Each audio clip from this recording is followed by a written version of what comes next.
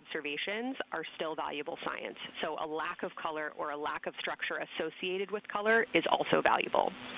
A reminder also that your observations so far indicate it will likely take some time for your eyes to adjust. We especially heard that around your terminator observations and your color observations. So reminder to know that your eye adaptation is going to kind of come in throughout your shift, and let us know when you start to see that nuance. Last reminder is around Earthset and Earthrise. When you're viewing us back here at home, you'll be looking directly at Asia, Africa, and Oceania. So I'm sure people watching from those places here on Earth will want to give you all a wave as you take their picture. Any other questions for me?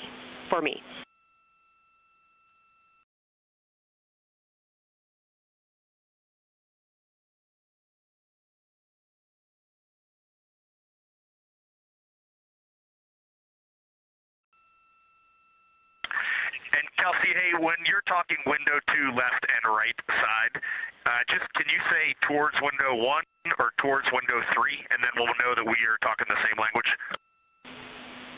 Absolutely. So I mean that the side of window 2 closest to window 3 is preferred for imaging.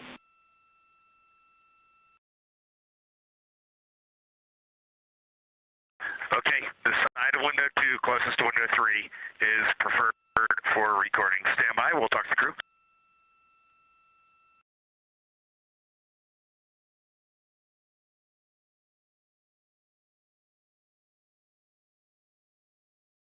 Again, we are in our pre-lunar flyby science conference with Kelsey Young.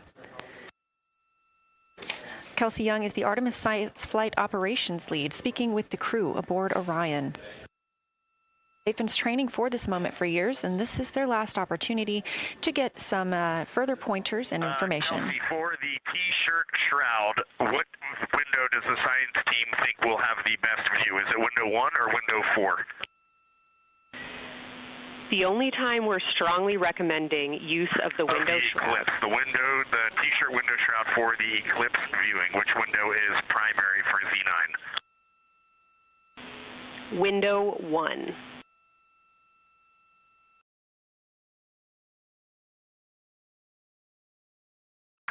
Okay, awesome. So we have got that all set up. And just to be 100% sure, window 1 is the most port window by the food warmer. Window 2 is right in front of seat 1. Window 3 is right in front of seat 2. And window 4 is on the starboard side by the side hatch. Do you agree with all that? We agree on the ground. Good readback.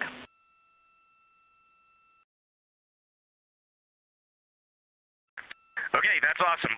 Kelsey, we're going to close with happy words. It's just incredible. I wish you were up here to see all the smiling faces, to hear all these terminologies being thrown around, and we are just fired up to get started on this day. Let me pass the mic around if anybody has anything to add. Kelsey, it's so great to hear your voice on the loops. I just want to channel everything that you guys are probably feeling right through my eyes and heart. It is awesome to see the side of the moon. You guys made us excited for this day, and we couldn't appreciate it anymore. And we are ready to hopefully deliver on all the awesome training you guys have provided. I'll just add, Kelsey, it is blowing my mind what you can see with the naked eye on the moon right now. It's just unbelievable. Kelsey, and to the whole Lunar Science team, all of you, all the work you put into this, we're just grateful. Can't wait to get going. And thank you for the tipper, for Carol Crater, and for Integrity. We can see them, and we've imaged them, and can even see with the naked eye. Quite impressive. Thank you so much. Beautiful words, you guys. Thanks so much. And I got video of the science team right now, and they are all absolutely buzzing. Looking forward to today.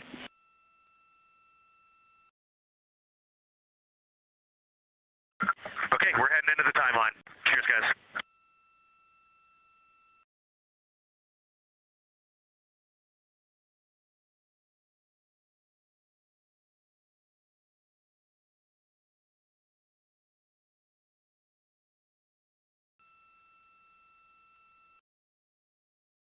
Of the pre-lunar flyby science conference with Dr. Kelsey Young. Young has served as the Artemis Science Flight Operations Lead, getting the crew ready. And we're live in Artemis Mission Control in Houston, but we are not the only room monitoring today's flyby. As you heard Young mention, in this same building and just down the hall, a multidisciplinary lunar science team supports the Artemis II crew in real time, including experts in lunar geology, impact cratering, volcanism, polar science, imaging, and visualization. There are two integrated facilities, and the first is the SIR, which is what you have right here. That's the Science Evaluation Room. They are embedded within Mission Control to provide science input during live operations like what we see today. Additionally, and not pictured, we have the Science Mission Operations Room, a back room that processes data, evaluates imagery, and supports rapid analysis. Our science officer on console in Mission Control Houston serves as the primary interface between the science team and the flight controllers, ensuring science priorities are represented during mission execution. Again, today, that's Dr. Kelsey Young, who will be speaking with the crew during the time they're behind the moon. We will be speaking with her once the crew is behind the moon and out of communication with Earth.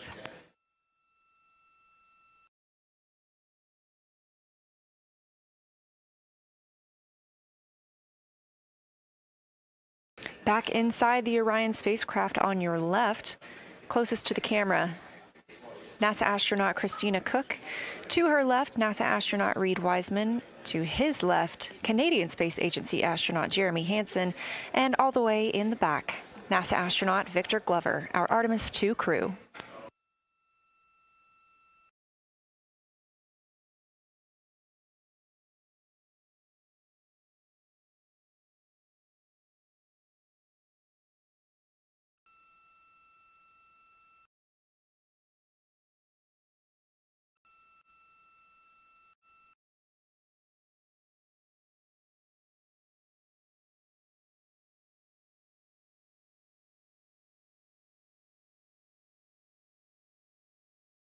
We are now approaching 8 minutes until the crew surpasses the Apollo 13 record.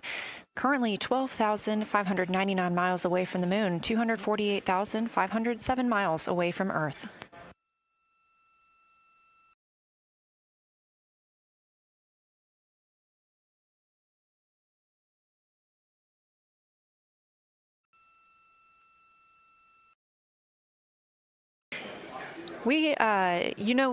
You may also hear the Orion spacecraft referred to today as Integrity. This was named by the Artemis II crew. It is Integrity crew. We have Reid's family in the viewing gallery. You're welcome to say hello.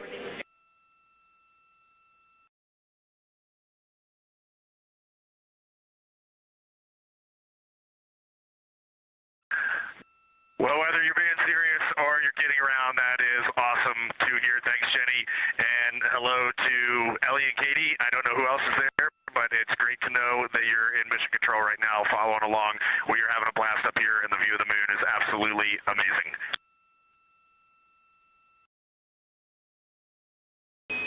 I'm seeing a lot of hearts come out of the viewing gallery and even more smiles. Thanks, Reid.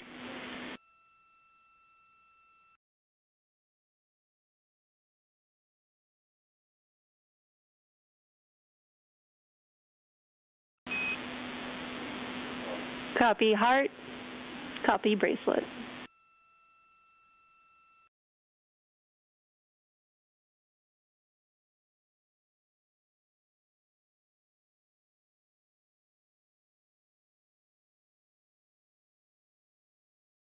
that call from Capcom Jenny Gibbons, Canadian Space Agency astronaut and Artemis II backup crew member, letting Reid Wiseman know that he has family here to support him today in the Artemis Mission Control viewing room.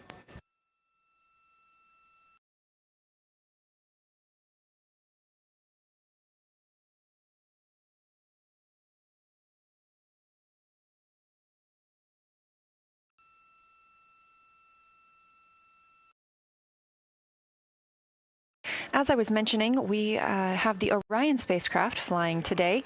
However, the Artemis crew members named their Orion spacecraft Integrity, so you will hear calls to this entire crew with the name Integrity. They say that the name Integrity embodies the foundation of trust, respect, candor, and humility across the crew and the many engineers, technicians, scientists, planners, and dreamers required for mission success.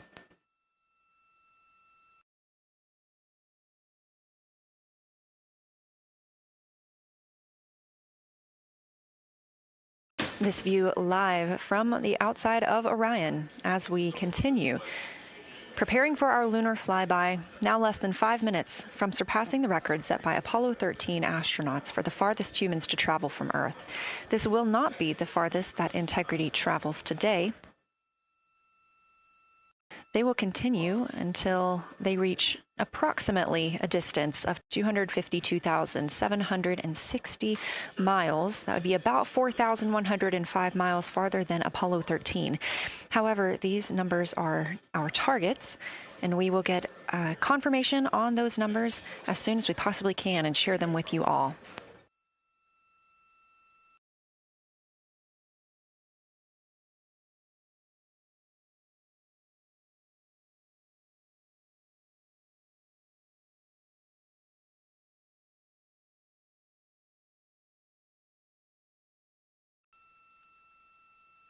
We've talked a little bit about what to expect from the crew, whether that's taking photos or making audio recordings. To get a little more detailed, Reed Wiseman and Jeremy Hansen will be up first to capture imagery and record audio on the portable computing devices. You hear those referred to as PCDs, while Victor and Christina serve as the support members. The crew will switch windows and roles halfway through their shift, and 1 hour and 5 minutes later, Victor Glover and Christina Cook will be the next crew members at windows 2 and 3 to take photos and make annotations, while Reed and Jeremy take on those support roles. There are 5 viewing blocks, and the crew will swap out with each one. During 2 of the blocks, the 2 support members will also be able to enjoy their midday meal.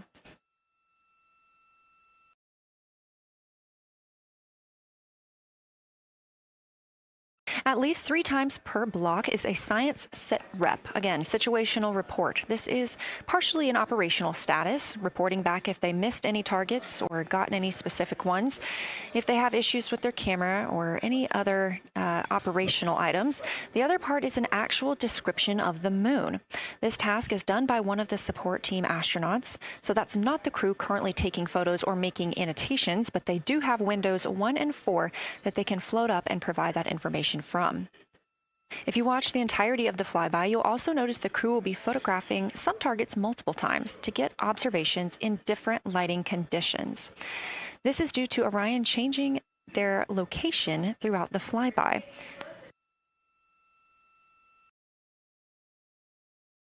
What this crew will be able to capture in a couple of hours of the same targets in different lighting would take orbiters years to do because of solar and spacecraft positioning. This crew has studied the moon extensively, and they're also familiar with what the science team calls the Big 15. These are 15 features that they've memorized, so at any time, they'll be able to see 5 of those and help orient themselves and where they are around the moon.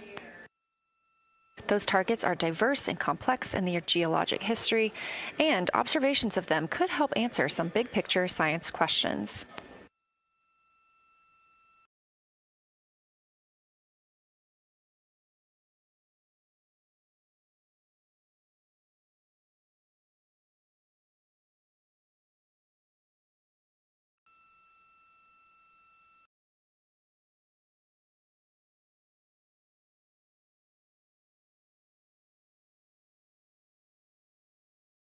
If you've been following the mission, you can see that the configuration of the cabin is a little bit different than what it looked like on launch day. After ascent, the crew were allowed to reconfigure their spacecraft, and you can see that they've taken down seats. They have also taken away footrests. This gives them more opportunity to move about the spacecraft.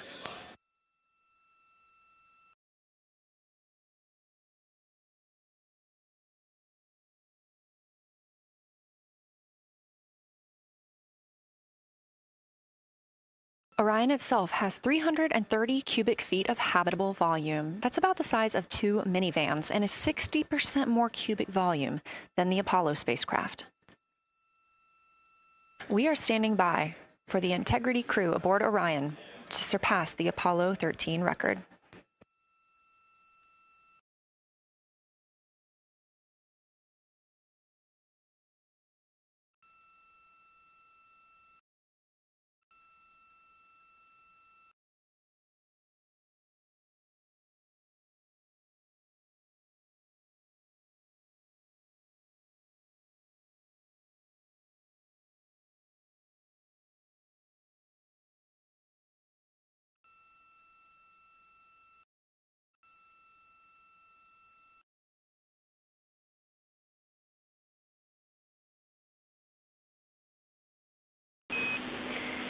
Integrity crew, on April 15, 1970, during the Apollo 13 mission, 3 explorers set the record for the farthest distance humans have ever traveled from our home planet.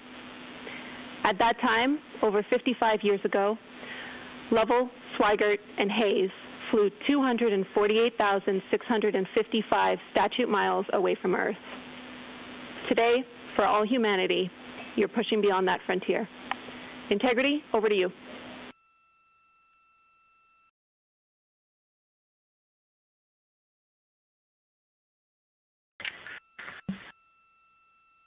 Yeah, from the cabin of Integrity here, as we surpass the furthest distance humans have ever traveled from planet Earth, we do so in honoring the extraordinary efforts and feats of our predecessors in human space exploration. We will continue our journey even further into space before Mother Earth succeeds in pulling us back to everything that we hold dear. But we, most importantly, choose this moment to challenge this generation and the next to make sure this record is not long-lived.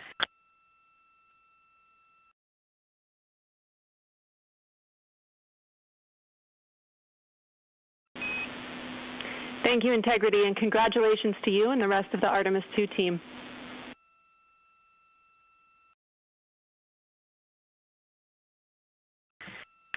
Thank you, Houston. We have a couple more things we'd like to take this moment for. Our science team helped us out with a couple of relatively fresh craters on the moon that have not been previously named, and our crew would like to propose a couple of potential names for those items or those areas. And we spent a bit of time this morning looking out the window, and we're able to see them now both with our naked eye and through the long lens, and so we feel this is a good time to send this down, and a special shout out to Kelsey for helping us with this. The first one we'd like to suggest is a named crater in honor of our great spacecraft, Integrity. And so if you were to look at Oriental on the far side and then draw a line straight up to Ohm on the far side, relatively in the middle is an unnamed crater, and we would like to suggest it be called Integrity in the future. And the second one, and especially meaningful for this crew, is a number of years ago we started this journey in our close-knit astronaut family, and we lost a loved one. And there's a feature in a really neat place on the moon, and it is on the near side, far side boundary. In fact, it's just on the near side of that boundary, and so at certain times of the moon's transit around Earth, we will be able to see this from Earth. And so we lost a loved one. Her name was Carol, the spouse of Reed, the mother of Katie and Ellie. And if you want to find this one, you look at Glushko, and it's just to the northwest of that, at the same latitude as Ohm, and it's a bright spot on the moon. And we would like to call it Carol, and you spell that C-A-R-R-O-L-L.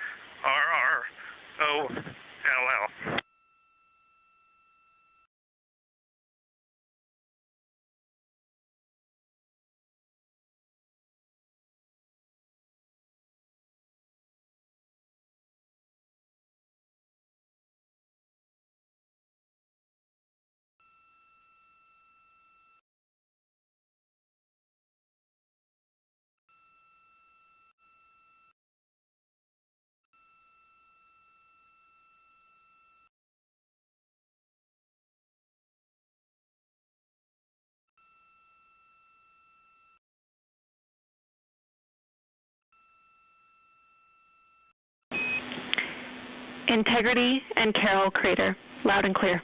Thank you.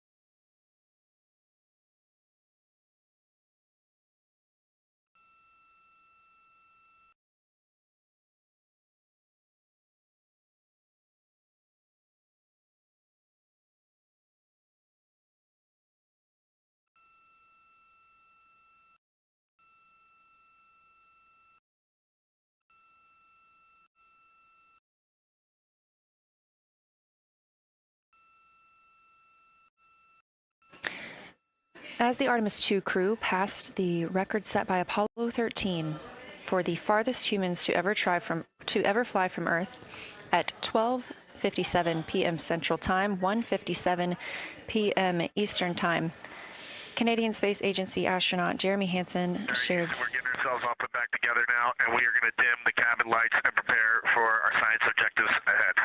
Thank you. Sounds good. We're doing the same down here, and you are maneuvering to your observation attitude.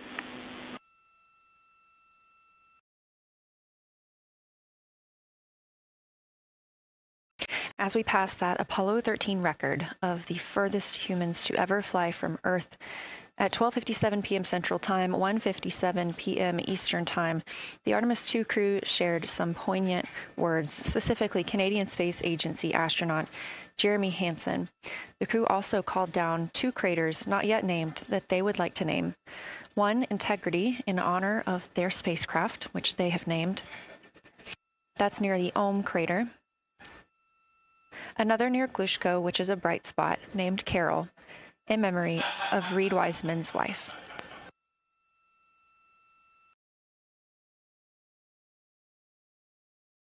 There was a moment of silence here in Mission Control Houston. And now the team and the Artemis 2 crew are ready to begin their lunar flyby.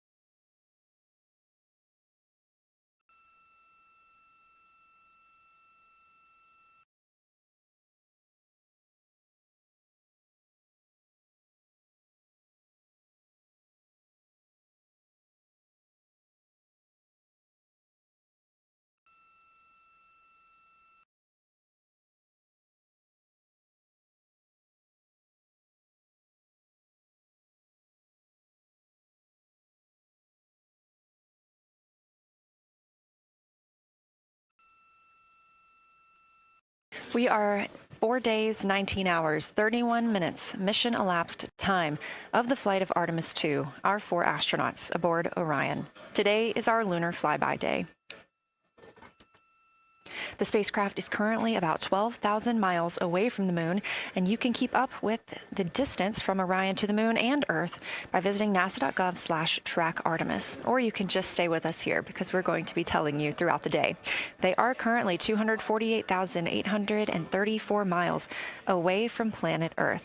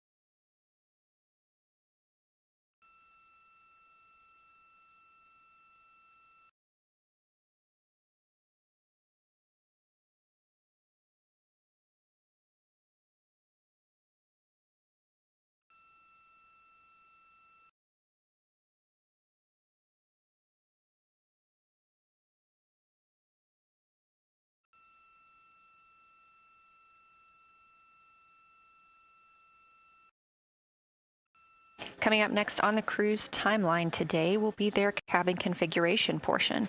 You heard some calls down to Science Officer Dr. Kelsey Young earlier about how they have configured the cabin so far. This is just a little bit more of timelined activity for them if they need to further do so. On flight day 3, the crew had time on their schedule allotted for configuring the spacecraft cabin for how they intended to arrange it today.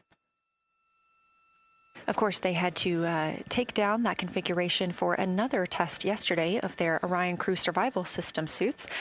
But configuring it on flight day 3 allows them the opportunity to get a chance to see what works for them now that they are in the microgravity environment.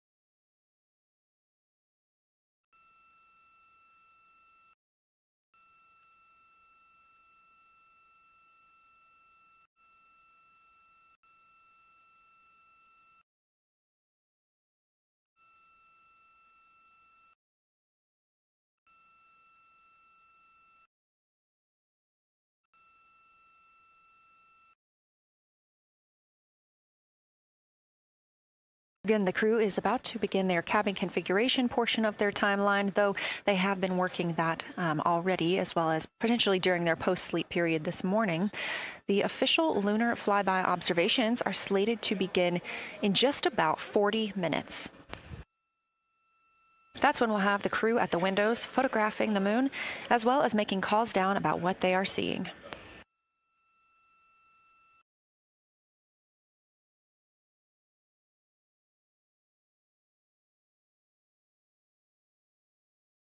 Again, we are live here in Artemis Mission Control for the duration of the flyby. Currently, the Orbit 1 flight control team is on console. This room is staffed 24/7 from the time before the astronauts step foot on the rocket until the time they are splashed down and are safely recovered in the Pacific Ocean on flight day 10.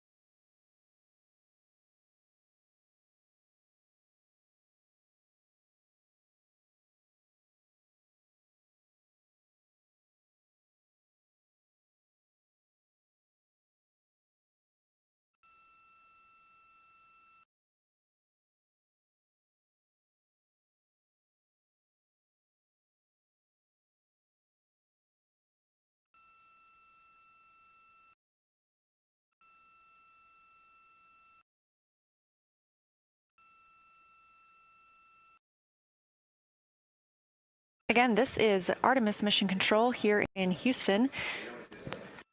We are now 11,777 miles away from the moon. We did pass the Apollo 13 record of farthest humans away from Earth at 12:57 p.m. Central Time, 1:57 p.m. Eastern Time. That distance, 248,655 statute miles from the Earth, continuing to be exceeded by the crew. They will reach their farthest distance from the Earth around 6:07 p.m. Central Time. At that time, they will be in an LOS, or a loss of signal, with us on Earth, as they'll be flying behind the moon.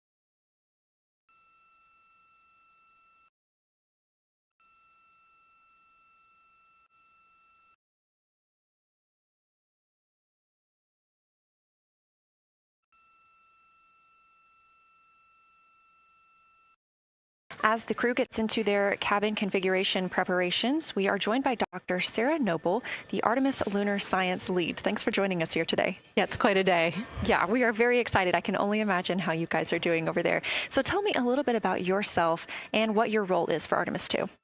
Sure. So I'm the Artemis Lunar Science Lead, so over the entire campaign, and my job is basically to make sure that as we have this big adventure back to the moon, we actually learn new things about the moon.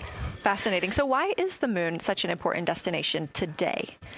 Yeah, so the moon is a pretty amazing place. It is a great place to learn about basic fundamental processes that happen on like all the planets, like cratering and volcanology. And also it is, part of our Earth-Moon system. And, the Earth recycles its rocks pretty well, right, through plate tectonics and weathering and whatever. Most of the rocks on the Earth are geologically young. But on the moon, we have the entire record that goes back 4.5 billion years since we formed. And so if we really want to learn about what was happening in that period, like the moon is really the only place we can go. We're also thinking about going back to the moon, and we want to go to the lunar South Pole. So what makes that such an interesting destination? Yeah, the South Pole is cool, right? It's far away from the places we went during Apollo. It's different kinds of rocks there, some of the oldest rocks on the moon. It's also a place where we think there might be resources like water. There are craters that really never can see the sun because of the low sun angles there, and they get very cold. And we think that water and other things can build up in those craters, and so we're very interested to see what that might do for us. I'm very interested as well. So for some of our viewers who might be new to this, what does lunar science look like during an Artemis mission? Yeah, it's pretty exciting for us as we have sort of built this from scratch to try to understand how we can best use the crew to support our science. And so, we've developed a system. We've got a team in place. We've got a back room here in this building called the SIR, the Science Evaluation Room. And there's in fact a back room to that back room over in another building here at Johnson Space Center where we've got our teams of scientists working really hard. They're actually speaking to this room through our science officer. This is now the first time we've ever had a science officer in flight control room. So we're pretty excited about that. So we have a really voice out and up to the crew. I know. It's been so exciting to hear Dr. Kelsey Young speaking directly with the crew today, now so close to the moon. And we have a live view here of the science operation or the science evaluation room. So this is where the majority of your team is today. Is that right? Yeah, that's right. This is a big chunk of our scientists. You can see them in there now working hard, trying to get ready for the day. And then again, there's a second room where we have a lot of our data folks where the data will first come down and they'll sort of sift through the data and get it ready for this team to take. What's the mood like right now in the SIR? It is, I would say, giddy. I think we've worked very hard for this. They have done simulation after simulation. They have worked really hard over the last couple of years to get ready for this moment. And I think everybody's just really excited to see, even already we've had some descriptions from the crew coming down, and it's so great to see their joy and our joy, our love for the moon come through. Yes, we are in for a real treat today if it's been anything like their observations the past couple of days. So how are the lunar science teams using this test flight to prepare for future missions to the moon? Yeah, absolutely. This is the way that we are building our foundation for the future, from everything from, how do you train a crew to be a geologist, right? And so, working through that, getting them classroom training, field training, building the science team, building these physical rooms that we are in, designing the software that the teams are using, and then, figuring out what happens to that data. They're going to take this data and it's going to come down, and how do we get it out to not only our team, but out to the world and the rest of the science community. Yeah, that's a great point, because when you hear these crew members talk, you would never know that they're not geologists. Your team has trained them so well. They have been very good students.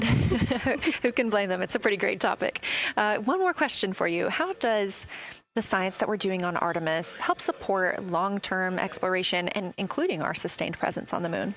Yeah, you know what? We have a saying in the Science Mission Directorate that science enables exploration and exploration enables science, right? So you need the scientists because we are the ones who are the experts in, landing site and doing analysis of landing site and making sure we can find a good place to land, to understanding the properties of the soil so we can, design our systems to manage that, understanding the radiation environment, keeping our astronauts safe, all of these things, right? But, in return, you provide us with opportunities where now we're going to be able to collect this data and collect samples and deploy our instruments and all of that. So it's a symbiotic relationship. That makes perfect sense. Well, Dr. Sarah Noble, Artemis Lunar Science Lead, thank you so much for joining us here today. Best of luck to you and your team, and I hope that you get to enjoy today too. Thank you so much. We are now Getting closer and closer to our lunar neighbor, this live view coming from the Orion spacecraft and a camera mounted on one of its solar array wings.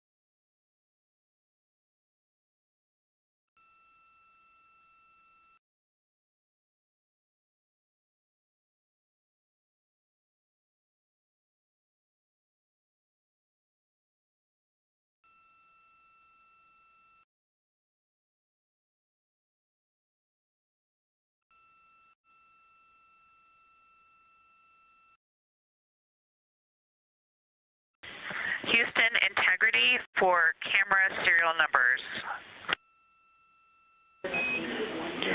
Ready to copy.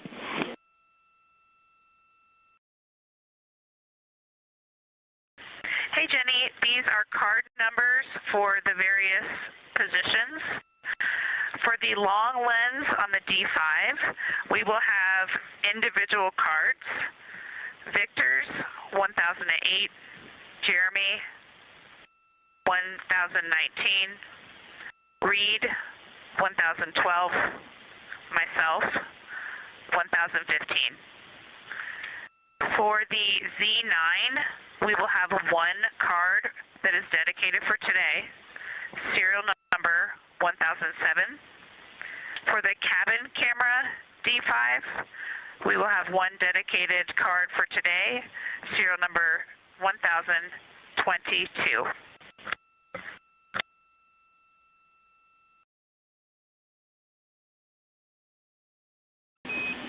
All right, Christina, we copy all. Thank you.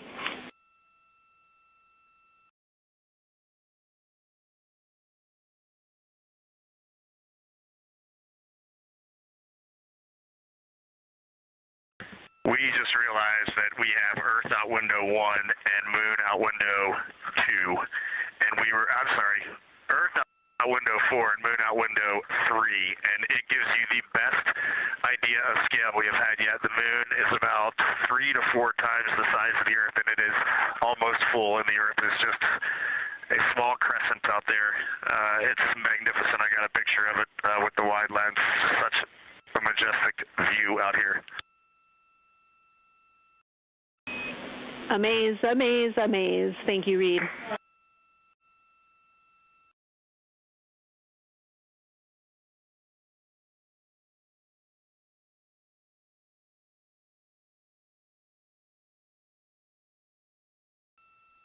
Those are some of the communications we're excited most about today. Commander Reed Wiseman calling down their view right now, obviously a little bit different than what we can see from this solar array camera.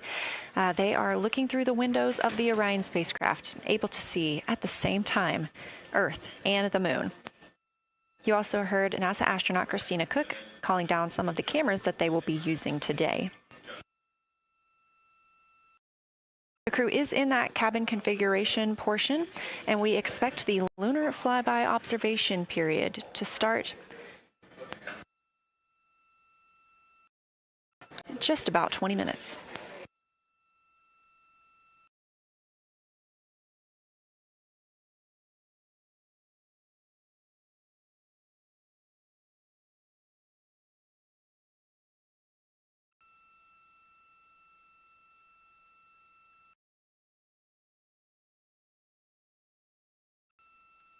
Checking in on Orion's distance and speed, they are currently traveling 1,071 miles per hour, 249,159 miles away from Earth, 11,293 miles away from the moon, and continuing to grow closer. At closest approach to the moon today, the spacecraft will be just about 4,070 miles away from the lunar surface. This will be during our loss of signal with the crew as they travel behind the moon, and we will await their return to get the official number for you for how close they come to our lunar neighbor.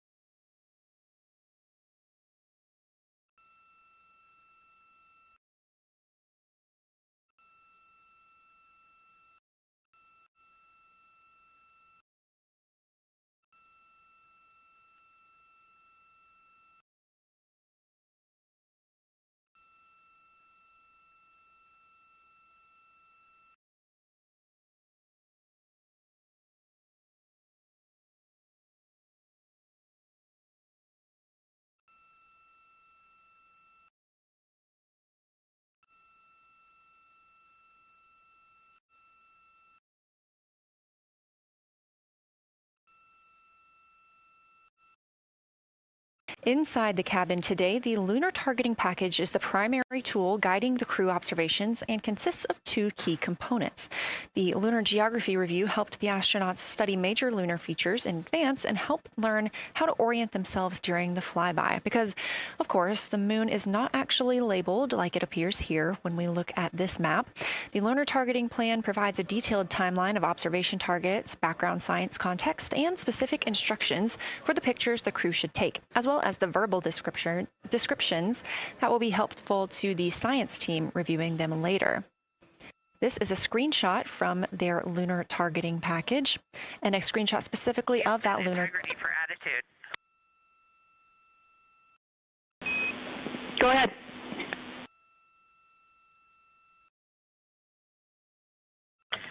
Hey, Jenny. Understanding we are in final attitude now for the lunar flyby. Would it be possible to pitch the vehicle down 5 degrees? That would allow us to get the D5 long lens flush and have the least amount of window distortion. We're checking. That call from Christina Cook, NASA astronaut and mission specialist on Artemis 2. Copy. The Orion spacecraft is positioned in a specific attitude to allow the crew to best see the moon outside of their windows today for this imaging opportunity. That call was a request for a potential attitude shift just slightly, another 5 degrees, to give them a better view and to give them a better opportunity to use their long lens camera.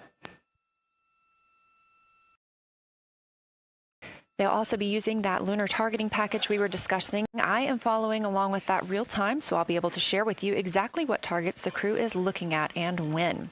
They also trained with a lunar science passport. It's a little reference guide used on Earth to reinforce recognition of key lunar features. It is not on the flight, but it was a significant study tool for the crew to get them ready for launch. The apparent size of the moon will change throughout the flyby, and it'll appear roughly like a basketball held at arm's length at the crew's closest approach. That reinforces the need for careful planning and practiced observation techniques.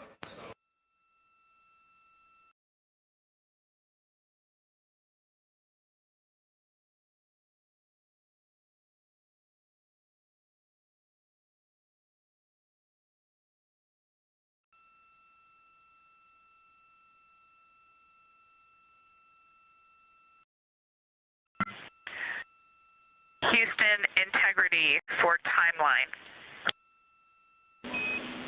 Go ahead.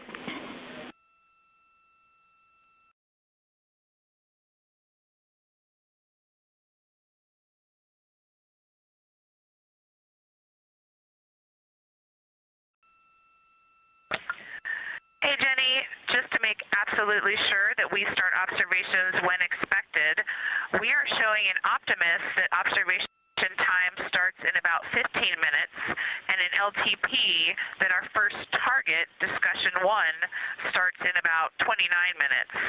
Can you confirm you'd like us to start discussion 1 in 29 minutes at 1900 GMT?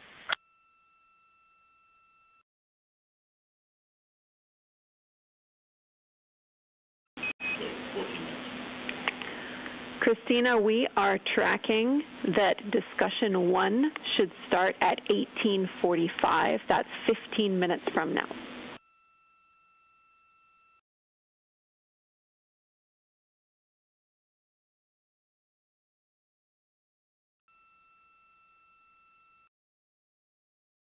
Okay, copy all. It may be a granularity issue with LTP, but understand that we start that observation in 15 minutes, and I bet when we get there, the green line in LTP will match the start of the white band for discussion 1.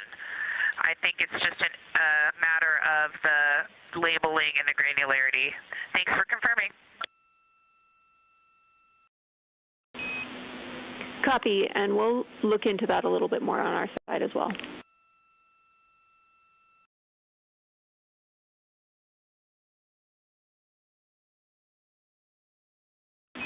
Christina, can you verify for us that your green line is moving on the timeline page of your LTP?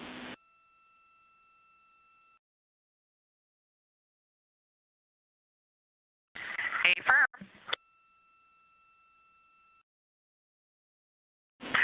Jenny, I do think we're good. Looking closer, I see the labels are just not aligned with start or end times of the white visible bands. It fully makes sense now, so I think we are all set. We'll look forward to starting some observations in about 13 minutes. Copy. Thanks, Christina.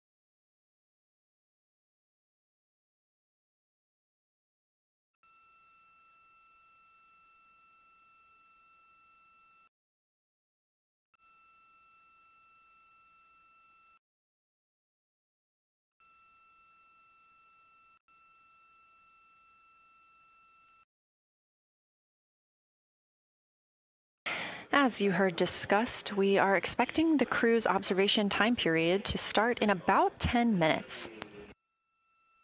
First, they'll be conducting a warming up to their science observations of the moon. They'll be discussing with each other, helping each other orient using the major landmarks that they've studied, asking what is familiar. If we roll left, port 5 degrees, that would get the moon closer to the left side of window 2.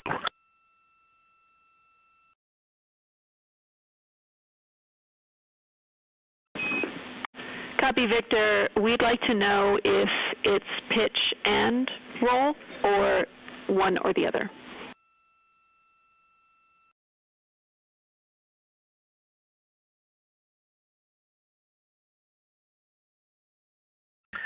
Jenny, we actually thought you already put the pitch in. Had the pitch been put in already? No, we need a little while longer to talk about it.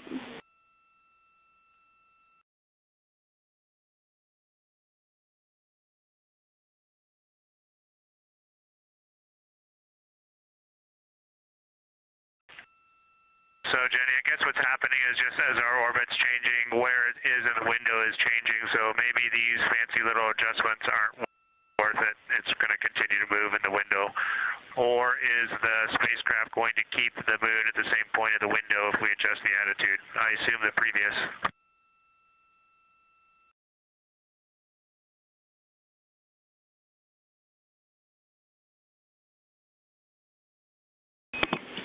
Right now, we are pointing the center of the window to the center of the moon with 2 degrees of deadband.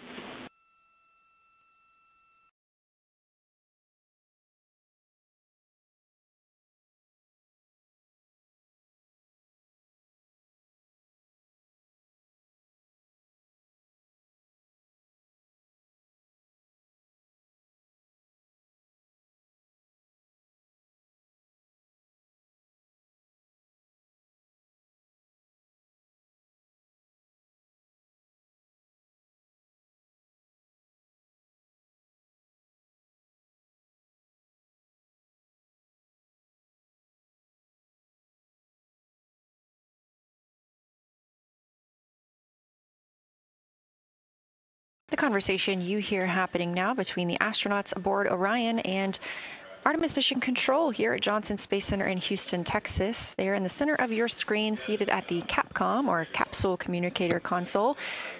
That's Jenny Gibbons, Canadian Space Agency astronaut and Artemis II backup. She was also the lead CAPCOM for Expedition 63 aboard the International Space Station.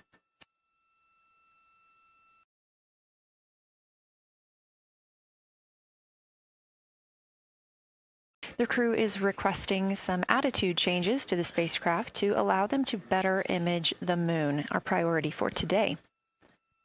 Of course, those have to be discussed on the ground before they are put into work aboard the spacecraft, so the team is taking some time to do so. You also heard Gibbons reference that we are into deadbands. Deadbands are essentially keeping us in the lane in which we're traveling. If you're familiar with lane assist in your car, very similar in this case.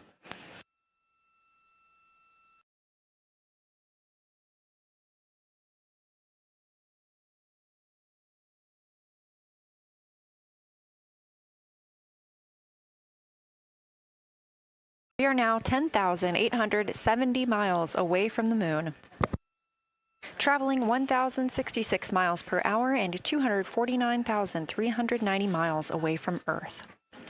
Again, we recently surpassed the Apollo 13 distance record of farthest humans have ever traveled. And upon calling down some words during that milestone, Canadian Space Agency astronaut Jeremy Hansen noting that he hopes that this record that they are setting today is soon broken by future explorers.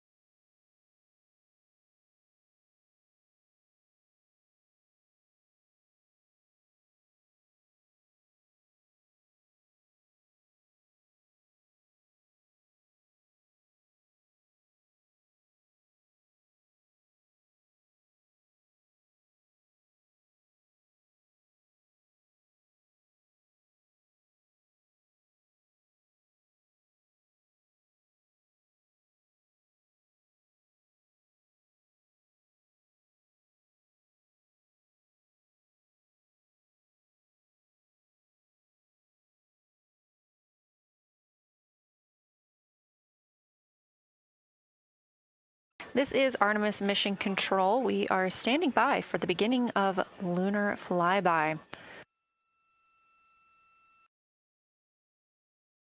Expecting that to start in just a few minutes when the crew will begin a warm-up discussion preparing for the day. They will be capturing images along while discussing what they find familiar about the moon and what looks unexpected to them.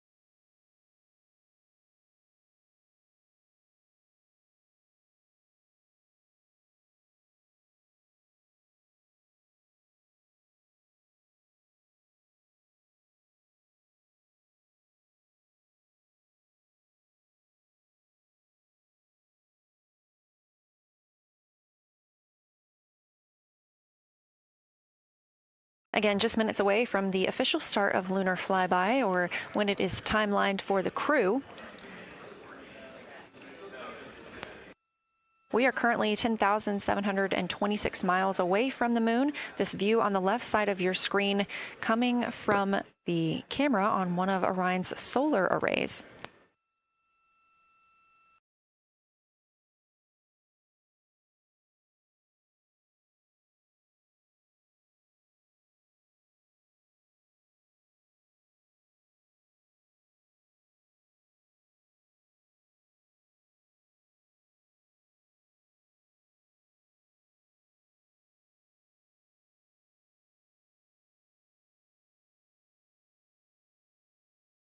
Other conversation points while the crew are getting ready for their flyby today.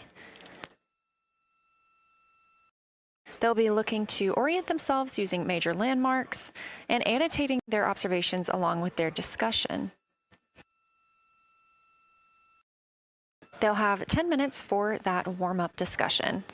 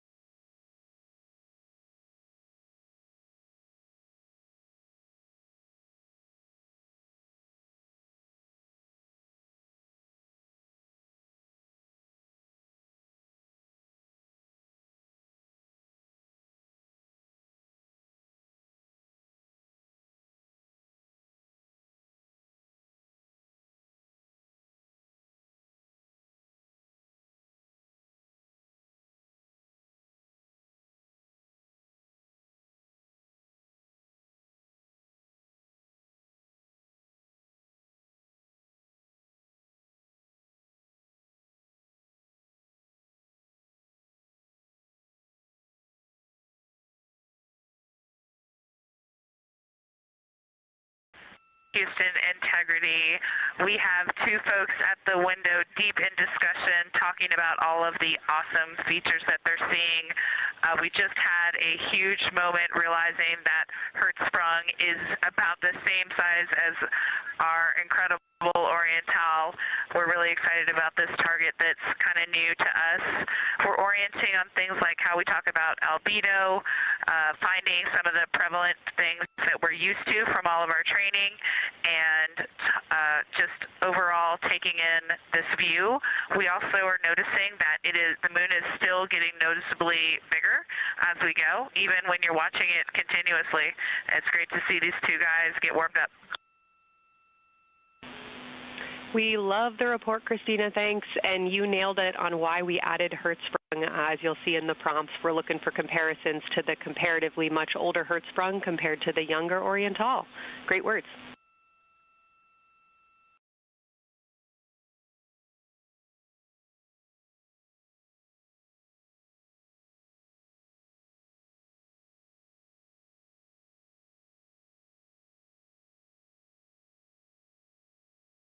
This is Artemis Mission Control. That was the voice of Dr. Kelsey Young speaking with the astronauts aboard Orion as they begin their observation period and lunar flyby.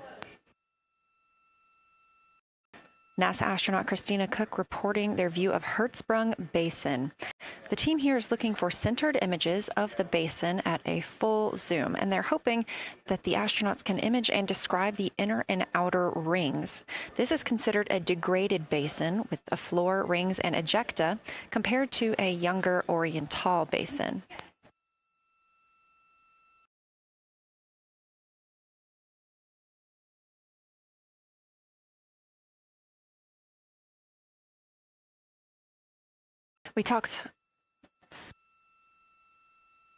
We spoke earlier with Julian Gross, the Artemis curation lead, about some of the terms we will hear the crew use today. One of those just called out, that's albedo, looking at surface brightness, or the amount of light a surface reflects.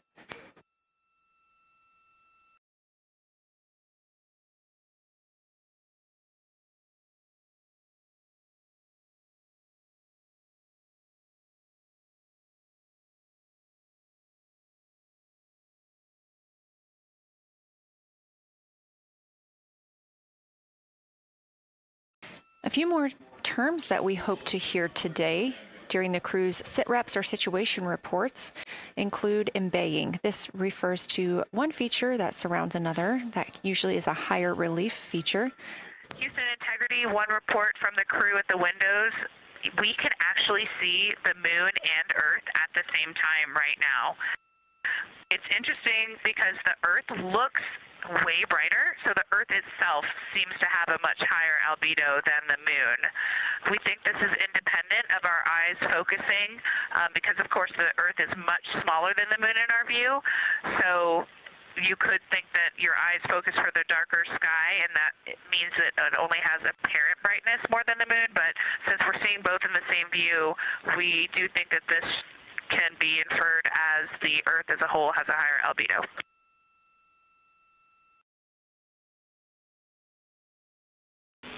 Great observation, Christina, and reminder that as you're starting to look for those subtle color and albedo variations on the moon, the relatively bright albedo Earth might make those a little bit difficult, but as your eyes continue to adjust, we expect you to start to see more nuance on the moon. Thanks.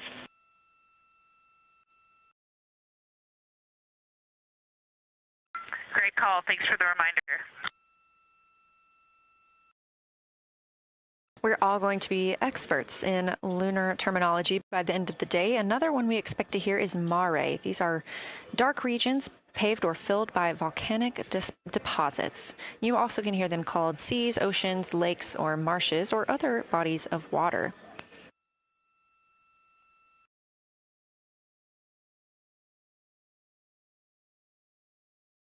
Again, we are live in Artemis Mission Control, but on the right side of your screen, that is the Science Evaluation Room, team members who have been preparing for this day for years.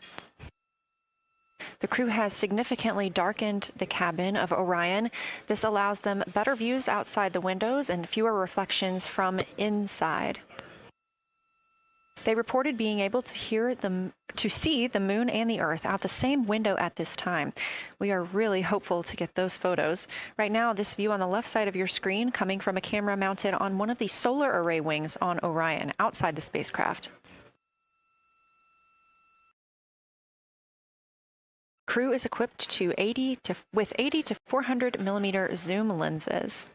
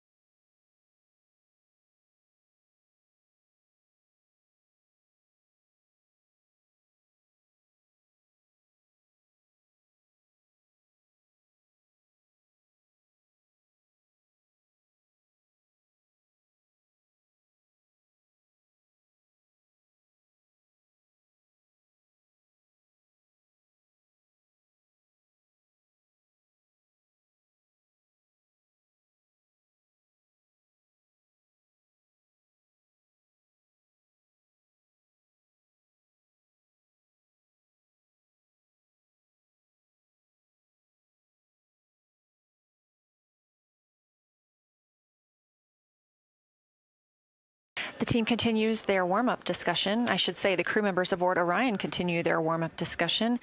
However, they are about to be prompted to move on to discussion number 2, which is near side and far side.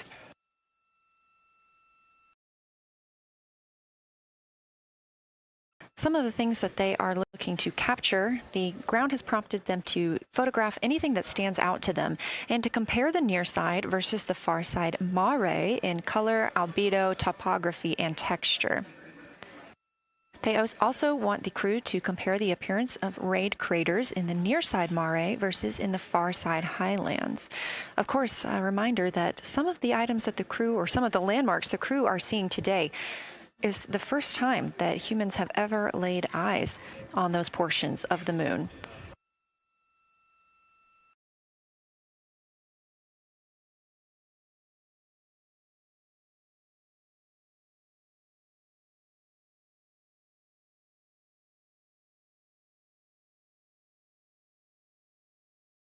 In the targeting package, there are a few reminders of the crew.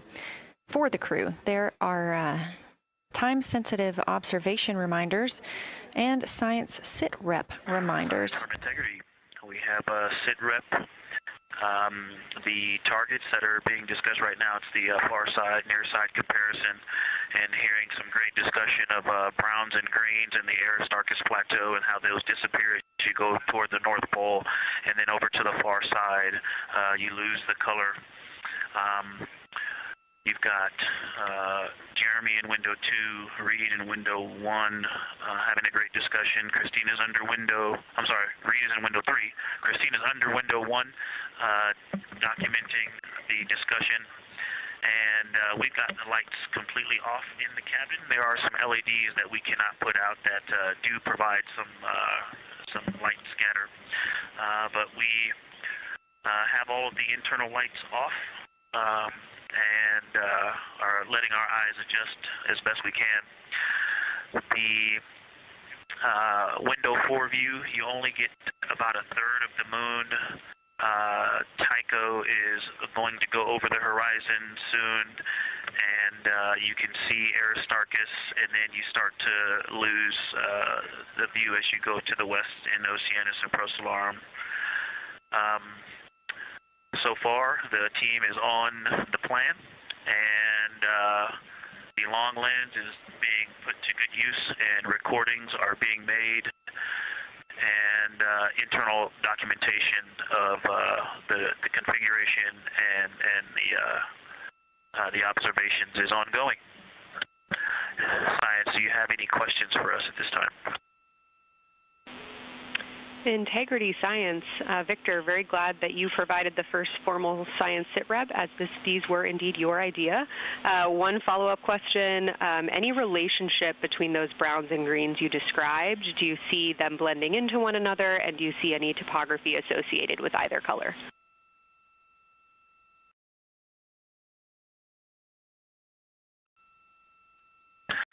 I don't want to bother the window team. I just heard that, overheard that, and so I'm sorry I don't have that detail yet. I will eavesdrop and see if I can pick that up. I will try to answer that at some point. I also heard a comparison of the albedo in Aristarchus, that crater, the very high albedo spot. You can see it on the near side. There is a feature called, I believe,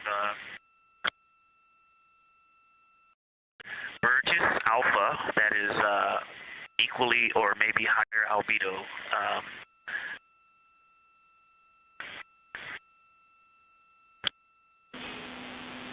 I apologize for the gaps. I'm trying to listen and talk at the same time, but I will try to get some more information to correlate those colors from Aristarchus for you.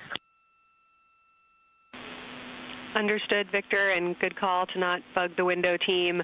Really like the brightness comparisons to Burgess A. Really helpful for the science team. Keep them coming. Thanks.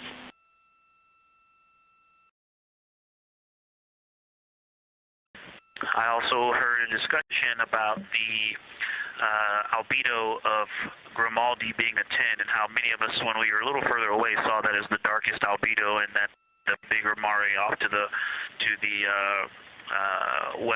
to the east was still dark, but maybe a 7-8. We still think that, but you are seeing color variation, albedo variation inside of Grimaldi as well, and that even on the west side there's still a very dark part of it. But it is still the darkest. It is just not as uniform as it looked when we were farther away. We're starting to differentiate the striations of albedo inside of Grimaldi. Copy all, Victor, and you read our mind. Superlatives like darkest, biggest are really, really helpful for us, so keep those coming.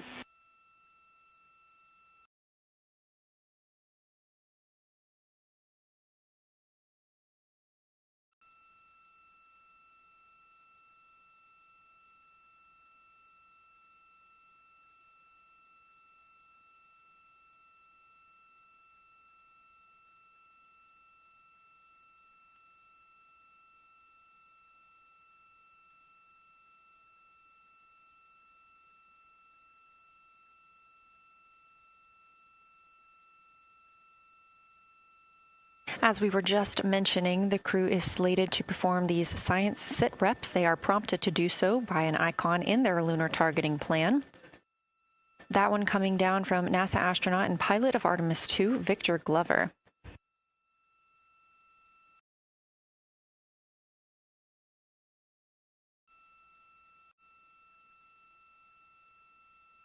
As we discussed, the Capcom is usually the only person in the room speaking with the crew, the capsule communicator. However, today, the science officer, Dr. Kelsey Young, she is the Artemis Science Flight Operations Lead, is speaking with the crew during the flyby to ask any questions that the team may have.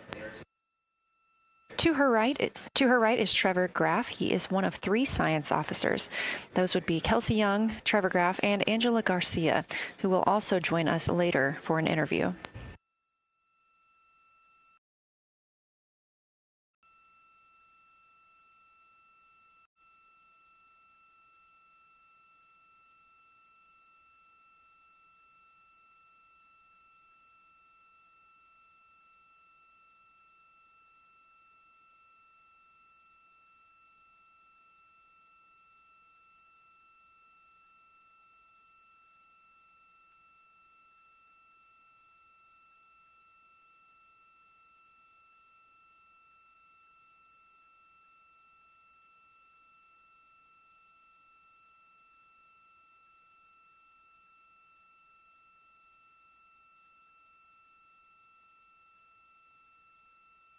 And Houston Integrity Science Integrity was able to get a view out of window 1, which is a beautiful view. I can see the entire moon that they're looking at.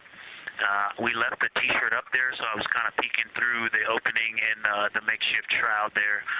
And once I was able to get 2 eyes on it, what jumped out at me was Vavilov. It's just peeking out of the Terminator.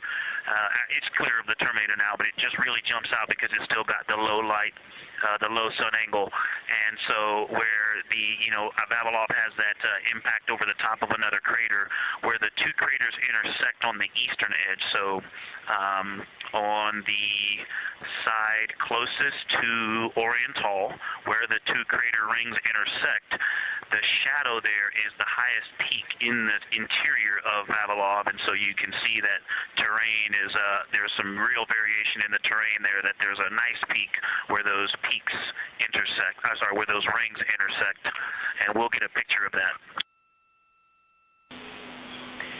Love the description, Victor, especially the comparison and relationships you just described about topography. And if it's easier for your observations, do feel free to remove the T-shirt shroud from window 1.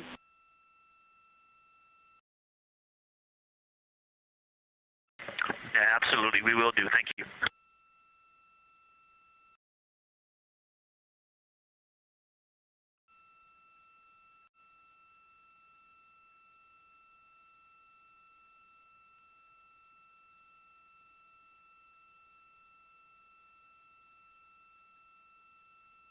Those calls coming from NASA astronaut Victor Glover. As we discussed, the crew is working in pairs at the windows.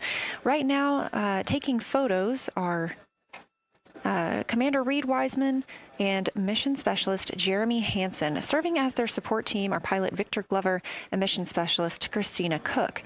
You're hearing those calls from Victor Glover as he is on that support team, and he is tasked with providing the science sit reps, while the two crew photographing and making annotations of the moon are in windows 2 and 3. Windows 1 and 4 are available for the support crew to fly up to, obviously look at the moon themselves, and provide these science situational reports. The view on your screen is part of the lunar targeting package, and it's something that the crew can reference as they are flying by. But this is an animation.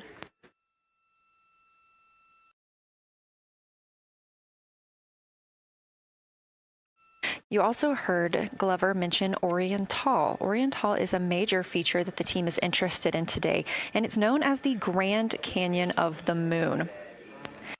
Until this mission, the Oriental Basin had never been seen in sunlight by human eyes. Oriental Basin and its surrounding ejecta could fit within a straight line distance from NASA's Johnson Space Center, where we are at today, to Kennedy Space Center.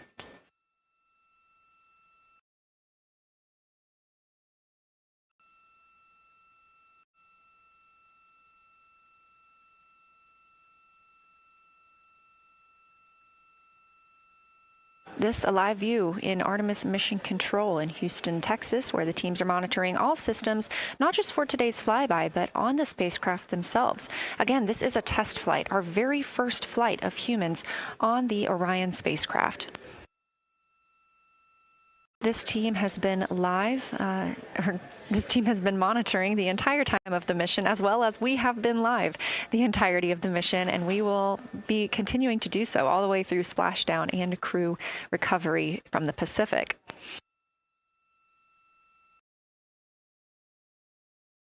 This is a visualization from ARROW, the Artemis Real-Time Orbit website that you can also access at any time by visiting nasa.gov/trackartemis, showing us that we are now under 10,000 miles from the moon, 9,948 to be specific, and continuing to count down.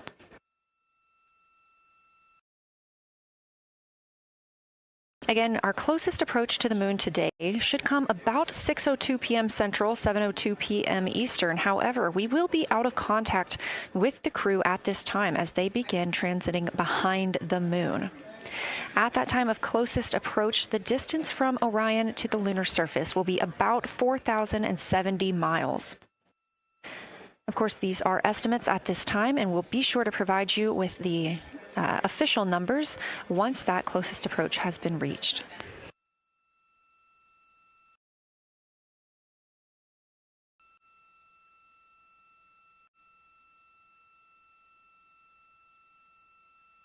This shot live inside the Orion spacecraft, where our 4 crew members are continuing with their lunar flyby activities.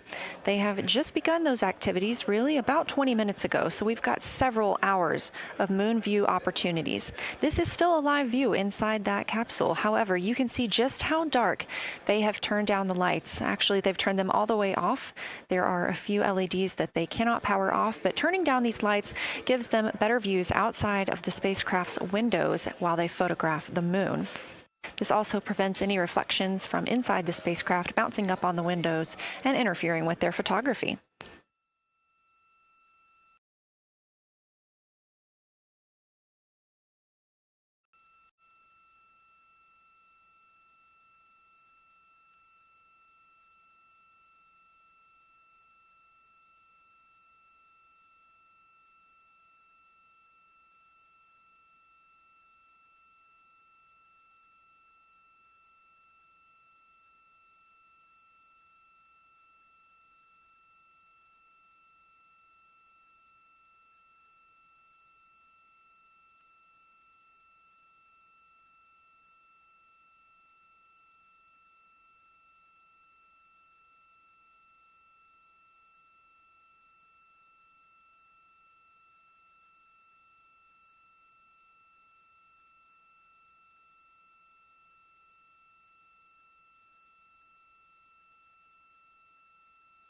As we were previously discussing, the crew members are serving on teams, the first team being Commander Reed Wiseman and Mission Specialist Jeremy Hansen at the windows photographing what they see. We heard reports earlier that they could see both the moon and the Earth in the same view, and we are looking forward to seeing the moon and the Earth in the same view as well.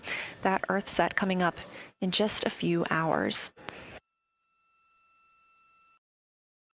While Wiseman and Hansen are at the windows photographing, Glover and Cook are serving as support crew. They are able to assist with cameras.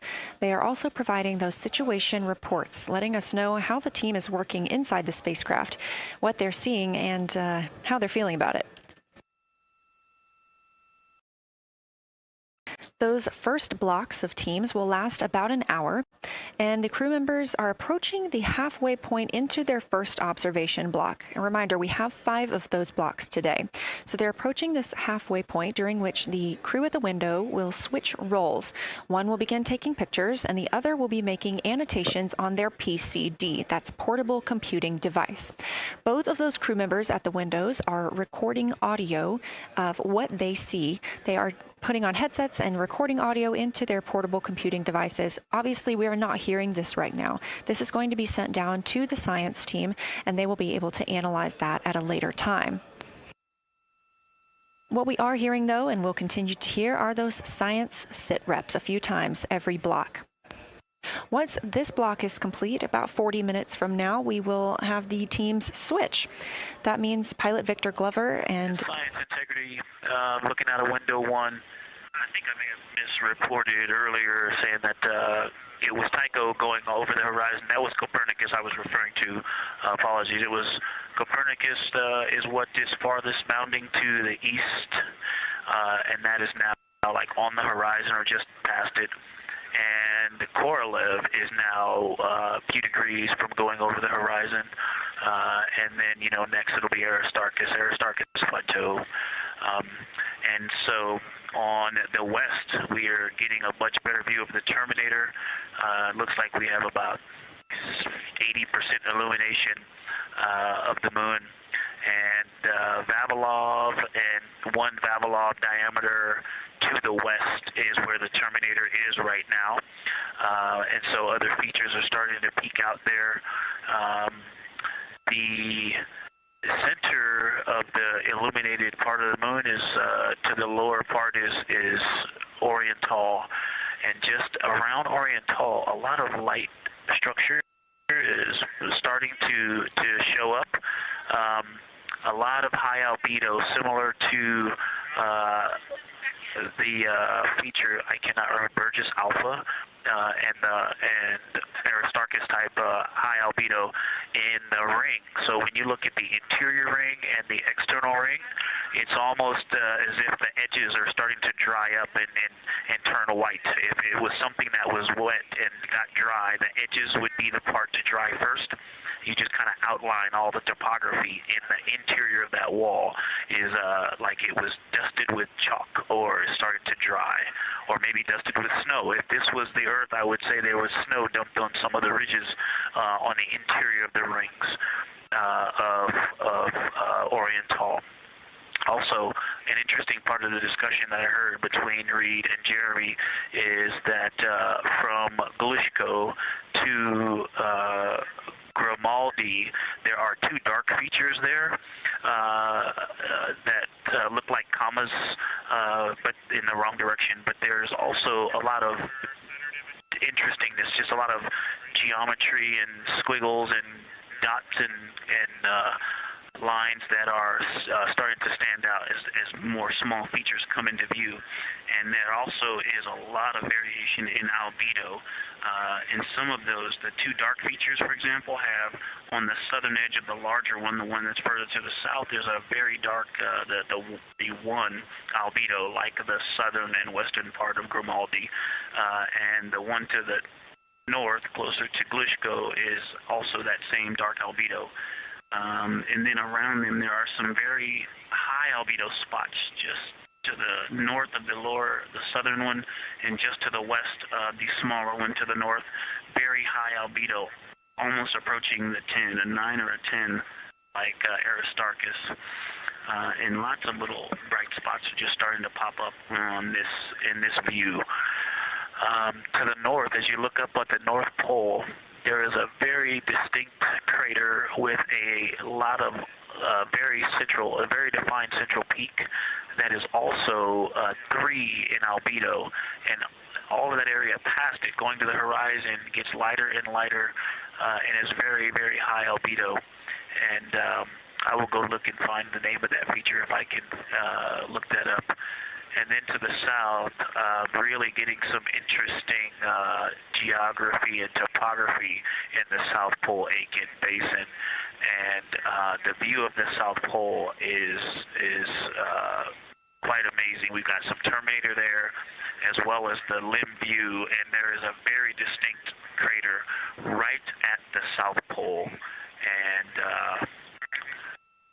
I'm going to go look up, I don't believe that is Aiken, but I'm going to go look up the name of that one because it's also giving a lot of good topography due to the shadows that I'm seeing. But that's, I was trying to bound the view that I'm seeing for you, and I got distracted by all of these interesting albedo variations that are popping up in the interior. But that's the view that we see just a Vavilov diameter to the west beyond is where the Terminator is.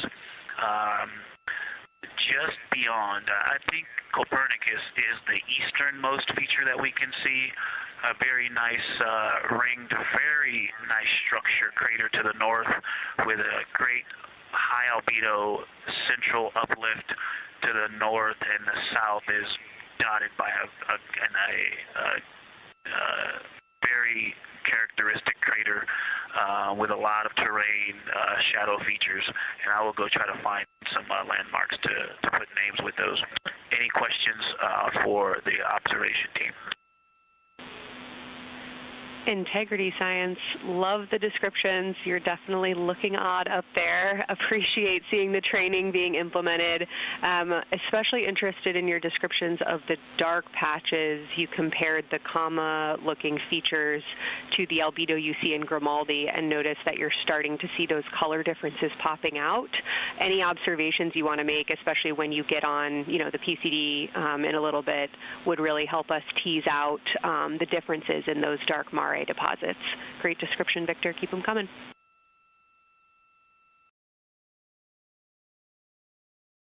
Absolutely will do, and I know you've got descriptions on both of the window observers right now as well. Keep them coming.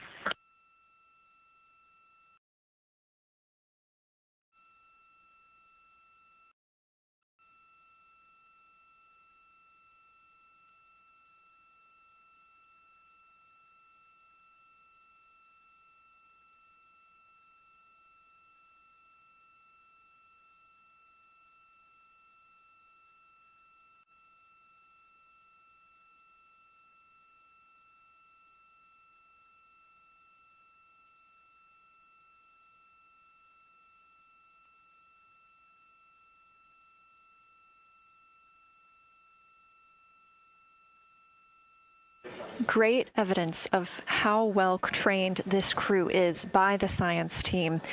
NASA astronaut and pilot of the Artemis II mission, Victor Glover, calling down a situation report, noting several different features on the moon and such descriptions, even saying that it looks like snow on some of the peaks. Obviously, we do not expect that to be snow, but referencing that as some of the lighting on how it looks to the Artemis II crew from their current position.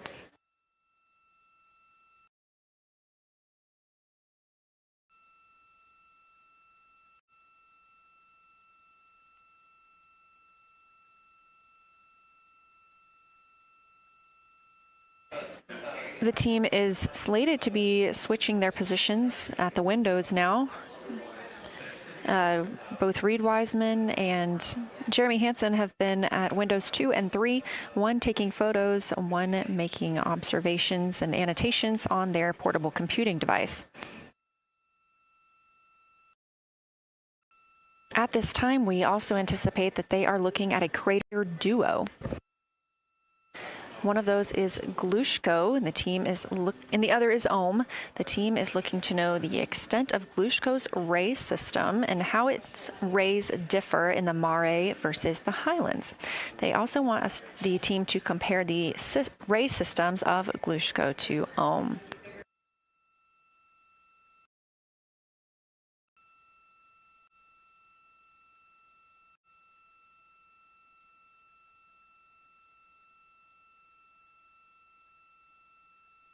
Ohm is considered a young crater. And if you've ever seen a photo of the Richat structure, it's also known as the Eye of the Sahara. It's 40 kilometers in diameter, and that could fit within Ohm's interior.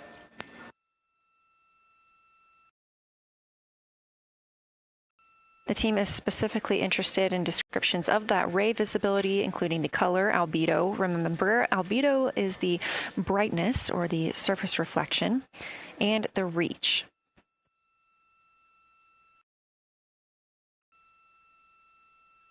Again, I am using the same lunar targeting package that the crew is referencing on board right now. This helps keep them on time as well as prompt them for when they need to make a call down to the science team and report what they're saying.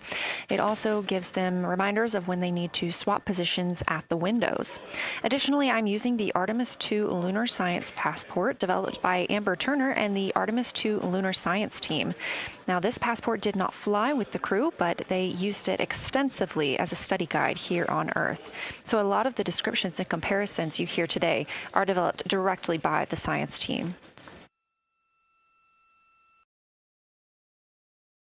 We are now 4 days, 20 hours, and 43 minutes. Science, integrity, that crater to the north, that is, it's like we've got one in the north that looks like just a textbook crater, and one on the South Pole as well. The one on the north, I think, is Pythagoras. And what I wanted to highlight about that is it is either a very distinct central uplift or just a very defined area of high albedo. If a majority of the crater, especially the floor of the crater, is, say, an albedo of 5, this center, and only a tenth of the diameter of Pythagoras is an albedo of 2, maybe 3, but it is very bright and it stands out. And then between that crater and the actual what is the horizon from here, there seems to be another crater right on the horizon, and right on the edge of that is another patch of that albedo. It seems to be between the two craters. It's hard to tell from this grazing angle, but there is another spot just further north beyond Pythagoras. Between the two, I can draw a picture of this one and show you where that very high albedo, again, another 2 albedo surrounded by 5 and most of the area bounding it.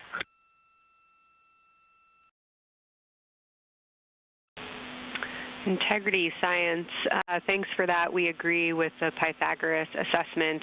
And as a follow-up to your previous report, the SIR had questions about topography comparisons between the North Pole and the South Pole of the Moon, if you're willing to provide words on that.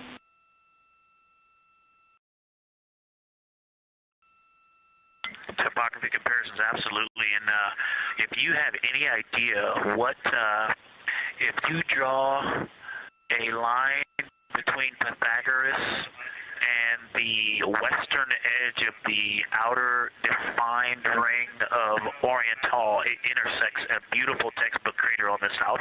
I would love to know the name of that. The topography differences, now the South Pole has a little bit of a benefit that it has more of the Terminator, and I can see a little more shadowing there, but there's a nice crater right at the South Pole, so that's the main thing defining the topography there. Seems to be quite a bit of elevation change. I can see some very jagged shadows, a 90-degree just to the west of that crater at the South Pole. I can see a very distinct change in the shadow directions, indicating, I don't know, a very high wall or a very deep canyon just to the west of that. And in the north, it seems to be that from sort of the edge of the mare that's dark, which is maybe 1 Pythagoras diameter south, if you draw a ring about that, maybe the top 7 degrees of the moon, and just draw a ring around that, the near side is an albedo of 5 and looks quite smooth from here. And then along the same edge of the mare, the edge of the mare that kind of Grimaldi's just outside of, Glushko is just outside of, Carroll Crater is just outside of, and you start to see the stark differences between the darker 7/8 and the 5s and 6s, the 4s and 5s. If you follow that line up to the north, that line is also where the change in topography happens at the North Pole. The line defining the light and dark on the edge of the mare that you can see from Earth. Draw that line, roughly the midpoint of all that, straight to the North Pole. And on the side facing the Earth, you see smoother topography and dotted by Pythagoras and its next door neighbor crater. And then on the far side, you see a lot more cratering and a lot more topography. And again, the far side has the benefit of a little Terminator there, but I am seeing a variation in the topography. It seems to be more jagged and a more challenging place to find a place to land and to even traverse in the south. All around the South Pole, and at the North Pole, it would be more challenging to translate on the far side of the North Pole compared to the near side of the North Pole around Pythagoras. Copy all, Victor. You really help paint a contextual picture of what you're looking at. We really appreciate the way that you're guiding us into the areas you're seeing by drawing comparisons between recognizable features. Thanks for that.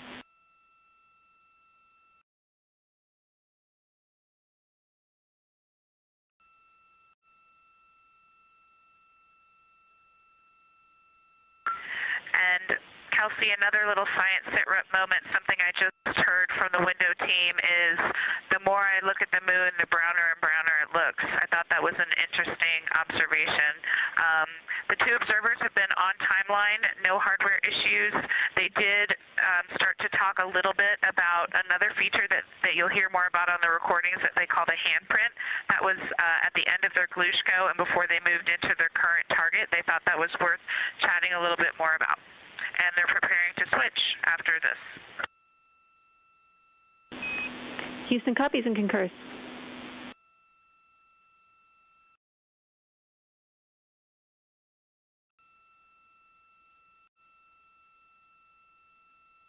Hey, Houston and science, integrity, another just observation from the human.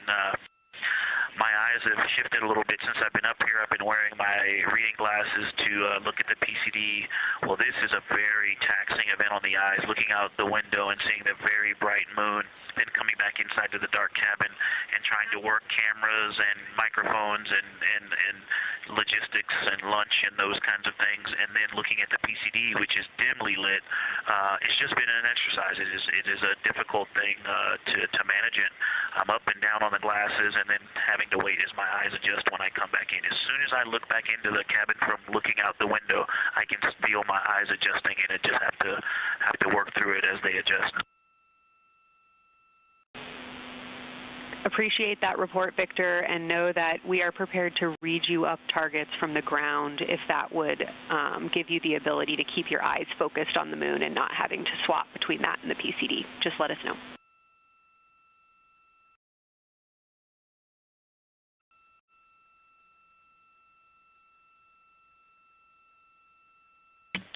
Yeah, we appreciate that, science, and we will also do that for the window teams, and we'll back each other up that way as well. But we appreciate that. We may take you up on that. Thanks.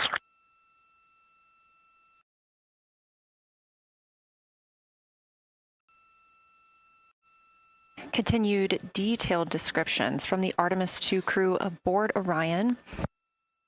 Again, this is a test flight, the first time we've flown humans aboard this spacecraft. So every detail, even that it's difficult to look outside the window and then back at the PCD, that portable computing device, every single detail is appreciated as we prepare for future missions. Glover also mentioned that he is now wearing his glasses now that he's in space and that his eyes have shifted a bit. This is something that happens when our astronauts go to space. There is a fluid shift from the lower half of your body up into your head, and that can cause changes in your eyes. It's something that we have seen over time for some crew members, especially now that we have been living and working on the International Space Station for over 25 years.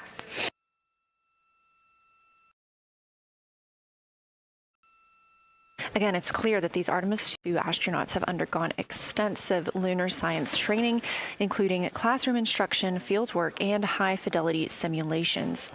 Training expeditions even took place in analog environments like the Icelandic Highlands and the Kemasassen impact crater in Labrador, where crews practiced identifying and describing geologic features under varying conditions.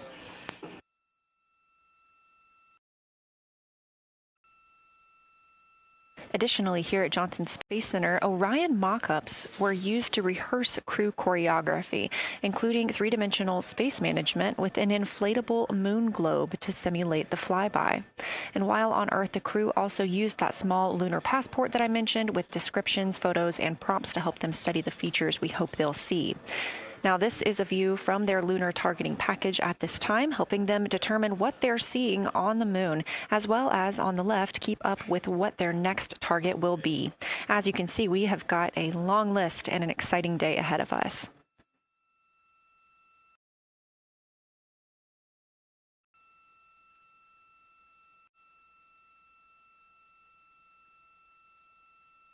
It's now been 4 days, 20 hours, and 53 minutes since Orion launched atop the Space Launch System rocket from Kennedy Space Center in Florida with our 4 crew members aboard. NASA astronauts Reed Wiseman, Victor Glover, and Christina Cook, and Canadian Space Agency astronaut Jeremy Hansen.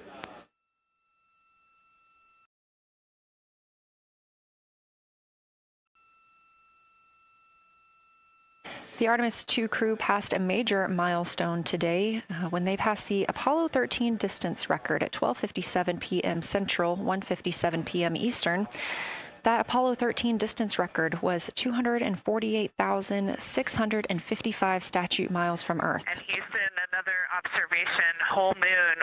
When you look at the moon, something I've never seen in photographs before, but is very apparent, all the really bright new craters. Some of them are super tiny. Most of them are pretty small. There's a couple that really stand out, obviously.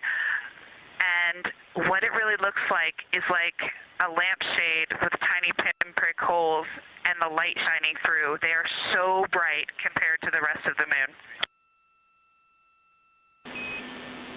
We copy, Christina. Thank you. Looks like you guys might be doing it, but remind you to swap positions at the window and take your SD cards with you. We're loving everything that you're calling down, so keep it up.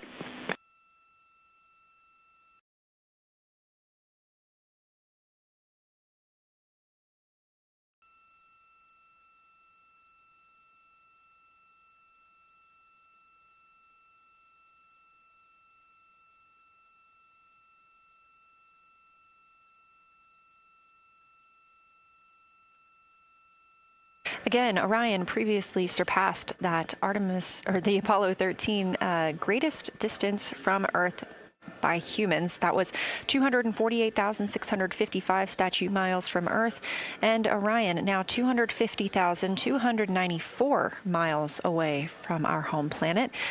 The spacecraft is 9,033 miles away from the moon and growing ever closer.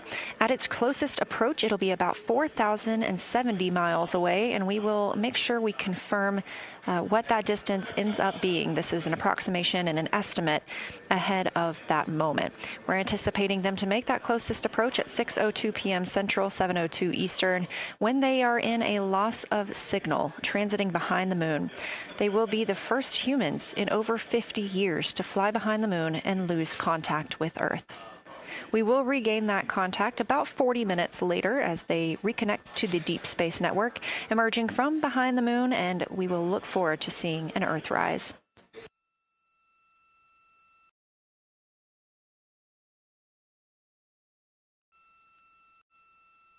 Again, the crew is currently in their position swap portion on their timeline.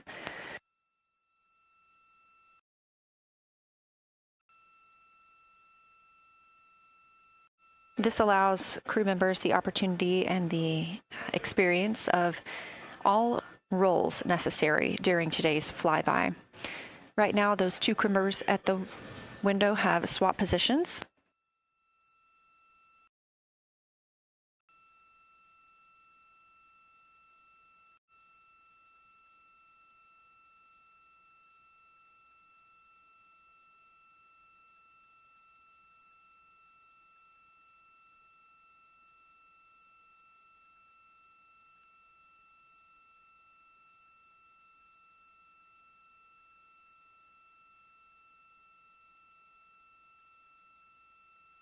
Again, the crew at the windows swapping positions.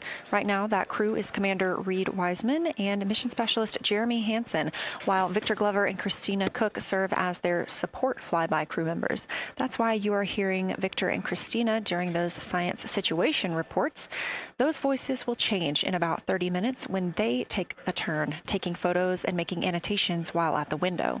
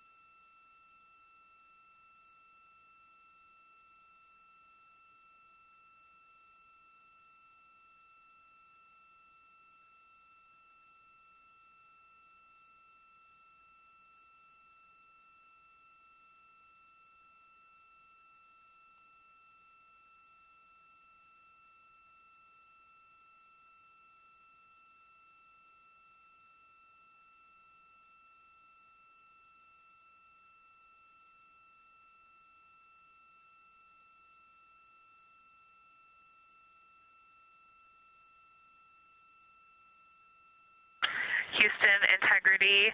I wanted to provide an observation or a little bit of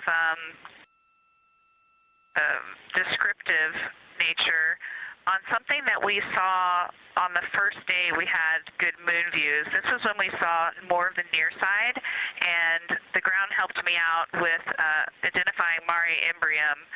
Mare Imbrium, when you have the western limb also in view, looks completely different than the normal view we have of the near side. It is the most striking feature of the western limb view that we had. And the mountain chains that form its eastern side are very prominent, but they actually stand out more than I'm used to seeing even on the western side, and the whole thing just feels like a big bump. it actually looks like a large healing wound with a high albedo forming the mountain chain around the impact basin. And I just don't think I had enough chance to describe how striking it was on that western limb view as we were coming in a couple days ago. Christina, science, absolutely love that, especially since that's a feature that all of us here on Earth can observe from home. So I'm sure tonight everyone's going to be going out and looking for evidence of that beautiful topography you just said. Thanks for those words.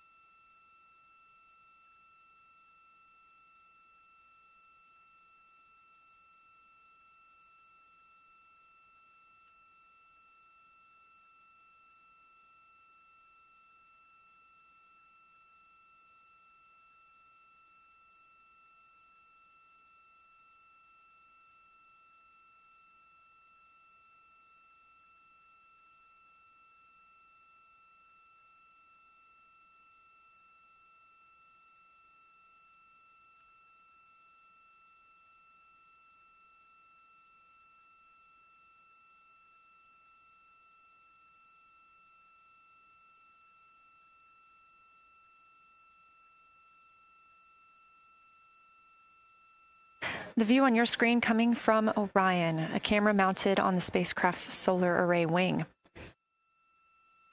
Toward the right of your screen, the near side is the hemisphere we see from Earth. That is identifiable by those dark splotches, which are ancient lava flows. Science integrity. A question and a comment. Question is it possible that we're seeing a Schrodinger basin from this vantage point in the Terminator at the South Pole? And the comment is Ohm. The rays coming out of Ohm are less distinct. We are not seeing the bright rays coming out of it, but the sort of 9 o'clock wedge that is formed by the change in albedo from the interior portion that is to the northeast to the surrounding lighter mare that's 270 degrees to the west. That 90 is very distinct and interior. You got some great descriptions from the two at the window about the colors in there, but in that darker part, in that wedge, you've got some really interesting color, even though the rays, the distinct difference in the albedo almost look like rays, but it's not the rays coming out. It's the just change in that albedo. Integrity science, that is very intriguing, those color rays coming out of Ohm rather than sort of albedo. And as answer to your question, we do not think you can see Schrodinger. It's in darkness as of now. But thanks for that Ohm description, and it sounds like the pair at the window's got great descriptions that we're definitely going to dive into tonight.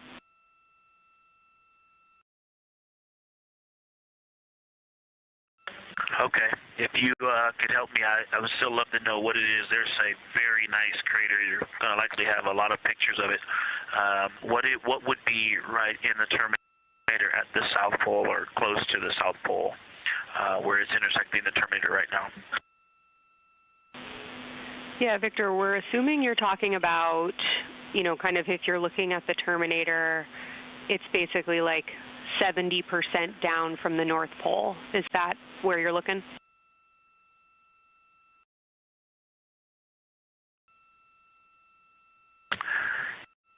Contact, yes, that is where I'm looking.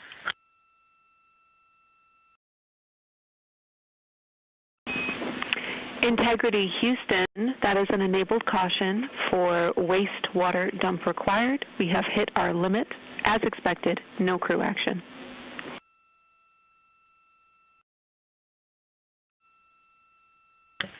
Copy, no crew action.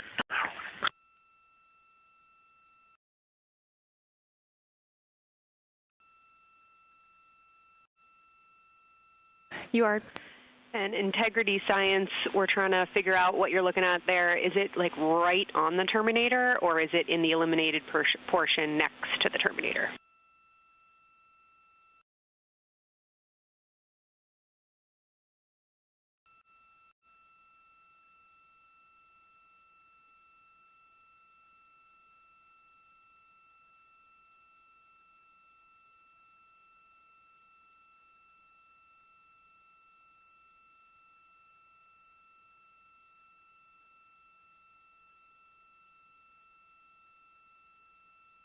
While we wait for a response from the crew, the terminator is that difference between day and night, or brightness and darkness that you see on the moon.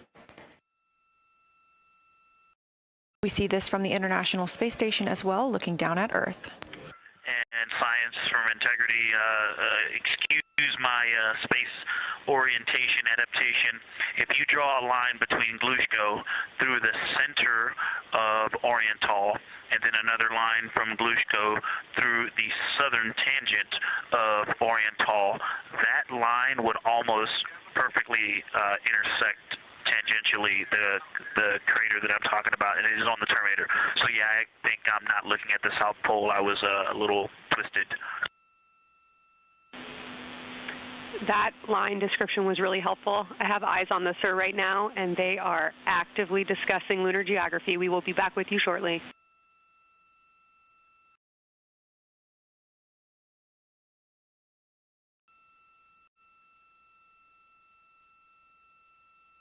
You're hearing a couple of voices today in Mission Control Houston. One of those is Dr. Kelsey Young. Integrity science, we believe that's Zeeman crater.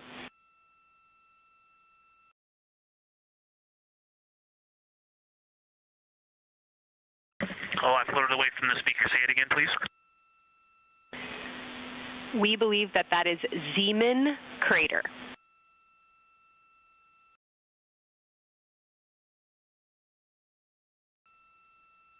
Zeeman. Okay, and can you say the first letter? I may be pronouncing that wrong. What's the first letter of that word? Zulu. It's Z-E-E-M-A-N.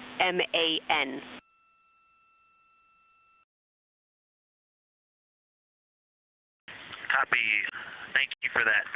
Yes, we've got a great view of that. And when I went back to the window just now, the view has completely changed. Our trajectory is taking us to a new view, and I'm looking more into Babalov. I've got a nice, great view into Babalov.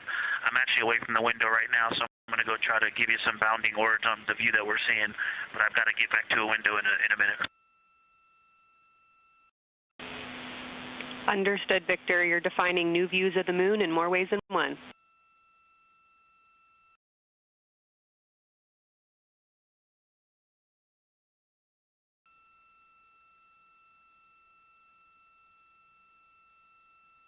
Again, when you hear calls down to science or from science, that's Dr. Kelsey Young, the Artemis Science Flight Operations Lead here at a console in Mission Control.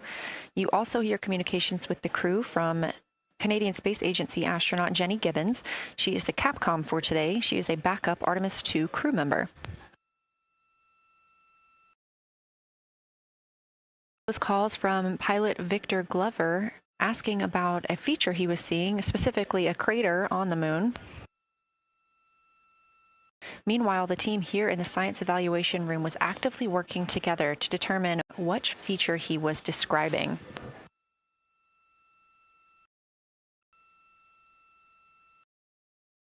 The teams at the window have continued to move through their targets, including Ohm, Aristarchus Plateau, Reiner Gamma, and we are preparing for the cabin and window teams to swap. That's when we'll hear more from Reed Wiseman and Jeremy Hansen when they take on these support roles, while Christina Cook and Victor Glover are at the windows photographing and annotating.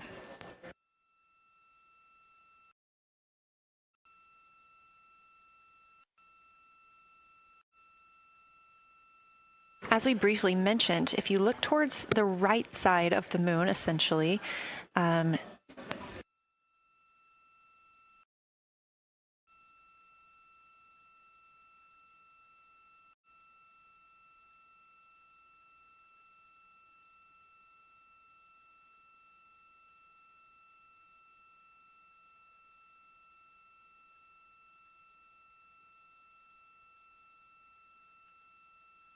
This live view coming from a camera outside the Orion spacecraft, and if you look on the right side of the moon where you see those dark patches. Wow, yeah, I wish I had some more time to just sit here and describe what I'm seeing, but the Terminator right now is just fantastic. It is the most rugged that I've seen it. From a lighting perspective, there are little islands. There are islands of terrain out there that are completely surrounded by darkness, which indicates some real variation in terrain. Up to the north, there is a very nice double crater. It looks like a snowman sitting there. In the 5-10 degrees below the pole in the Terminator, and then on the southern edge there's almost like a hole. Looks like a hole, and it's the diameter of Vavilov size, just blackness, and then a wall of bright, and then it goes back to the black beyond the Terminator. So there's it looks like there's just a gigantic hole right there. 1 Vavilov diameter east of the Terminator, and as you go south, the Terminator is not a nice smooth arc. It's just jagged. There's almost a 110-degree turn in the shadow as opposed to the nice smooth arc, again indicating some really interesting variations, and I'm sure we'll get some photos of that. And then one of the craters further to the south of Vavilov, maybe halfway down to the South Pole, is not only looks like just a deep hole, and then there's like 2 island rays pointing off to the west and north that indicate very high ridges and very deep canyons coming up out of that crater. So again, just some really interesting visual illusions going on with the shadows there. Like I said, there look to be islands out beyond the Terminator, because some of the things, maybe even a Vavilov diameter into the Terminator are catching sunlight on the peaks up to the north and to the south. It's very, very interesting to see. Integrity Science, oh my gosh, that was an amazing picture you just painted. I glanced over at the SIR video and I literally saw fist pumps in the air. Those types of observations are things that humans are uniquely able to contribute, and you just really brought us along with you, so thanks for that.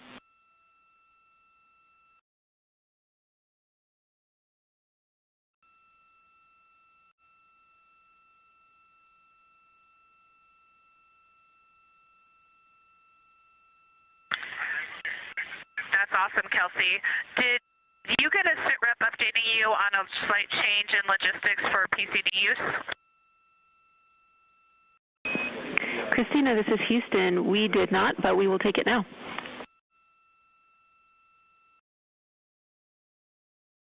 We slightly changed the PCD plan for the window observers. The 2 window observers kept their PCD. So in other words, the one at window 2 went to window 3, and the one at window 3 went to window 2 when they swapped rather than staying at the window. We'll plan on all observers keeping the same PCD for all observations.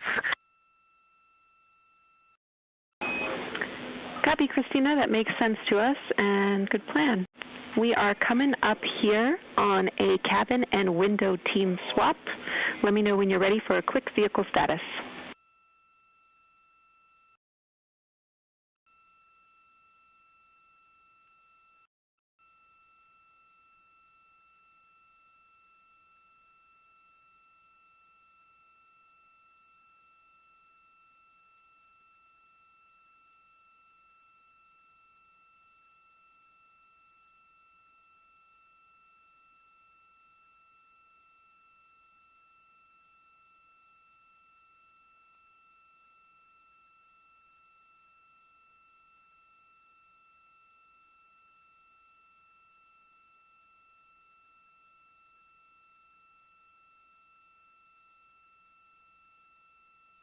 As you heard, Science. Houston, go for the vehicle system update.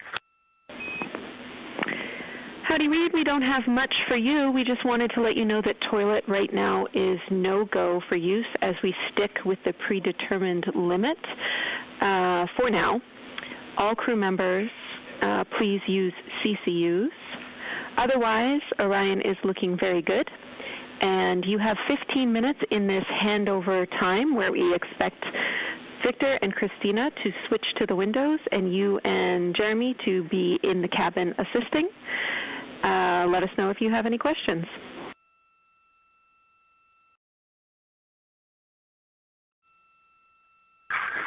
No questions at all, and they're in the swap right now. The first thing I'll tell you, I floated up to the docking hatch window and just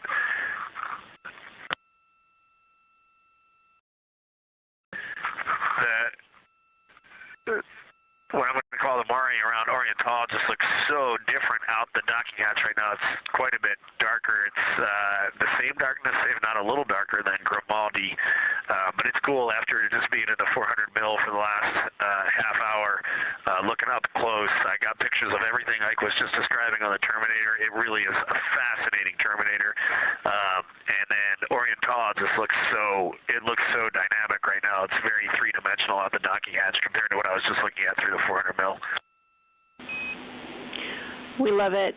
We are getting a sneak preview from one of our SAW cameras at what you're looking at, and we see some of what you're describing. We cannot wait to see your photos. Thanks.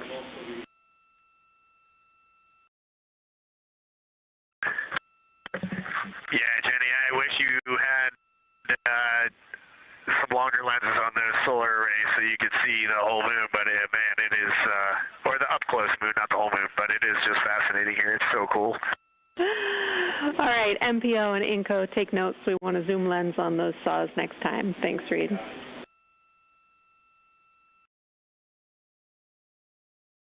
Affirmative.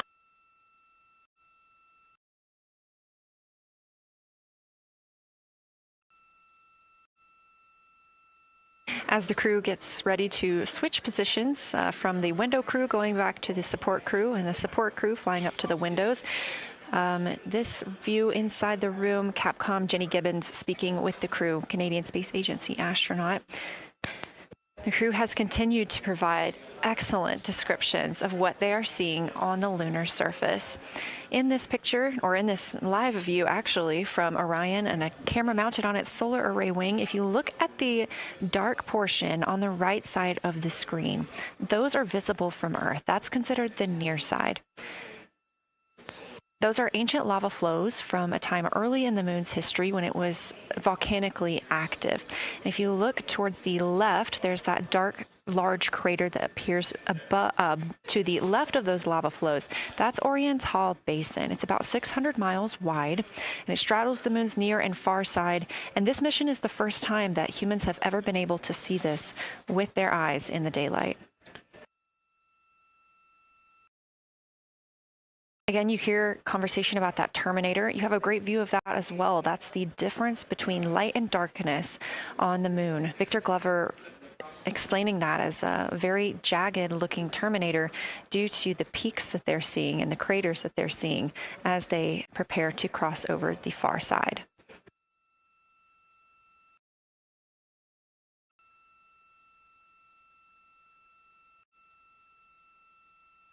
You also heard science officer, the Dr. Kelsey Young, Artemis Science Flight Operations Lead, sharing with Victor Glover that his responses are truly something that only human eyes can discern or provide. So we've previously discussed how having humans observing the moon on this mission is being combined with lunar robotic data to help us maximize what we know about the moon. So part of that data comes from the Lunar Reconnaissance Orbiter, or LRO. This orbiter provides the robotic foundation that makes Artemis 2 lunar science possible. LRO has been orbiting the moon for 17 years, which makes it the longest operated lunar orbiter in history. And it's also the only American spacecraft dedicated specifically to lunar science and exploration.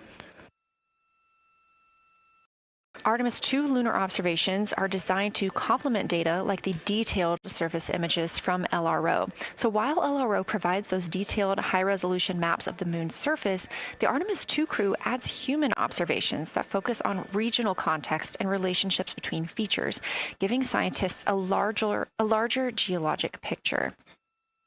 Now, this combination of robotic and human observations strengthens lunar science. LRO delivers precise and repeatable measurements over long periods of time, while the Artemis II crew contributes real-time visual descriptions and context that robotic instruments alone cannot provide. The best description I've heard while preparing for this mission is to compare the difference in looking at the moon with your own eyes on Earth and trying to take a picture with a camera. The camera truly never does it justice, and it's much easier to describe and perceive what you're seeing with your own eyes than to take a photo. These Artemis II astronauts can rapidly scan wide areas and adjust their focus in real time, as well as describe relationships between features. The crew will also observe the same regions multiple times under changing lighting conditions during the flyby and provide perspectives that would take robotic missions years to accumulate. During the Artemis II mission, LRO is also attempting to observe some of the same lunar features that the astronauts are studying. Collecting this data simultaneously highlights how different instruments and human eyes provide complementary information about the moon. This LRO data plays a direct role in preparing for future Artemis missions. Its measurements of topography, surface temperature, composition, radiation, and lighting conditions are used to assess hazards, identify safe landing sites, and locate potential resources such as water ice near the lunar South Pole. This mission, Artemis II, represents the point where years of robotic preparation are paired with human exploration for the first time in the Artemis era. So together, LRO, the Lunar Reconnaissance Orbiter, and Artemis II are demonstrating how NASA moves from mapping the moon robotically to exploring it with humans. We are laying the groundwork for future Artemis missions and sustained lunar operations. A check-in with Orion. We are now 4 days, 21 hours, and 22 minutes into the flight of Artemis II, our crew aboard the Orion spacecraft. We are now 8,153 miles away from the moon, 250,742 miles away from Earth. The spacecraft is traveling at 1,030 miles per hour.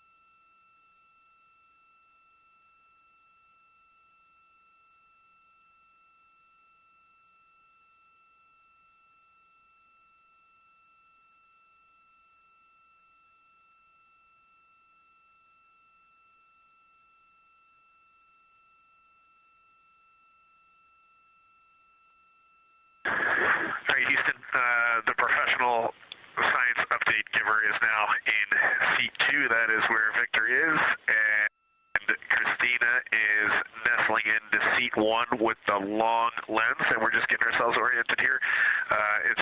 It's a cool view in the cabin. It's actually a cool view to be off the camera now and looking at my crewmates getting up to their observation posts and looking in. It's super fun.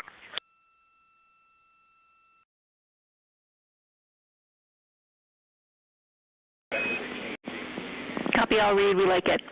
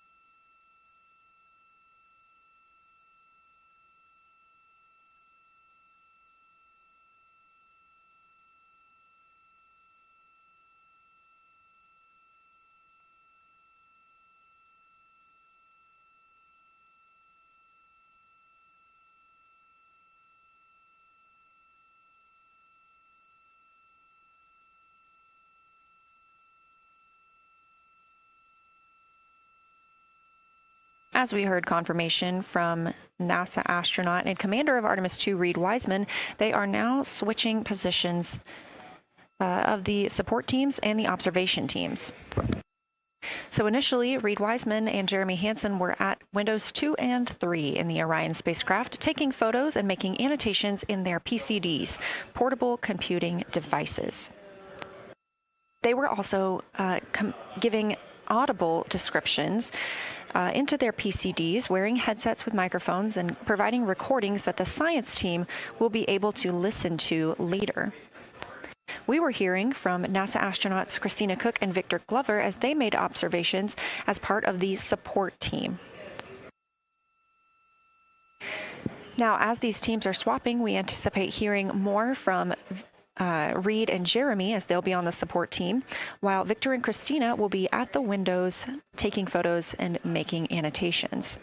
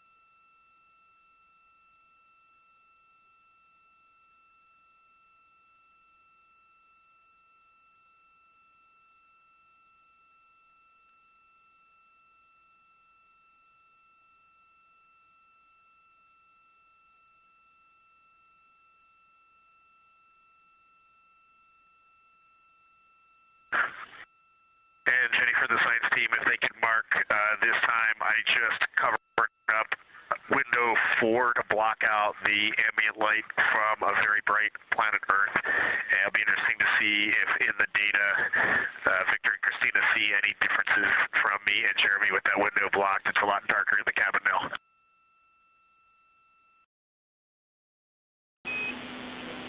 Copy, Reed. We're taking note. We'd be curious too.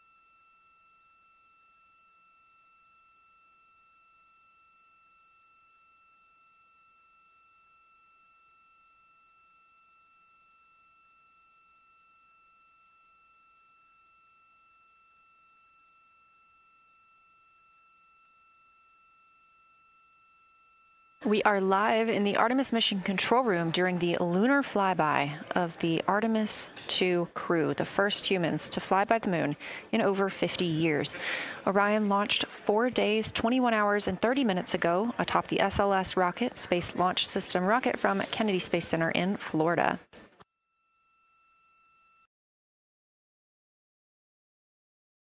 Our 4 crew members inside the spacecraft are transitioning their positions. The cabin and window teams have swapped. Currently at the window, we have Victor Glover and Christina Cook, NASA astronauts, and serving as support, Reed Wiseman and Jeremy Hansen.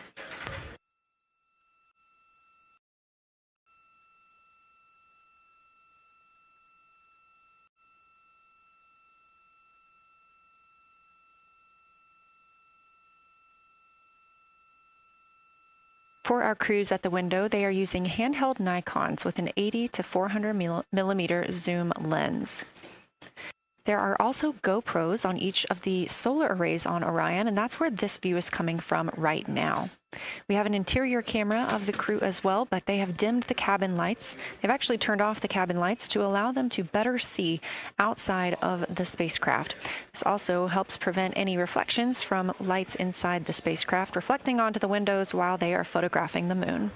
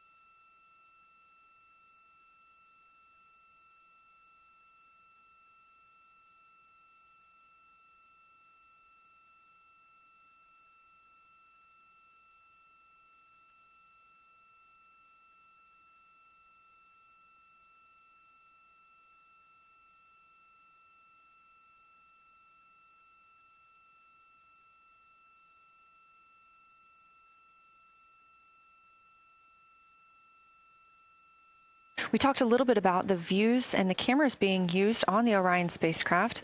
And again, we do have GoPros on the tip of each solar array wing. Now, the bandwidth is a little bit limited because having a crew on board, we do have to downlink a lot more data. That includes their environmental control and life support system. We are not the only data, this view that you see, coming down from the spacecraft, and so we do rely on sharing some of that with the other flight controllers in mission control. This helps the team monitor all systems aboard the spacecraft and ensure the safety of our astronauts.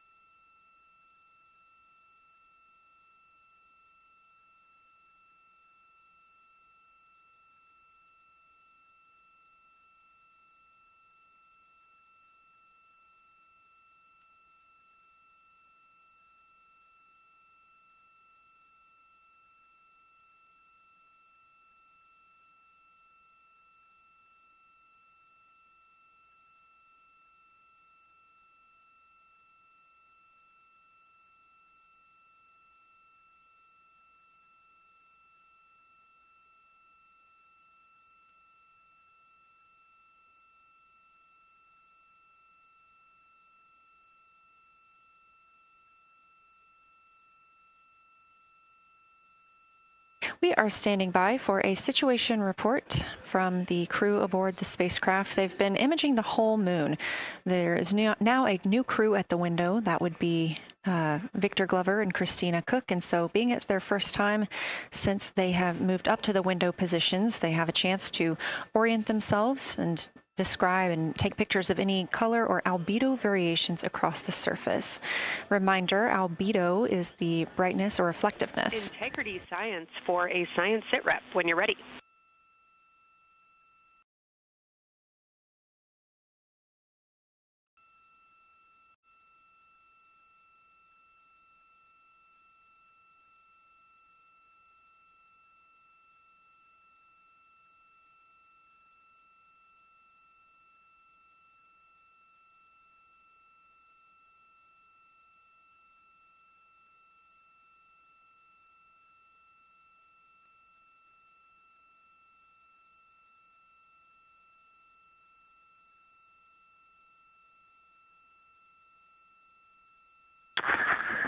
Houston Integrity, we have no external view of the moon right now for the floating crew members, so my only science sit rep is that we have Victor in window 3 doing observations and Christina in window 2 with the long lens.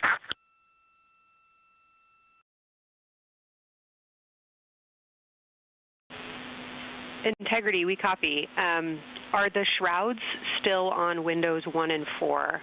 And if so, would you consider trying to get a view through one of those windows?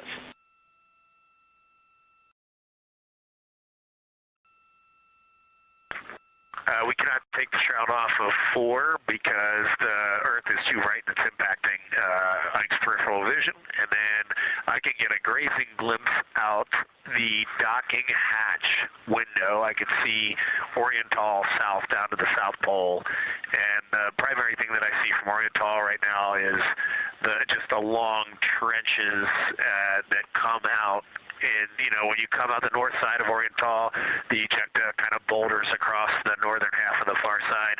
But coming out the southern half of Oriental, I just see those large, here they look like gorges. They're almost like rain when it comes down the Grand Canyon and fingers off into the desert, kind of what it looks like. Also,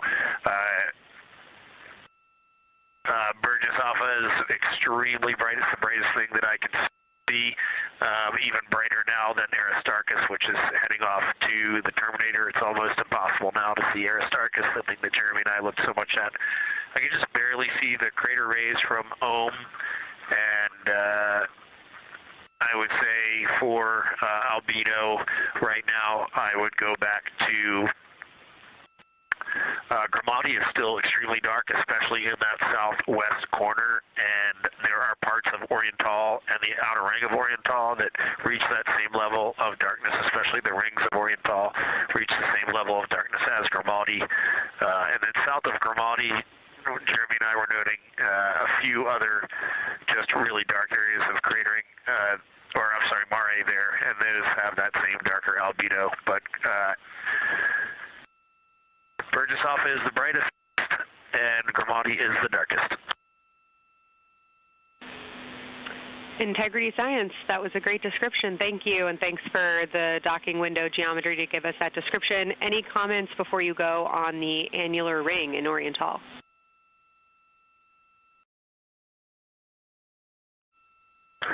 The annular ring, which I think everybody kind of describes as like a pair of lips or a kiss on the far side of the moon from here, is very circular in nature. The northern part of it is wider, darker. The southern part is much lighter. It is very neat looking, and but it is far more circular than I remember it looking in our training. The darkness of the northern side of the annular ring is the same darkness from here out this docking hatch window as the center Mare in Oriental. Not quite as dark as Grimati, but it is probably only because dust and lunar regolith has kind of impacted over time. Reed, that's exactly what we were looking for. Thanks so much. You have heart hands coming out of the SIR.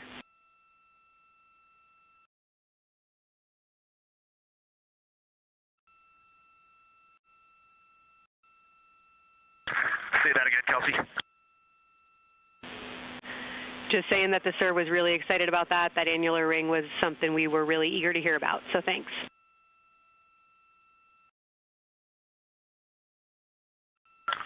Yep, you bet. And now Victor and Christina are moving on to Oriental. I got them situated over there a little bit late.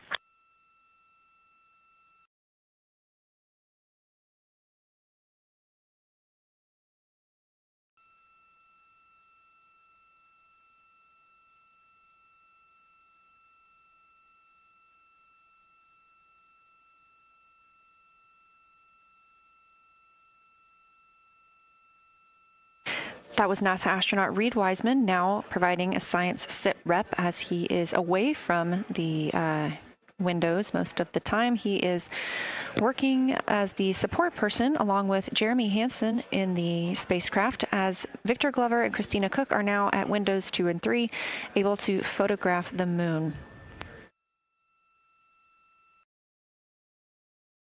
Christina and Victor are also providing recorded information to their portable computing devices, that's their PCDs, and the science team will have access to that at a later time. They will then review it and compile all of this data to help further our understanding of the moon. One of the items you heard mentioned was Oriental Basin. This has been a very exciting opportunity for the crew. They have all been very excited about seeing Oriental, as well as the science team has been looking forward to it. It is known as the Grand Canyon of the Moon, as we discussed earlier.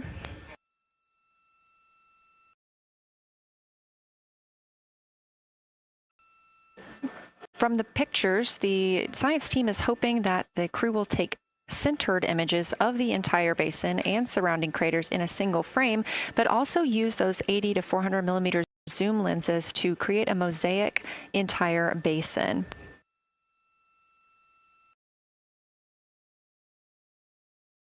With their unaided eyes, the science team is hoping the crew will describe Southern Dark Annular Ring, which you heard Reed just describing, as well as any color, albedo, texture, or topography across the mare patches and ring mountains. Science team reports that the observations will be used to study the geologic evolution of the youngest lunar basin and to inform formation hypotheses for the annular ring.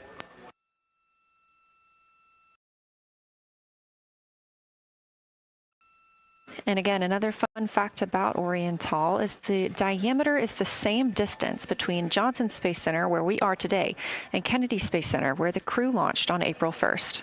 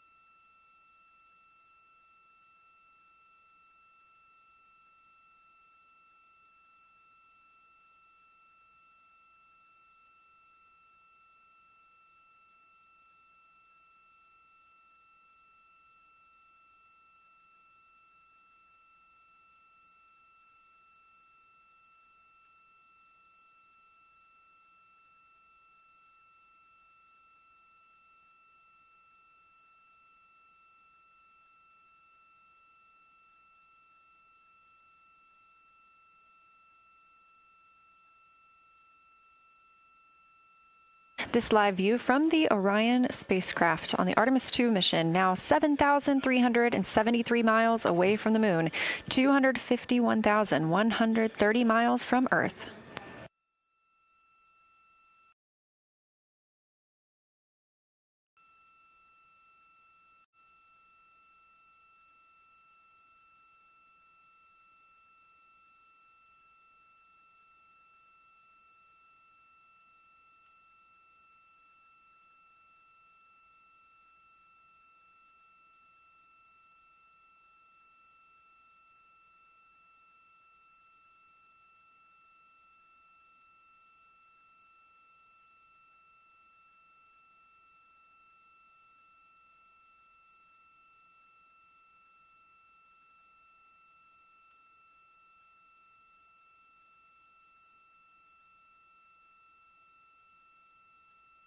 Again, the Artemis 2 crew passed the Apollo 13 record of the humans farthest from the Earth today at 12:57 p.m. Central Time, 1:57 p.m. Eastern Time.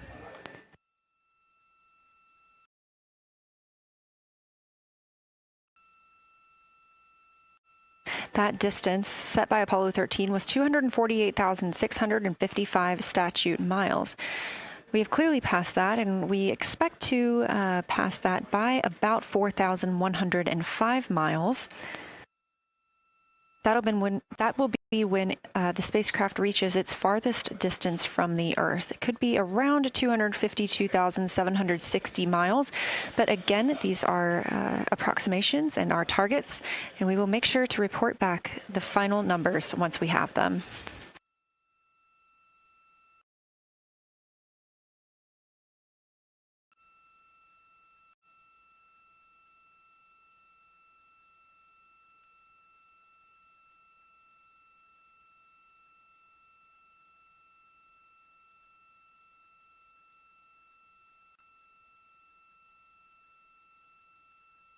We have some refined times of when we expect to have Earth set of Earth behind the moon while Orion flies behind the moon. That would be about 5:41 p.m. Central, 6:41 Eastern.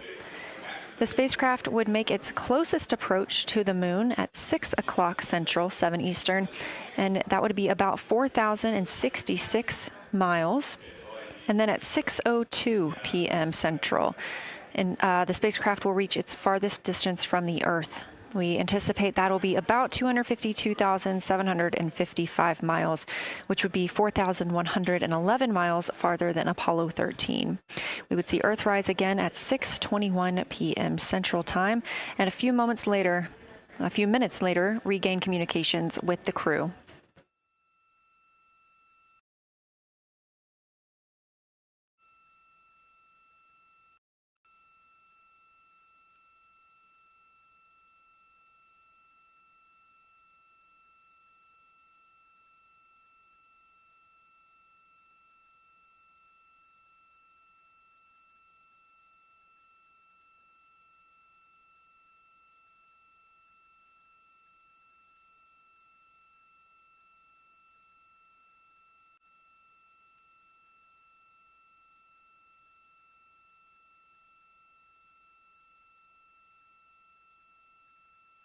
Currently aboard Orion, Victor Glover and Christina Cook are the two team members conducting lunar flyby observations, meaning they are using the Nikon cameras to photograph the moon, and their PCD, or the portable computing device, to conduct annotations. They are both recording information that will be downlinked to the science crew, and tomorrow morning the science team will have a conference with the team while the information is so fresh. They'll be speaking with the crew about their observations and their data collection.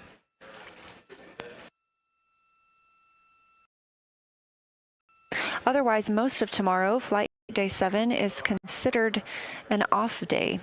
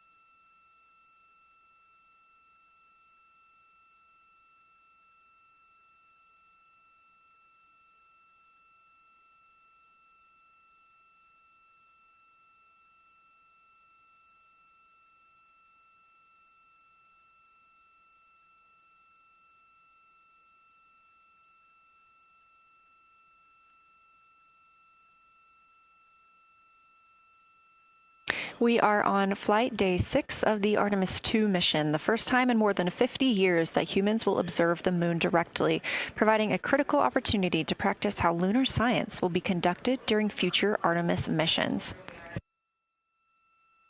If you're just joining us, the crew is well into their lunar flyby observations, and we anticipate that we will hear from them soon. A few times every hour, they are slated to call down with science sit reps or situation reports. We most recently had one from Commander Reed Wiseman. He and Jeremy Hansen, mission specialist, were first at the windows today to photograph and make annotations of what they were seeing. Therefore, we heard more from Victor Glover and Christina Cook earlier in the day during those first blocks. But now that Reed Wiseman and Jeremy Hansen are on the support side, they are the ones calling down what they are seeing from windows 1 and 4. Earlier, we heard that the Earth is so bright in window 4, they have had to temporarily cover it with a T-shirt.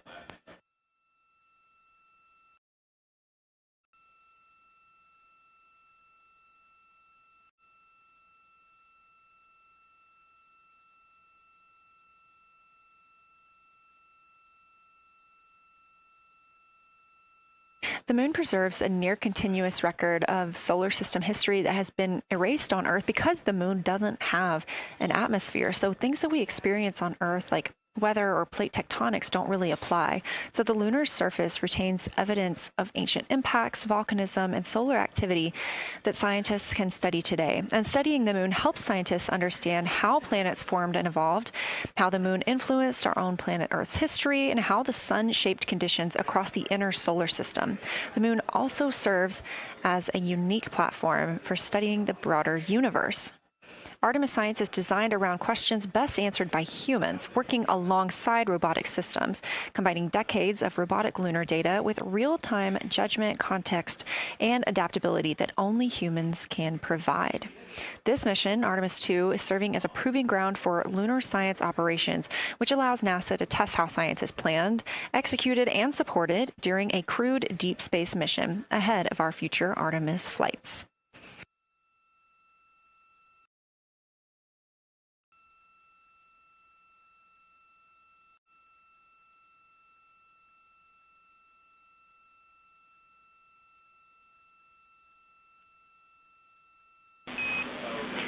Integrity, time for a window team position swap. So Victor and Christina, please switch places if you've not done so already, and remember your SD card for the camera.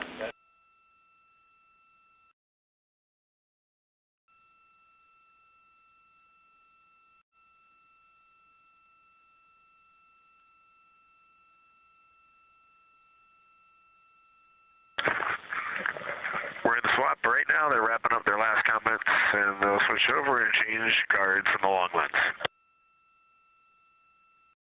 Copy.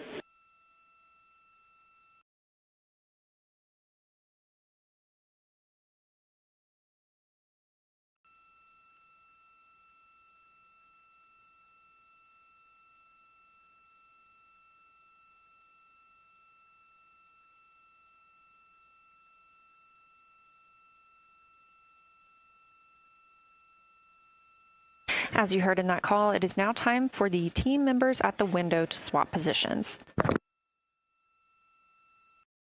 That means Victor Glover and Christina Cook will be switching roles. One of them has been photographing the moon with a Nikon with an 80 to 400 millimeter zoom lens, while the other was making annotations on their portable computing device.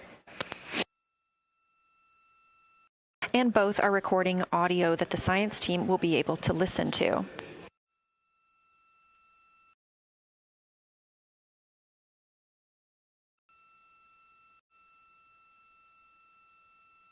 We are now 2 hours and 10 minutes until we expect to lose signal with the spacecraft as they fly behind the moon.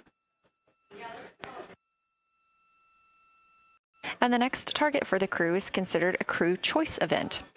They have the option to focus on any regions or patterns or features that interest them. The science team has asked the crew to capture pictures that illustrate their choice, as well as at different zoom levels, and to describe why those certain features or regions caught their eye.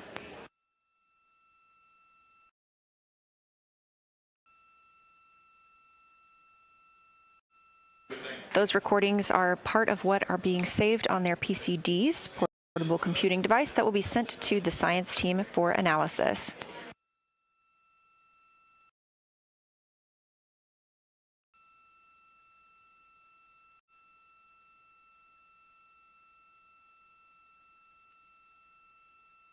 The crew has been allotted 8 minutes for this crew choice event, and it's also a time for a scheduled sit rep or situation report. So we expect to hear them calling down what they are seeing soon.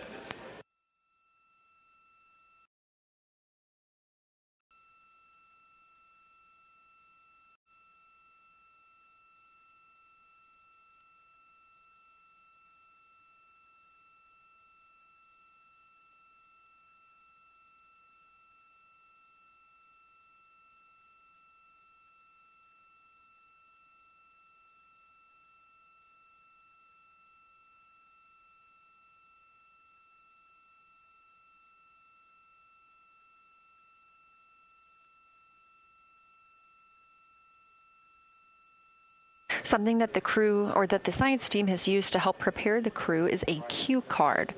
These ask for a feature ID if they happen to know the type or name, and if it is a target. Of course, in this situation, when they have a crew choice, they do not need to, it may or may not be a target. They want to know the location and the observation style. They've also asked for the geometry of what's being captured, the size, shape, boundary, and preservation, as well as the color and shadow. So the color tone, the albedo, that reflection or brightness, and any shadows or illumination. Next, they're interested in structure and texture. That includes slopes, structures, and textures, of course, and geologic relations, like association to other features, any contact to those features, and of course, their thoughts, impressions, or interpretations. They are interested even in emotions and excitement that the crew may be having.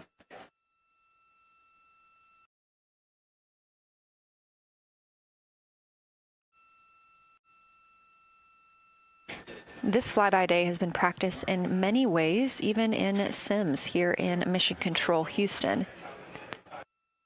The team also conducted some field work, learning how to look for specific geologic features. They also photographed a large globe, and the science team helped them determine which features they would be targeting and how to look at those.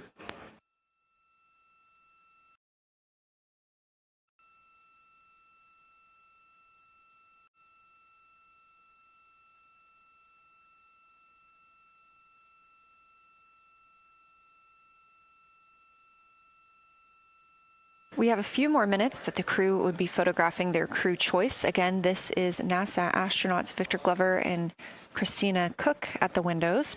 They will then move on to another discussion portion. This is for the far side albedo, that reflectiveness, and color that they are seeing.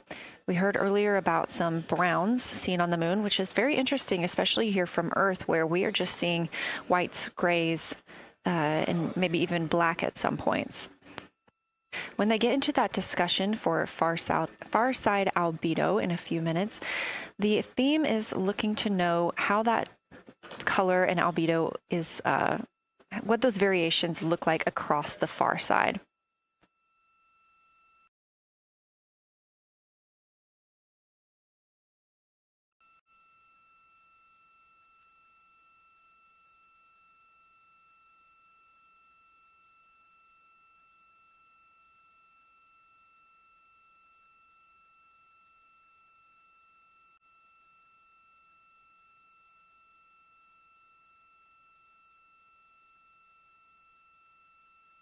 On the right side of your screen, the Science Evaluation Room, or SIR, where team members are looking real time at what the crew is seeing.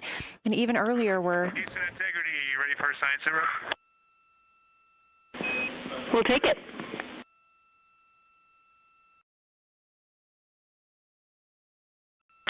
Okay, the crew has swapped positions. They're in their crew choice element. I've been listening to both of them for a little bit, and they're really enjoying, they both decided to pick the Terminator, and they're spending a lot of time looking at the Terminator, just talking about the resolution that they can see, the depth of the craters, and the various interesting and unique excavations that they can see. So Victor is on the long lens, and Christina is just looking out the window, and I'm sneaking a peek in T-shirt window. It looks like, I don't have the best angle here, but it looks like Aristarchus is on the limb of the moon now. It's amazing how quickly it changes as we speed around the far side of the moon, stuff that's leaving our field of view. And now we have a lot of the dark side of the moon that, it's missing for us right now, but it would be in view if it was lit at all. Jeremy, Science, thanks for that sit rep. Do have a question. A few times we've heard you and the other crew describe change during the course of your flyby. Would be interested in future descriptions of more verbosity about how it's changing. Thanks for the great sit rep.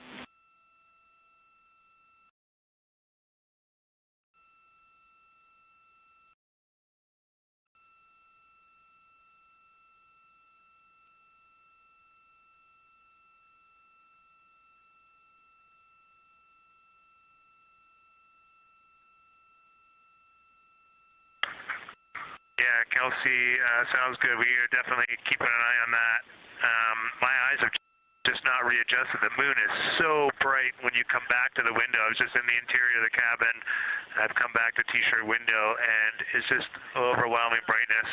And my viewing angle is a bit challenging, so I won't be able to give you great observations from this window. But I will talk about something that I was talking a lot about in my recordings earlier, which was we've been talking about some shades, and so we have obviously the dark and the light gray, and then we've talked about naming some colors, a brownish hue and a greenish hue. And I'll tell you, like right now, Aristarchus, the plateau is hard for me to see from this window, but that had greenish hues to me and was very unique. I didn't see anything like that anywhere else on this side of the moon. And then I see a lot of these, what I would call brownish hue areas. There's a number of them. And they, for example, in the northwest corner of the highlands, to me it looks like the brownish hue is caused by ray or ejected material landing on the highlands, and then we obviously see the ray areas as a lighter albedo, but in between the rays where the deposit would be thinnest, that is what it looks like is causing the brown to me. So I saw that in the northwest side of Aristarchus, or sorry, that dark area of the highlands, northwest side of the highlands. I saw it in the highlands to the east of Glushko, and then I see those same brownish hues west of Oriental, and I drew a contact there on OneNote, but that's a huge region, kind of like a piece of pie with the point of the pie pointing at Oriental and then going up towards the northern side of Hertzsprung. And that is an area that just looks like a different, that brownish albedo. That was fantastic, Jeremy. We had heard rumors of the green and brown hues, and so you really read my mind on asking about those. Understand they likely didn't have any contact with each other the way that you described them, but please correct me if I misunderstood that. And then last thing, I'll make the same offer we made to Victor earlier. If it would be helpful for us to verbalize any targets so you can stay at the windows and keep your eyes adjusted to the moon, please let us know.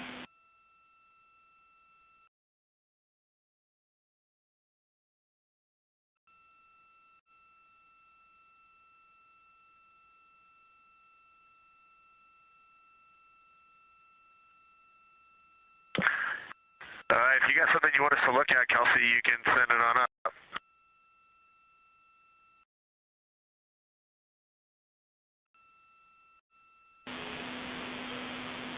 Definitely not looking to interrupt your flow, Reed and Jeremy, only offering assistance if you guys want to keep your eyes off of the PCDs.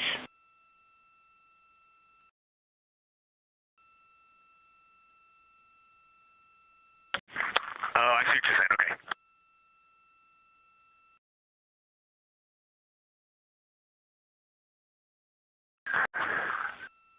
Not really science related, and we definitely learned this at Apollo, but the thing that is just most fascinating, I think, to me and Victor right now is even as rugged as the far side looks, when you look at Oriental and Home, it's rugged. But man, when you look at the Terminator, it is just like impossibly rugged, and it reminds you that the whole far side is that way, and just the Terminator is really bringing out the shadows and the hills and the valleys, and it is just, it's unbelievable. It's like no surface of the Terminator is not marked by meteor impact, and it's just, it is very impressive to look at that, and you realize that that is true across the whole far side. You just can't see it due to sun illumination right now. Reed, Houston copies, and we were commenting on the same thing. Even from our view, the Terminator looks absolutely alien because there's just so much texture in there that we're just not used to seeing. So thanks for sharing that with us.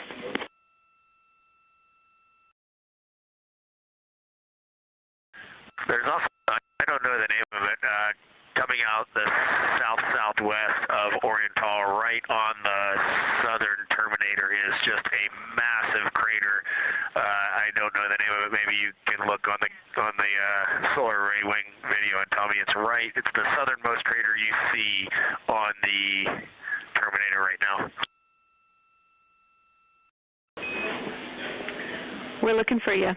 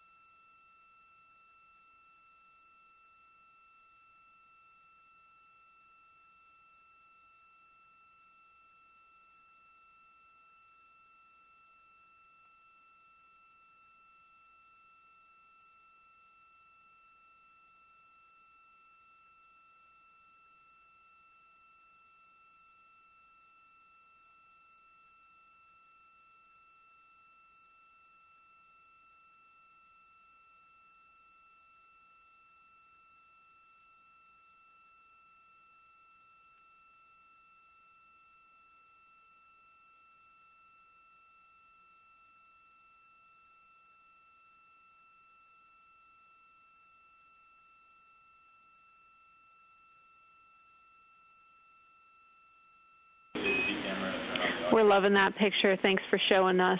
And Reed, as an answer to your last question, we believe that that is Chebyshev crater. And the sir agrees with that.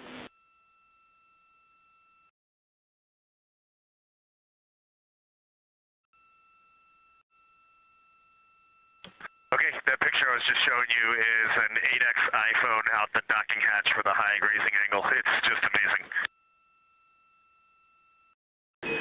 We love it. Thank you.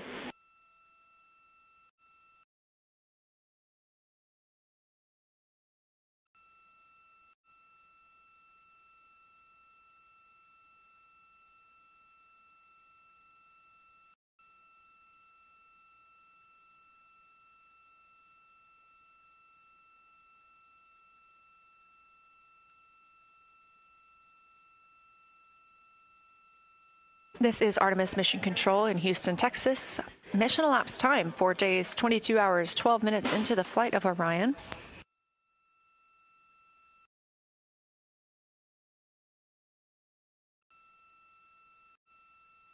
This is Lunar Flyby Day for the crew aboard the spacecraft. Reed Wiseman, Victor Glover, Christina Cook, and Jeremy Hansen are now the farthest people to have ever traveled from Earth.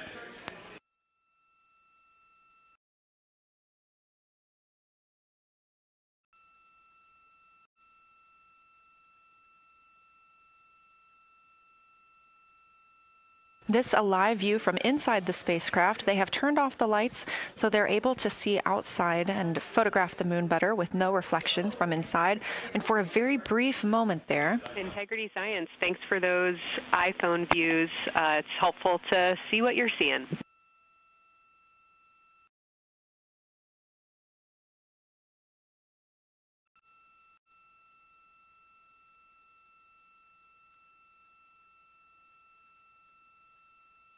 We very briefly saw NASA astronaut Reed Wiseman showing a picture he took on his phone of the moon.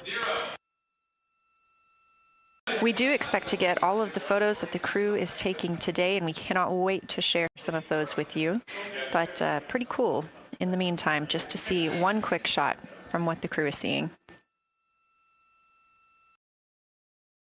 And this view from outside the spacecraft on Orion's solar array wing. Orion is now 6,643 miles away from the moon and continuing to grow closer.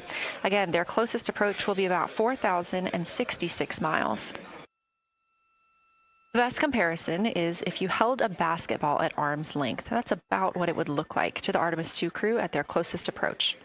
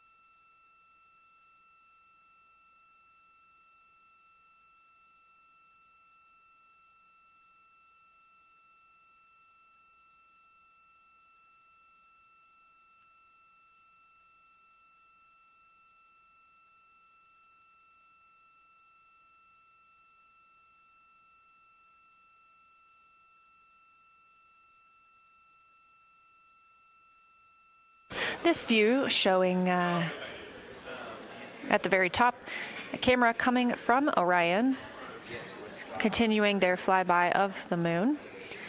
We have 3 more flyby observation blocks after the completion of this one.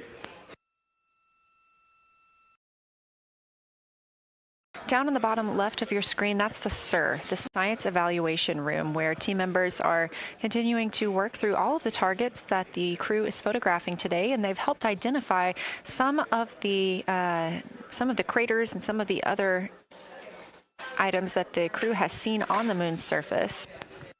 Down on the right is Artemis Mission Control here in Houston. Those 2 rooms down at the bottom are just down the hall from each other.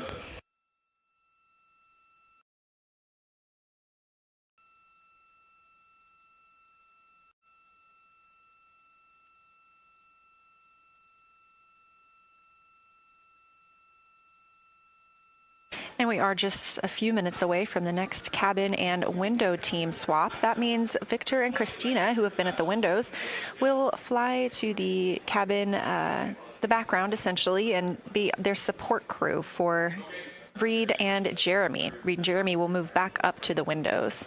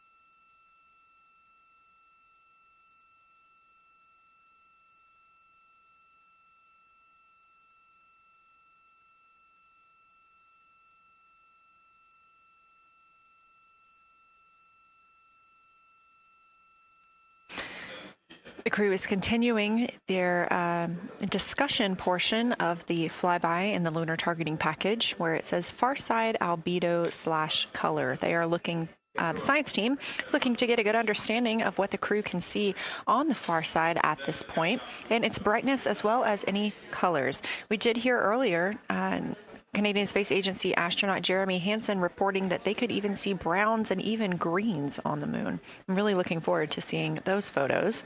And in just a couple of minutes, the teams will swap from the cabin to the window.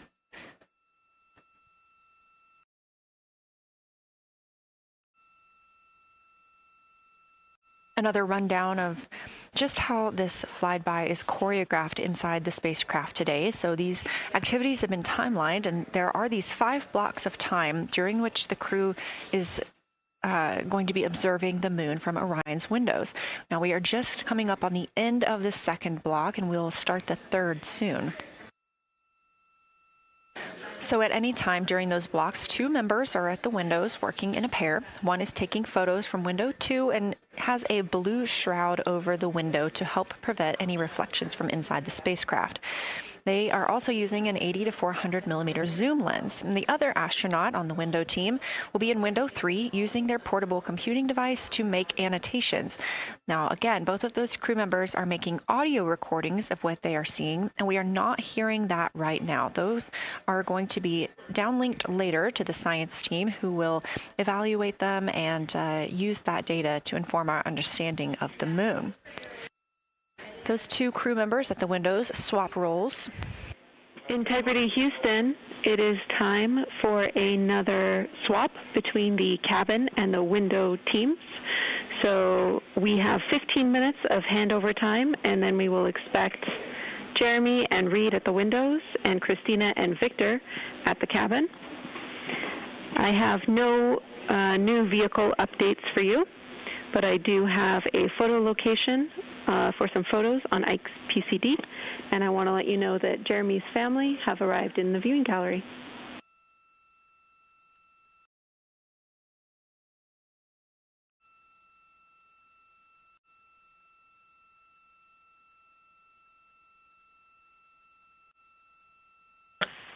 Okay, Jenny, we copied most of that.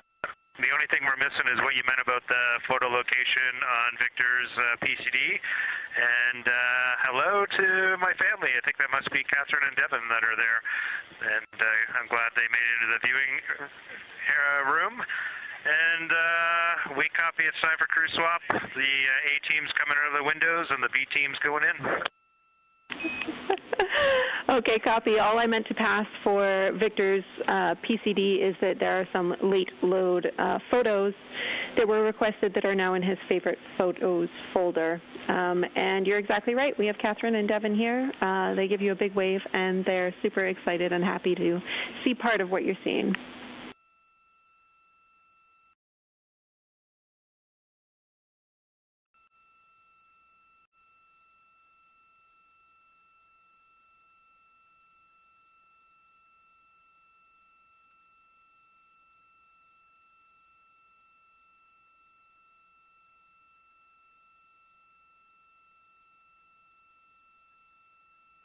Okay, copy, Jenny. We're not sure what we're looking for in the PCD, but we're going to poke around, and we may be calling you back about that one.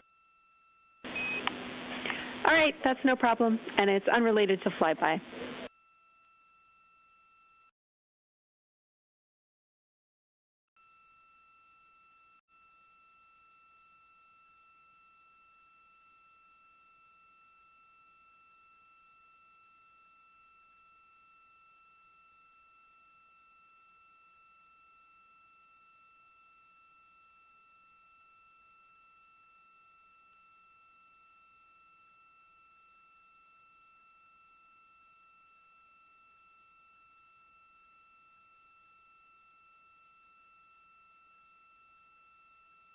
This is Artemis Mission Control here at Johnson Space Center in Houston, Texas. And as you just heard, Capcom, or Capsule Communicator Jenny Gibbons, Canadian Space Agency astronaut and Artemis 2 crew backup, relaying to the teams in Orion that it is time for a swap from the cabin to the window teams.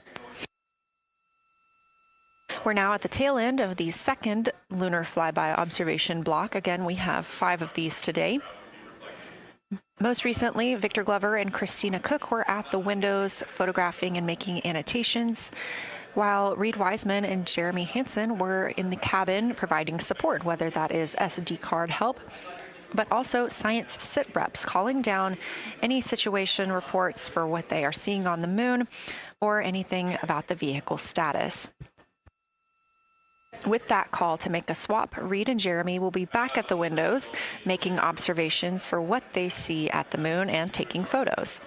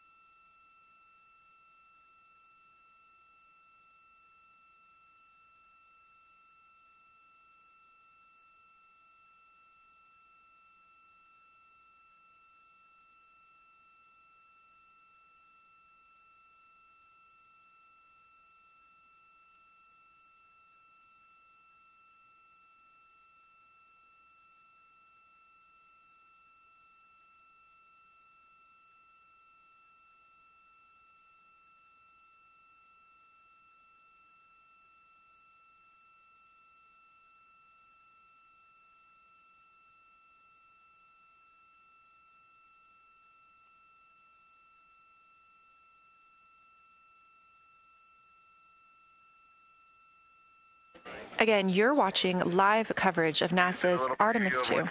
But something that's really awesome up here is we now have the moon and the Earth in window 3 simultaneously, and the moon is a gibbous, and the Earth is a crescent. And I'm guessing in about 45 minutes we'll have 2 identical crescents as we change our position in the universe. That is pretty darn cool. Thank you.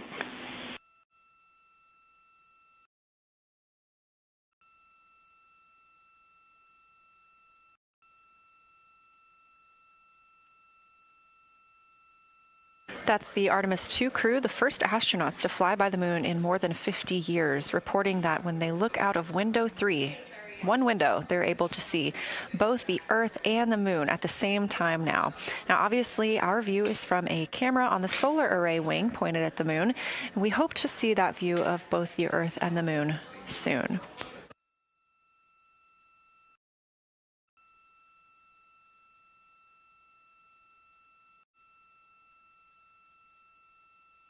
Some upcoming times for what you can expect. In about an hour and 40 minutes, we will have Earth set. And during that time, we will have a view of Earth going behind the moon.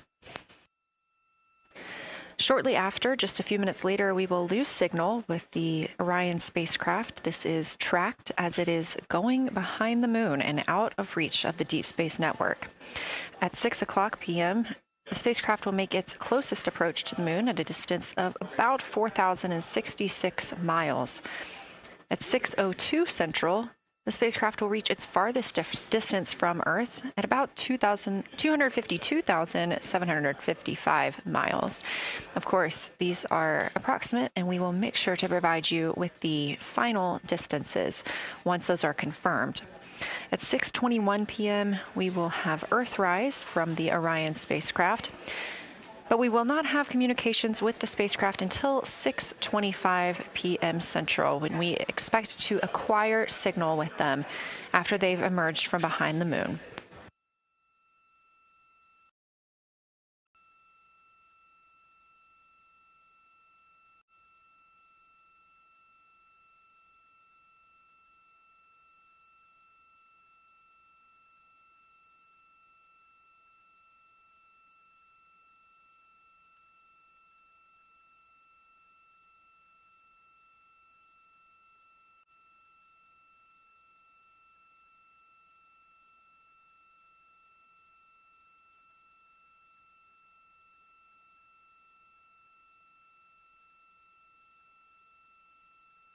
Again, you're watching live coverage of NASA's lunar flyby for the Artemis 2 mission, first crew to fly beyond the moon in over 50 years. The astronauts inside the spacecraft are switching positions, 2 at the windows and 2 serving in support roles, before they start their third timelined flyby observation for today.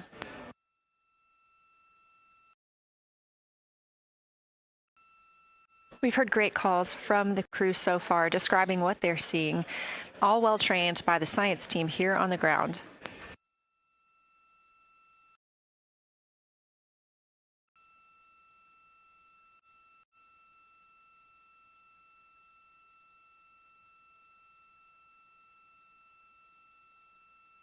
Another major milestone for the crew today will be to experience a solar eclipse from their capsule.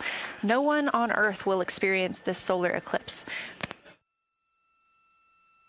To the astronauts, this will look a lot like a total solar eclipse on Earth, except the moon will be huge compared to the sun.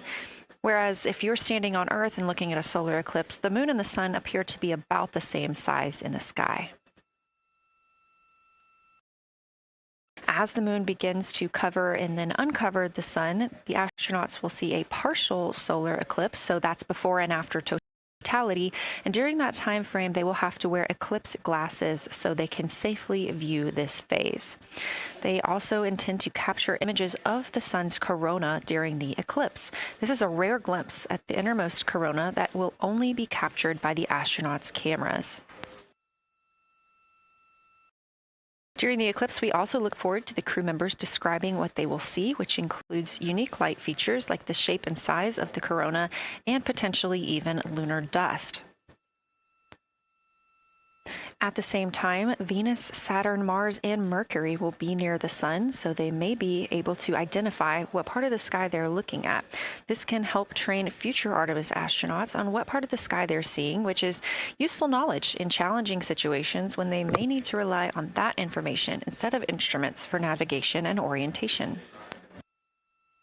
That eclipse window will last about an hour, and it'll happen near the end of the day today, closer to 7:35 p.m. Central, 8:35 Eastern.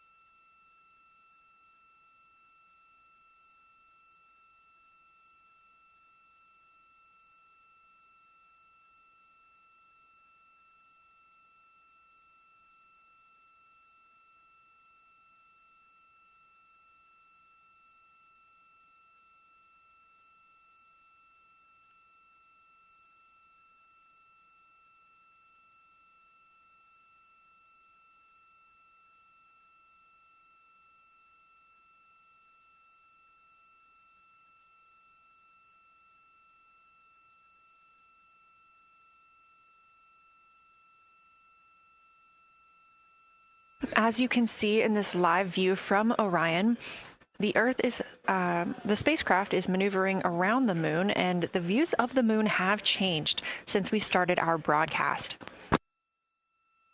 The near side is now very far to the right side of your screen. This is the side that we can see from Earth. That darkened portion are ancient lava flows.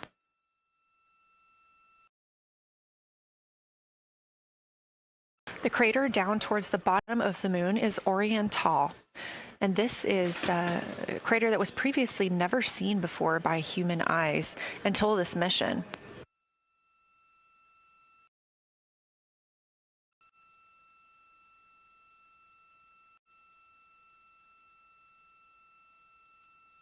Everything to the left of Oriental is considered the far side. and this is what we typically do not see from Earth.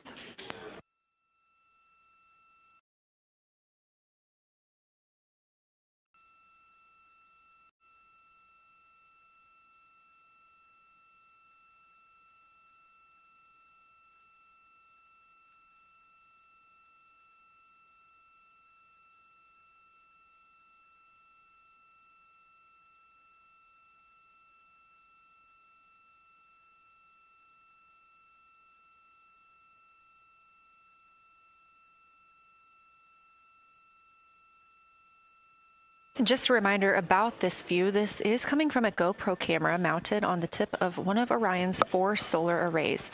Each solar array has a camera mounted on it, and the bandwidth is limited due to we have a crew on board, and this is our first flight of crew aboard the Orion spacecraft. So having a crew means we have to have an environmental control and life support system. There's a lot of data around, a lot of data to bring down for the crew members to keep us up to date on everything happening aboard the spacecraft. So we have to share our bandwidth when it comes to imagery and data.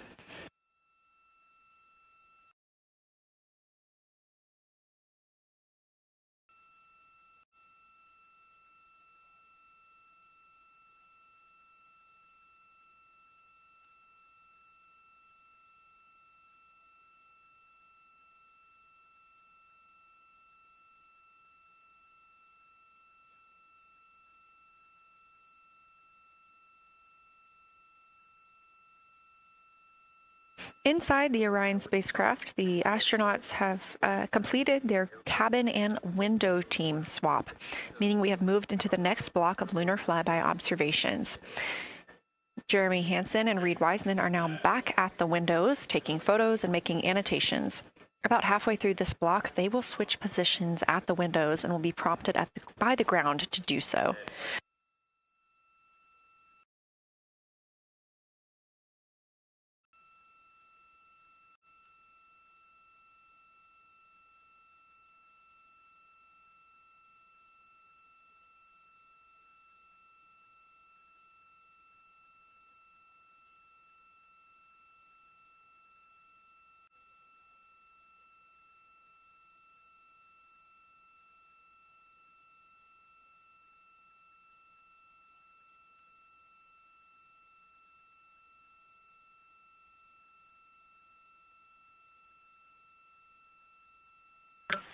Houston integrity for SITREP. First of all, I'll just talk about the experience that I had during Victor and my observation time. It was an incredible experience. We definitely noted how much more you can see with the zoom lens. Even though we have a great visible eye image, there's just a lot of texture that just pops right out at you when you can zoom in. So almost just using it like a telescope, the camera lens. We really enjoyed our discussion time. That was a great innovation on the lunar targeting plan. We were both able to describe a lot more kind of with flow, I would say, when we were talking to each other. And it was also, we sort of were able to bounce ideas off of each other and come to new conclusions. We had, I think, a very successful talking through of some contacts between different color areas, both in the mare and in the highlands, and we identified some really unique texture areas as well. At one point, towards the end of the images of my time in window 3, I just had an overwhelming sense of being moved by looking at the moon. It lasted just a second or two, and I actually couldn't even make it happen again. But something just drew me in suddenly to the lunar landscape, and it became real. And the truth is, the moon really is its own body in the universe. It's not just a poster in the sky that goes by. It is a real place. And when we have that perspective and we compare it to our home of the Earth, it just reminds us how much we have in common. Everything we need, the Earth provides, and that in and of itself is somewhat of a miracle, and one that you can't truly know until you've had the perspective of the other. I'll switch into some logistics stuff. The Peltors, both, their batteries stopped providing the active listening, but we have verified they're still recording, and so we are able to have discussion time and hear outside our recordings by just moving the ear cup off of the ear. Other than that, everything's working well technically, and we've been able to find all our targets, and we're having a really great time. Thanks, Christina. We copy those logistics for the Peltors, and also thanks for bringing us into the cabin with you with that description.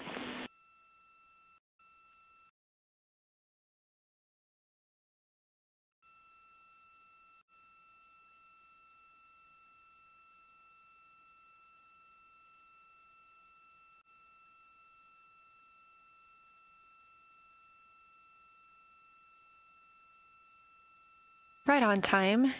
NASA astronaut Christina Cook, a mission specialist for Artemis 2, calling down a science a situation report. Good news, reporting that she and her teammates have been able to capture all targets that were listed.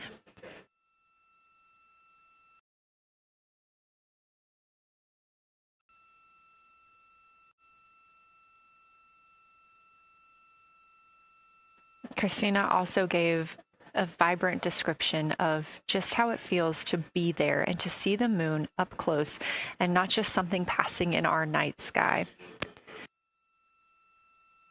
Currently, the team members at the window are Reed Wiseman and Jeremy Hansen.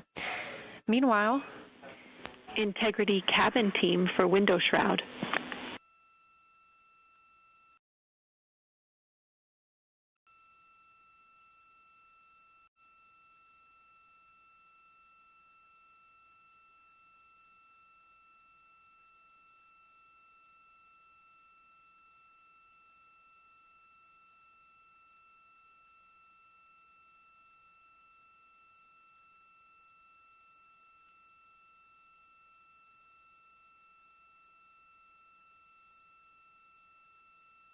We're listening. Go ahead, Jenny. Hey, Victor, we have a temperature constraint on the windows, and the shroud might be getting us close, so we just want to check on the state of window 4's shroud, whether you believe it's still necessary because maybe things have changed with our viewing, and if so, we would like to request to have the shroud removed.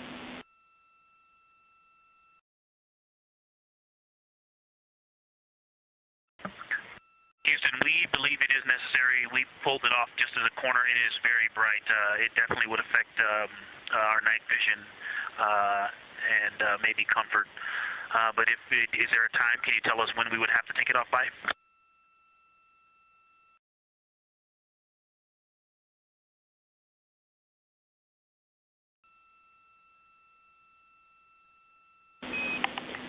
Unfortunately, since it's been on for a while, we are going to have to request that the shroud is removed, and we can recommend something that could block the light but just create a bit of distance between the window and whatever is covering it. Something like a T-shirt would do the trick and help.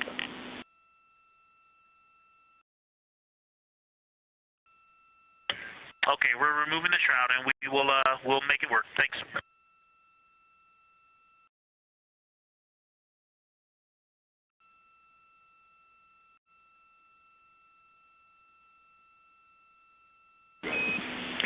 Thank you, Victor.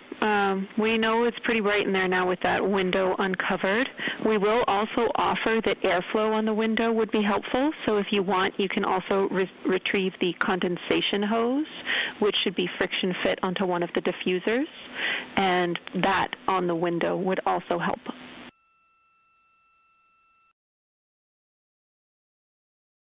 We can easily point a diffuser at the window, so we're going to start with that. And it's pointing at the window now.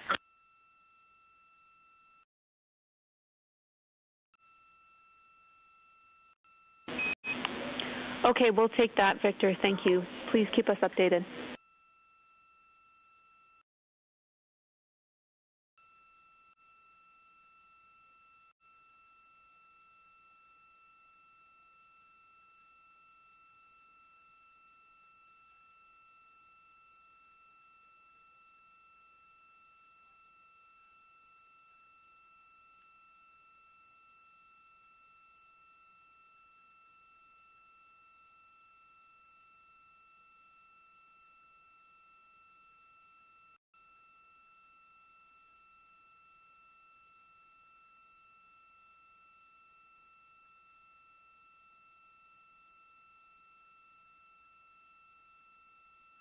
That call from Capcom, Jenny Gibbons, CSA astronaut and Artemis 2 crew backup to the crew aboard Orion, letting them know that they will need to remove the window shroud they had placed on window 4.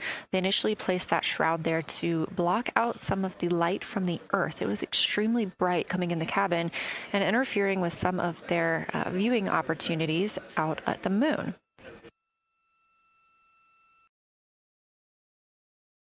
This was a request from ground teams to ensure that they are protecting other systems, and the crew has been offered the opportunity to use something else to cover the window.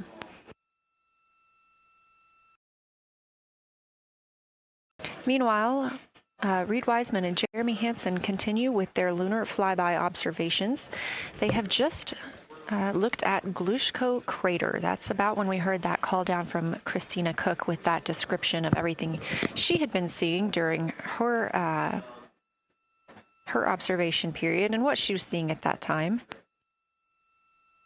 The science team asked this crew to take centered images of the entire crater and their ray system in one frame.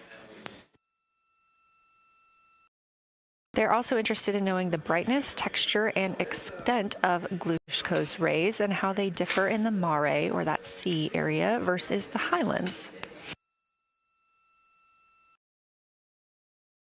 Glushko is considered a young lunar crater, and these observations can help understand material properties of those craters.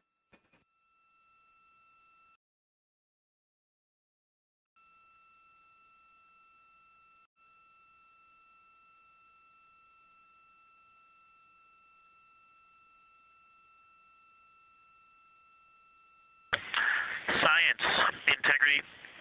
First, I wanted to start off with connecting with what Christina said, that it was very moving to look out the window. I had the unfortunate sequence to start looking out the window and then moved to the long lens, and it was hard to speak looking through the zoom because I went straight where Christina went, and I was walking around down there on the surface, climbing and off-roading on that amazing terrain. I also want to underscore something that she said. As we continue to explore, when we actually do go down there to the surface, I know for safety reasons that we would never send someone alone, but I just want to really emphasize how important the discussion time was. When we started to talk, we not only got better science discussion, we got better human connection, and so doing this as a pair, we just learn and grow together, and that's just super important, so thank you for adding that to this plan. Reed just passed me a note that the Oriental Basin annular ring has a similar albedo to the center, but a different color. It has more brownish tones in it, and he said it's very distinct now that he's been staring at it. Victor, thank you. You got a cheer from science there, and we all just went on that moonwalk with you, so highlighting how important it is to talk about these things. I also want to let you know that we have Deanna Glover with us in the viewing gallery. She's all smiles.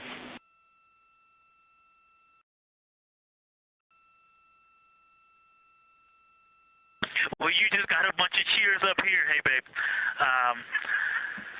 I love you from the moon. We love that we got a hey babe too, and we also have one of your lovely daughters here watching you guys work.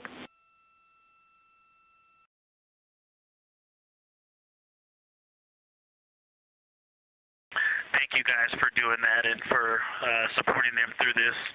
And to all of you, Genesis, Maya, Joya, and Corinne, I love you. And Deanna, I love you. I'm glad you get to be there.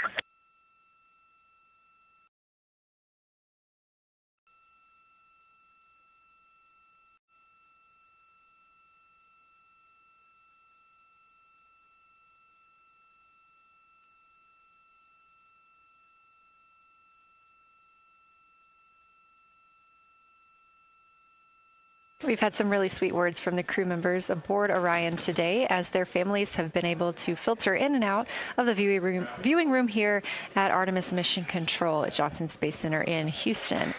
Victor Glover also giving a great science sit rep and just a description of how it must feel if you were down on the lunar surface while he was looking through that 80 to 400 millimeter zoom lens. He also expressed how important it was to be able to talk through that real time with Christina Cook and stress the importance of that on future missions, that it not only made their discussions better, but also more human. Glover and Cook are in the support roles right now, not taking photos or making annotations at the windows, but they are also encouraged to have their midday meal at this time. For lunch today, those two crew members have options of beef ravioli, salmon, butternut squash, sweet and savory kale, pickled beets, cherry blueberry cobbler, tuna noodle casserole, tomatoes and artichokes, broccoli, and chocolate peanut butter bar.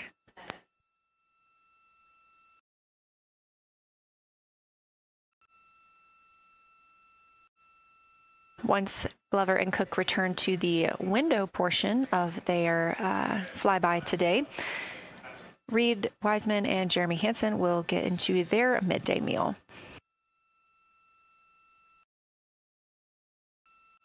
Again, this is the third of 5 scheduled blocks for our lunar viewing today, and if you were watching at the start of the broadcast, you can definitely tell the difference in the distance from the moon.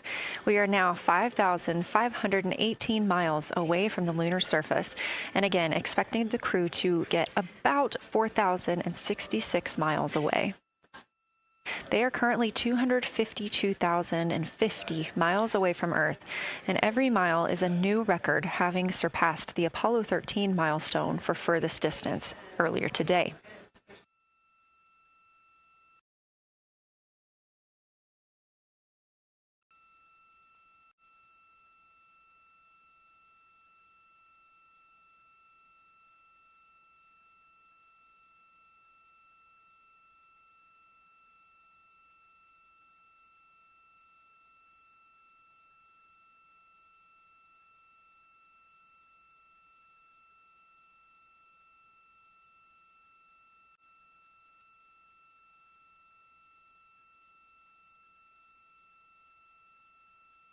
If you look down to the bottom right of the moon in that darker looking area, that is Oriental Basin.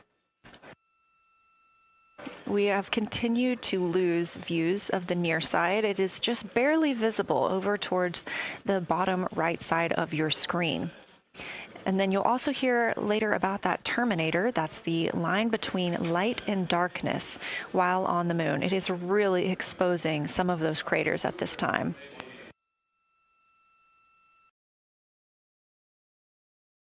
A couple of the other features in view right now are Hertzsprung Basin and Vavilov Crater. Hertzsprung Basin is nearer to the center of the moon, closer to that terminator line right now, and Vavilov Crater is just on the outskirts of it, closer again to the terminator.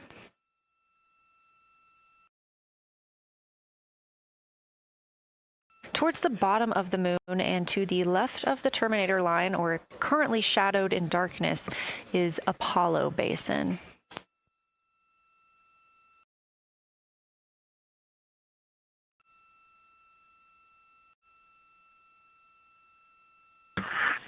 Science from integrity.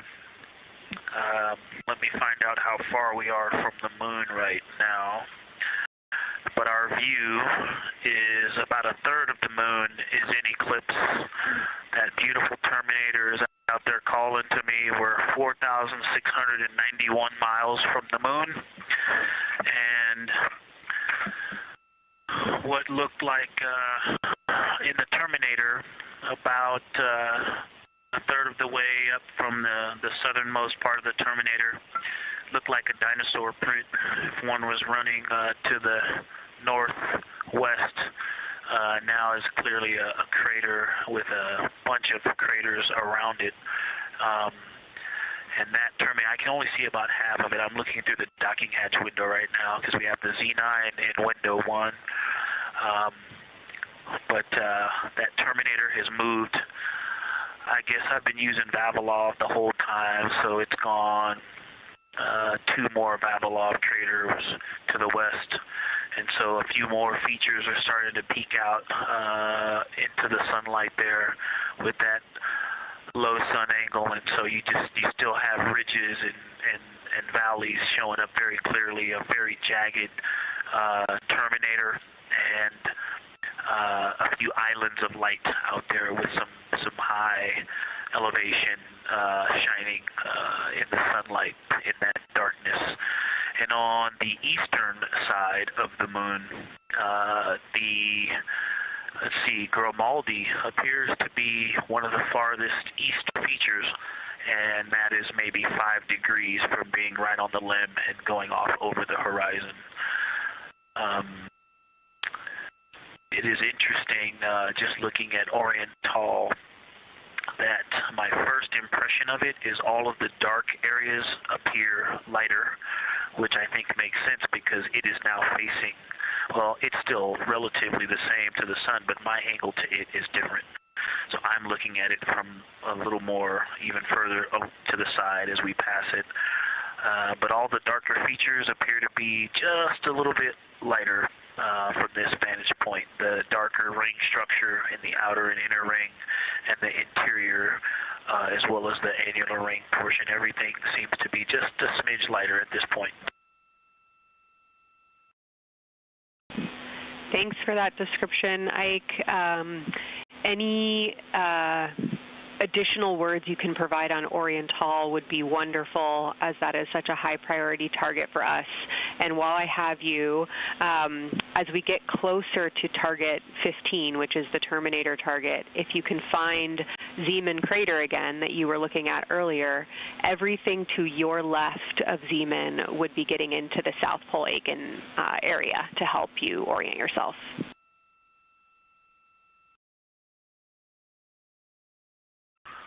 Zeeman is a great waypoint out there. I definitely see it.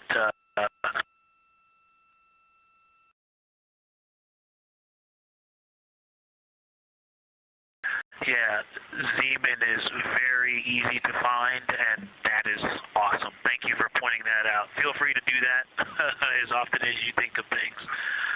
Let's see, looking back at Oriental. Okay, another thing, after looking through the zoom camera, man, you guys are smart. You probably did this on purpose, but after looking with my plain eyes and then going to the 400 millimeter zoom, now looking at it, I see the cliff face as if you were standing in the center. That inner and outer ring have definitely some real terrain to them, and now I can see that as terrain. Now that I look at it even with my naked eye, I can tell that there's a lot of elevation and that, like I said, a cliff face on that eastern edge where all the darker deposits are. And it's just the scale now. Looking at it from far away, before it seemed like flat with color painted on it, but now that I look at it, I can definitely see that there is, different depositional characteristics, and so the darker is some other material, but there's also some shadowing going on because of the cliff face that is a part of that crater wall. Great description, Victor. Thanks, and really interesting to hear now the distinction between shadow and color. Before I let you go back to other observations, you mentioned that Reed saw a browner hue to the annular ring than the rest of Oriental. Are you seeing that from your vantage point?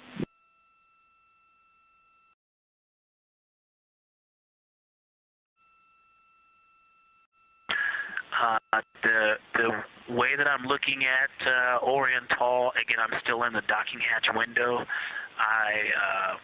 There's like a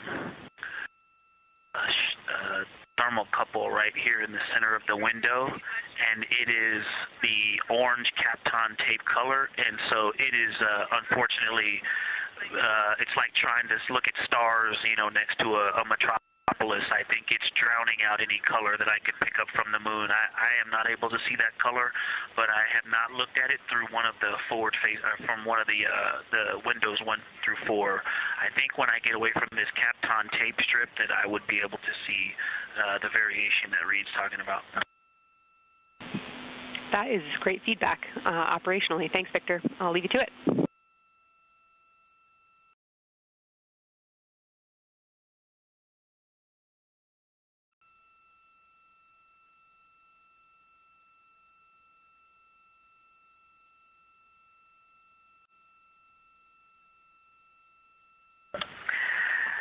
science integrity with a question from the window team. Integrity, this is Science here with you.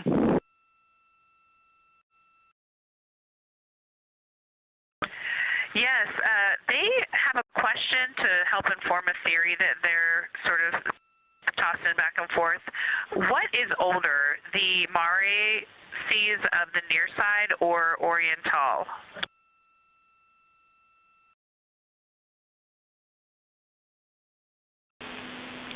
Stand by, Integrity. We're going to get you a little geologic history here.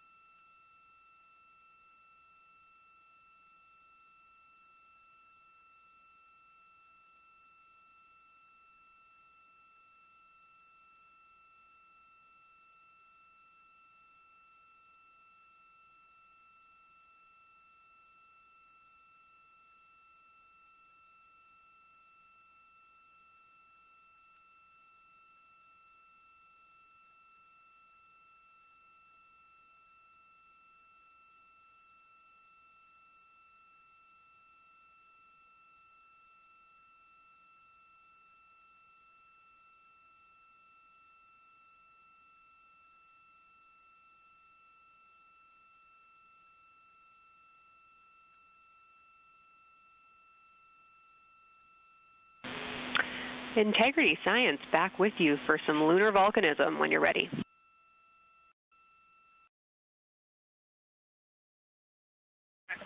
Go ahead.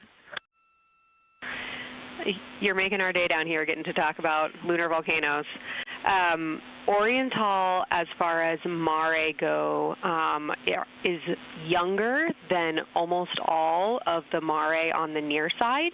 The exception are features like Aristarchus, which really pop out to you guys and really pop out to us here on Earth. That is younger, but other than that, Oriental is pretty young as far as Mare go.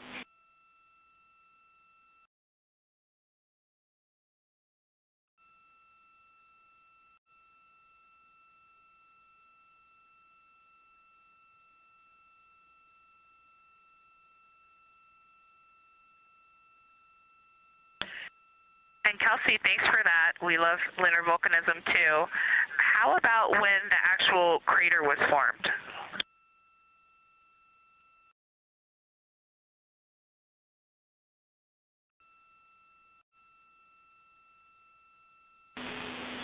Yeah, we're going to get you an age for Oriental, and while we're getting that, Christina, can you, maybe you've heard the window team talk about the sort of contacts around Oriental, but because that material is so much younger, if anything pops out to you about physical relationship between that and surrounding terrain, we'd love to hear it.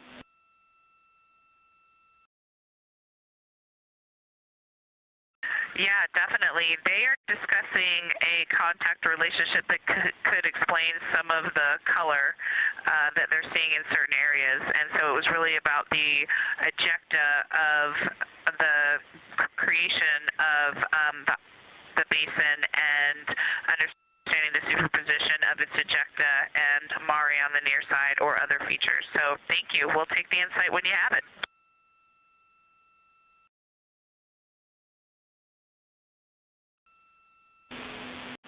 Thank you, Integrity. And I know Jenny wants to get to you with some topics, so I'll leave you with Oriental is 3.8 billion years old.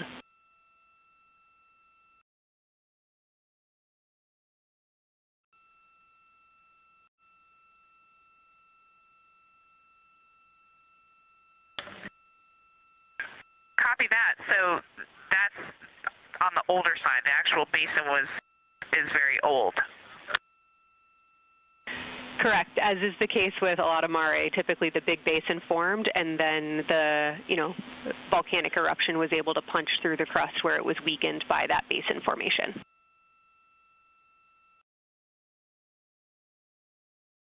Perfect. Tracking. Thank you.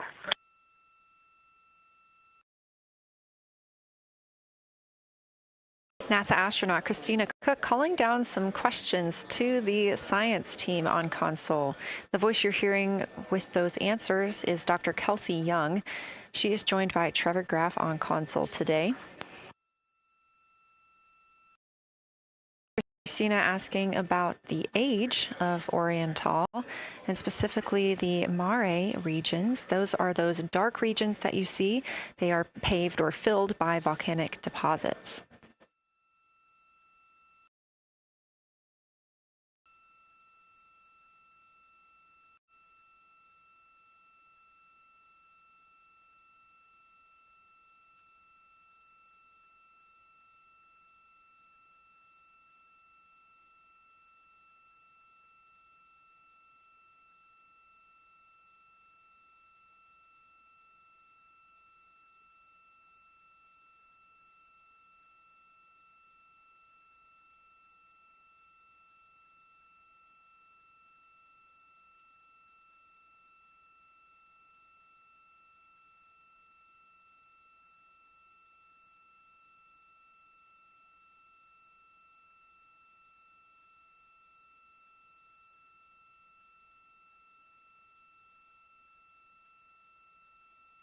Better answer.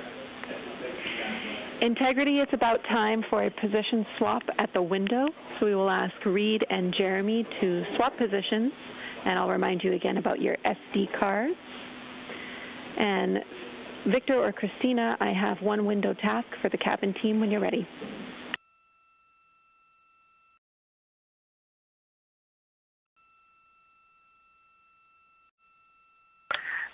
They are swapping, and I'm ready.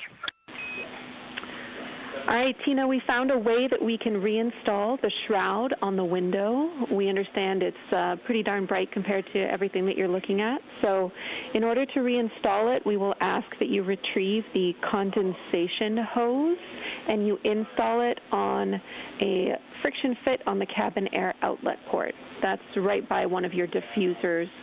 You're going to point that little condensation hose such that the air is flowing over the window pane.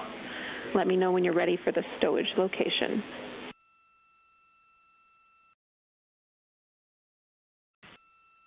Ready.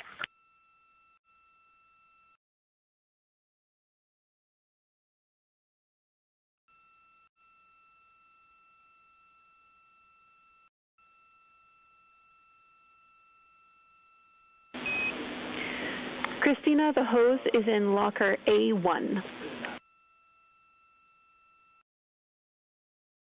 The crew has gotten a go to reinstall that window shroud they were using to block some of the earth shine. Copy. This view coming from inside the Orion spacecraft as the crew members are swapping windows, specifically Reed Wiseman and Jeremy Hansen. They've been our crew members at the windows taking photos, making annotations, and making recordings that'll be downlinked later to the science team for review. The science team will have a conference tomorrow morning with the crew to get any fresh perspectives or things that they learned during the flyby.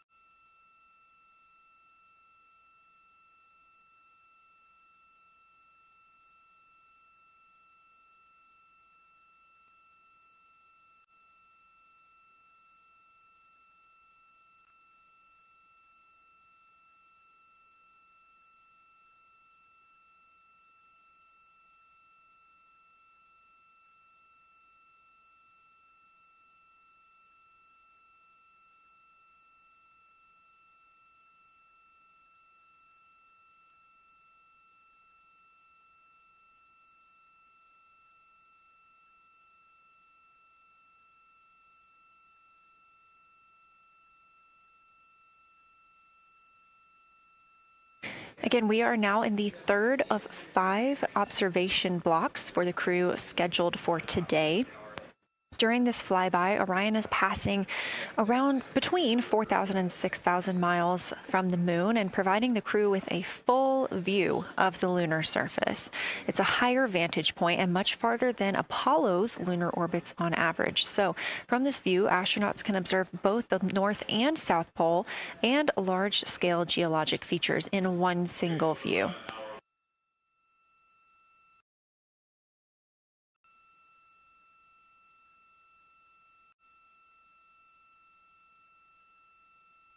We are now just under an hour until Orion passes behind the moon, and we lose communication with the crew.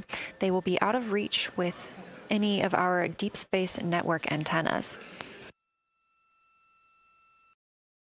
That loss of signal will last about 40 minutes, and we expect to regain communications with them once they fly behind the other side of the moon. While they are behind the moon, they will also reach their max Earth altitude as well as their closest approach to the lunar surface.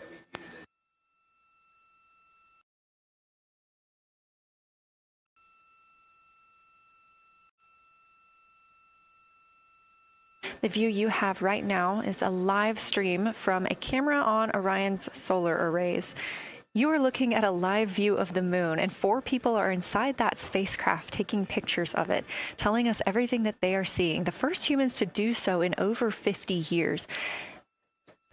They'll be sending those pictures down for all of us to enjoy, and of course, especially the science team, who are very excited for what they are learning today.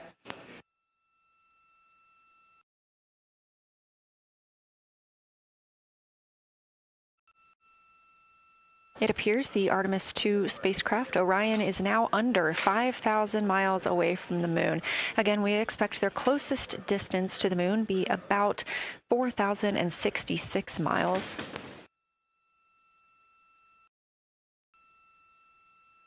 That is an estimate at this point, and we will make sure to share that closest approach distance once we receive it.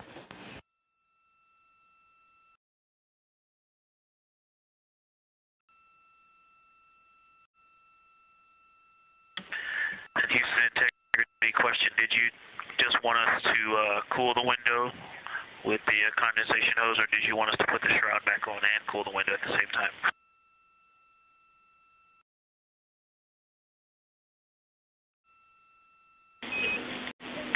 Victor, we definitely want you to cool down the window with the condensation hose. It's crew preference whether you put the shroud back on. The hose will allow you to do that if it helps with your lunar flyby.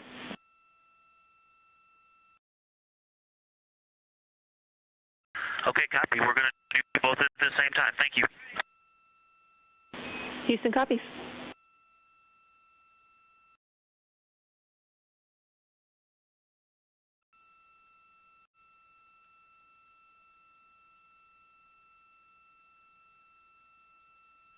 Houston, thank you for that suggestion. The cabin is darkened again, and that makes a big difference for the imagery. And for science, we are now seeing a half moon.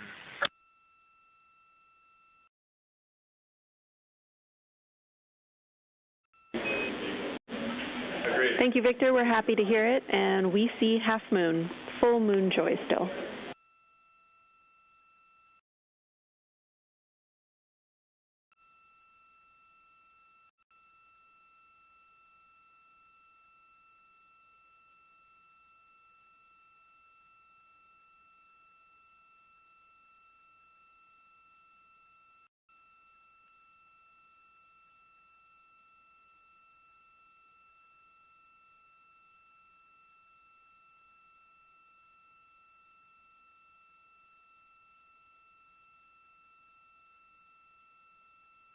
Crew reporting from Orion that they are seeing half the moon, which is about what it looks like here from this view from the spacecraft. However, what has become a little bit of a catchphrase for this mission, everyone is reporting full moon joy.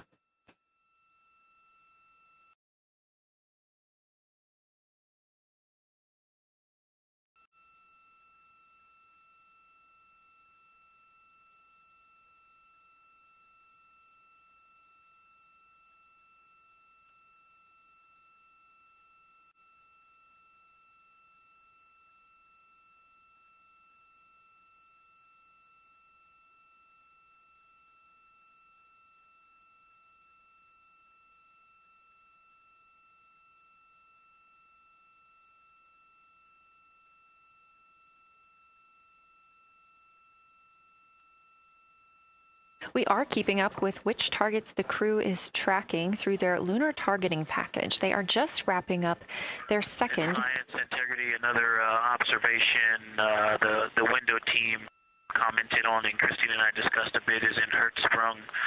The solid and intact crater is very smooth. If it were a dirt road, it's very hard packed, and then you go outside of it, and that outer crater, that's the one that is older.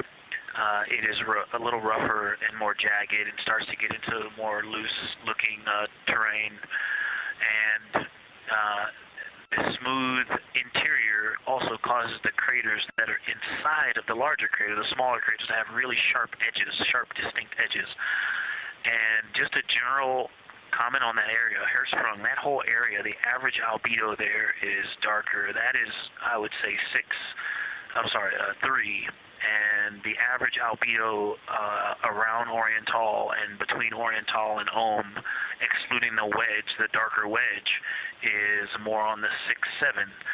And that they also seem to be different texturally. Christina described it earlier around Hertzsprung, and then from Hertzsprung toward toward Oriental, there appears to be a frozen, a rippling pond, but frozen, or like choppy waves when it's windy out, choppy water, and then it freezes instantly.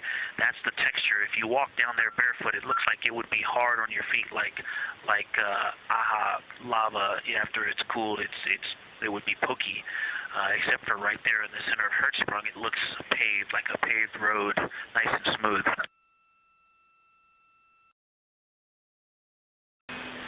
Victor, that's a wonderful description. Going from a paved road to lava reminds us of the Icelandic highlands. Thanks for that.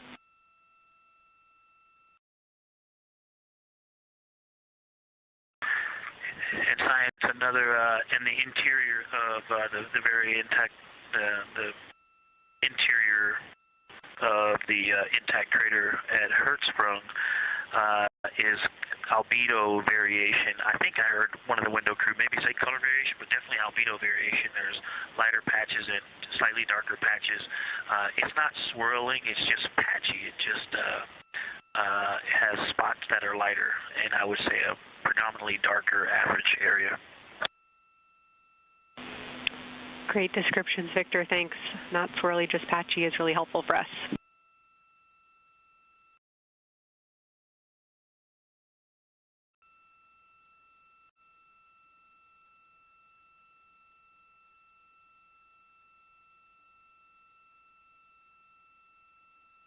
Really great descriptions coming from Science. The window team is hitting all the targets. They are on the plan and starting the discussion of the Terminator. And boy, I am loving the Terminator. I think I know it's not purely a moon feature, but what it does to the features of the moon, to the terrain, I've probably spent the most time describing into my recordings and thinking about and looking at the Terminator. There's just so much magic in the Terminator.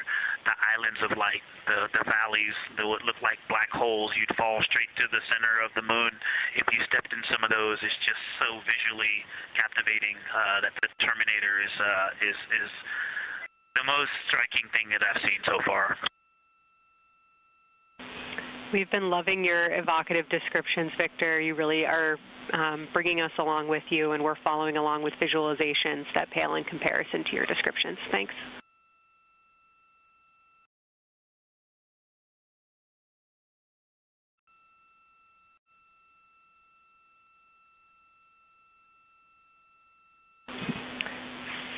Integrity Science, one more question on a status of what the window team chose to observe for crew choice.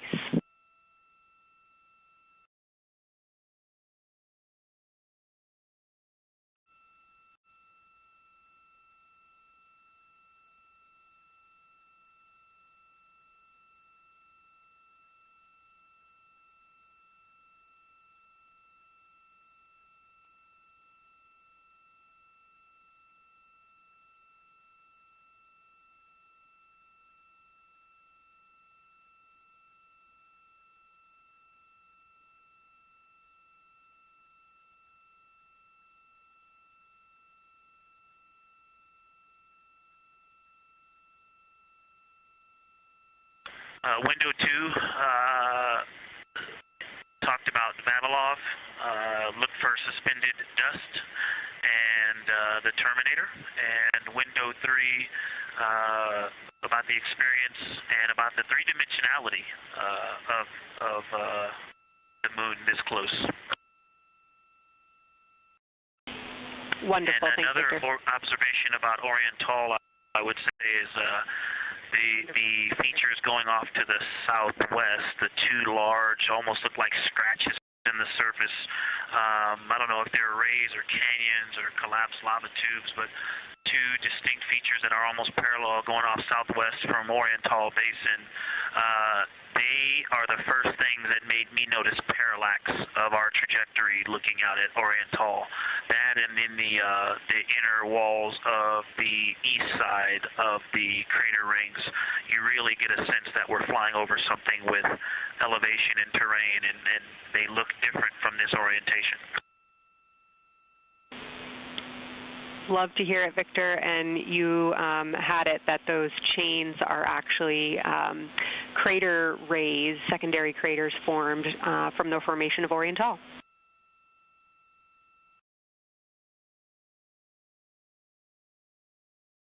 Yeah, speaking of crater rays, the crater rays that are going off to the northwest,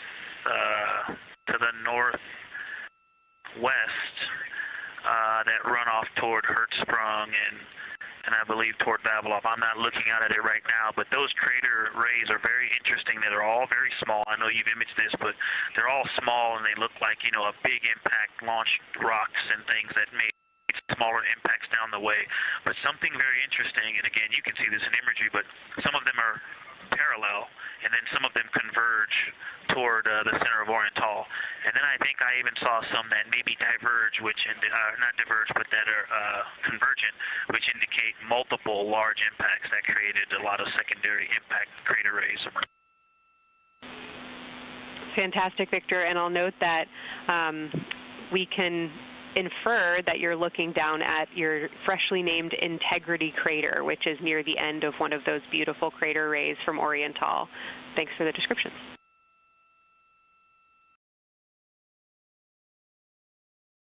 Yeah, you're welcome. And Integrity is easily identifiable with the naked eye from this point.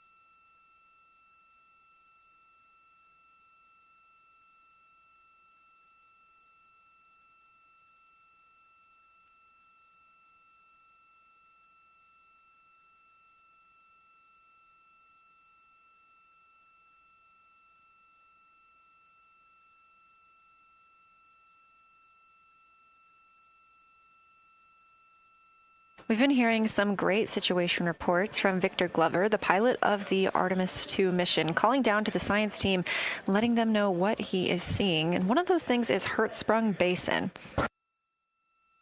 If you look just to the right of the Terminator, that is the difference between light and darkness on the moon. You can see what he's describing when he says Hertzsprung Basin and how it looks a little bit paved in the middle there. It's almost in the very center of the moon in this view, coming from the Orion spacecraft and a camera mounted on its solar array.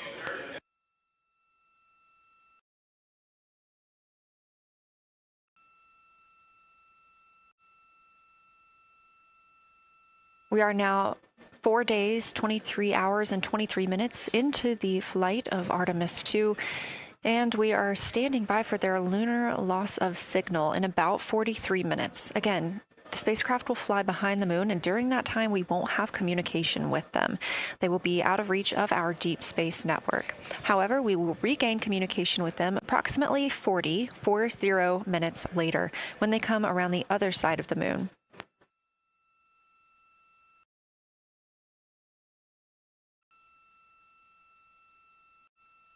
The crew aboard the spacecraft are currently discussing the Terminator, that difference between day and night. The science team is interested in learning about the topography and the color of the lunar surface, and it's already been very interesting to hear that they have seen colors like greens and browns while looking at the moon. Some of the questions that they are hoping the crew will discuss are how do the quantities and sizes of craters and mountains vary along the terminator, and they are looking for the crew to describe the topography of features along or near the terminator. They're also looking for more information on any color or tone variations, and they're hoping that the crew will take images to illustrate their findings. Glover reported earlier that the crew has missed none of their targets when they are photographing at the window.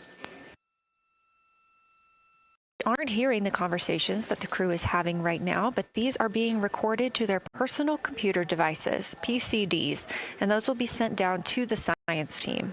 The science team will have a conference with the crew tomorrow morning to discuss their findings and experience when looking at the moon today.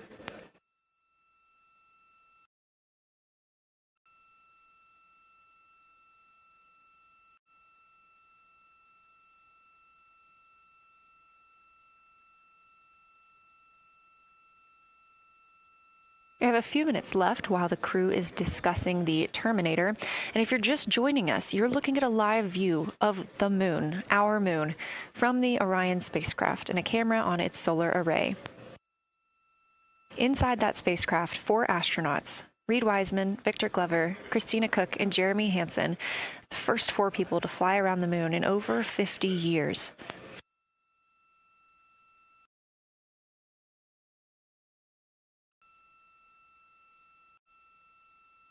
This is our lunar flyby day, and the crew has already surpassed one record today. The crew passed the Apollo 13 distance record at 12:57 p.m. Central, 1:57 p.m. Eastern.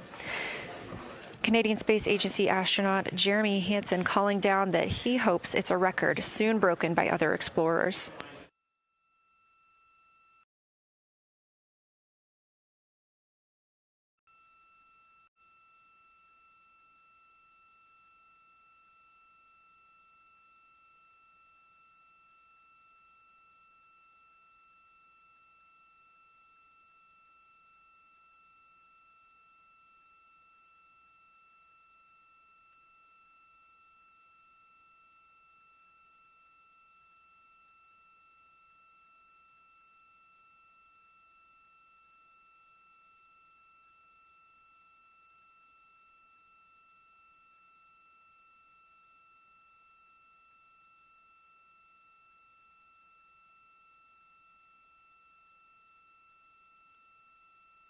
We are live in Artemis Mission Control in Houston, Texas, monitoring the flight of Artemis 2.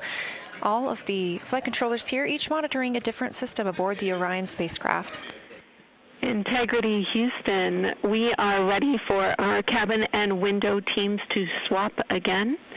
We have a 15-minute handover time here, and I have a couple of items I want to read up to you. They'll require you to write something down on your knee boards, so let me know when you're ready.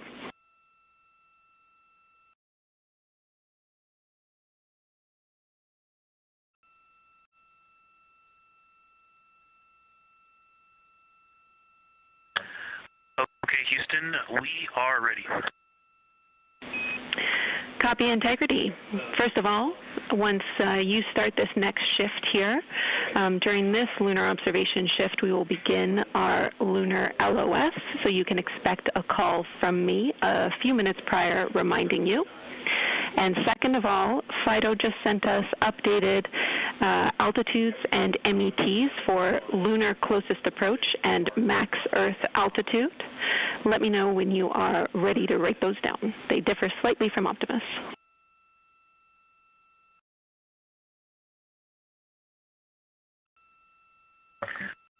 Thanks, Jenny. We are ready to copy.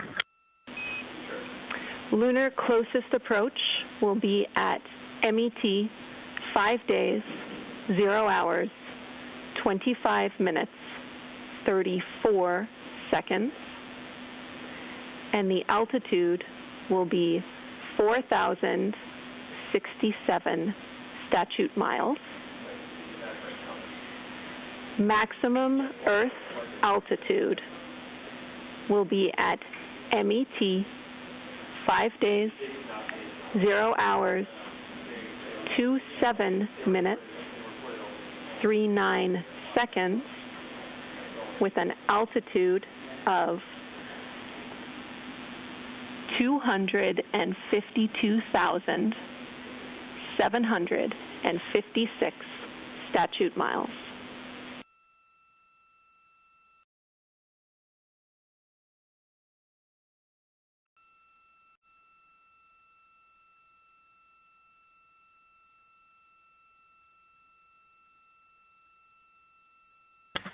The crew really wants to ask for that in kilometers and in parsecs, but thank you for those. That is great. Thanks for that update. I'll send Fido to work, and I appreciate the metric. Other than that, I have no new vehicle statuses to pass to you. Enjoy your handover time, and we're looking forward to picking back up with you shortly.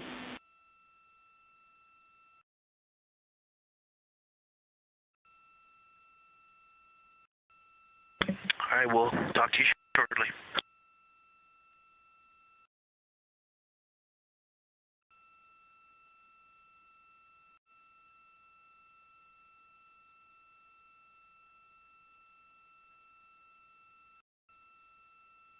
Those words called from Capcom Jenny Gibbons, CSA astronaut and Artemis II backup crew member, to the crew working aboard the Orion spacecraft. Had a little bit of a view inside the cabin. As you can see, it is very dark. The crew has turned off the lights, and the light that you were able to see is coming through the window, a reflection of Earthshine and from the moon.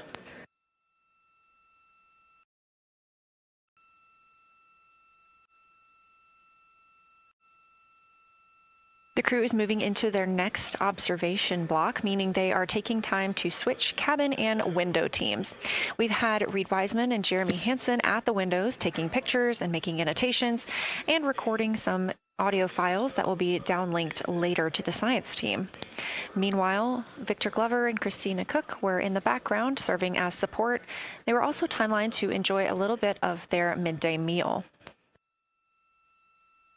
Now that we are swapping positions, the support team becomes Reed Wiseman and Jeremy Hansen. They will be in the background helping with SD card swaps, as well as providing those situational reports to the science team.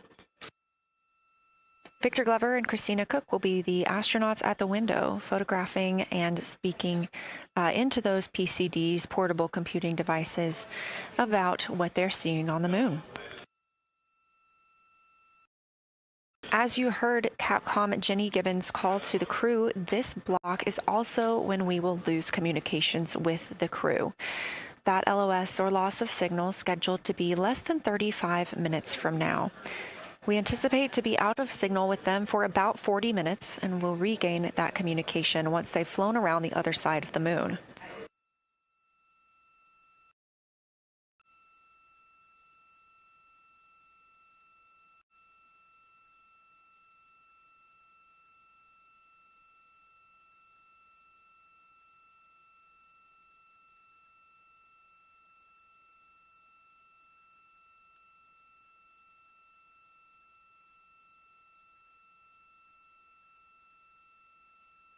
Now, even though the crew will be flying behind the moon, their observation period does not stop. They will still be taking pictures and making annotations of what they are seeing. They'll be looking for the limb of the moon, Earth set, and then Vavilov crater, which we have previously seen. They'll swap positions at the window before moving into a crew choice option. They will get to pick things that are interesting to them on the surface, take pictures, and explain why they find them that way. They'll also be looking for any impact flashes. These are short-lived flashes on the lunar surface caused by impact bombardment.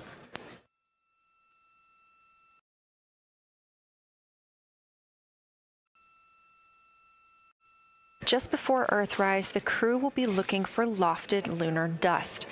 This may be lofted just above the lunar surface, and we could only see it just before Earthrise along the dark western limb.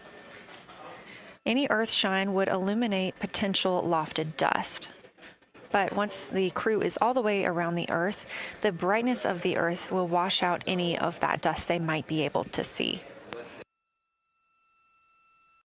These were based on observations from Apollo missions and orbital spacecraft, and so we're very interested to see if the crew might be able to capture some of that lunar dust today.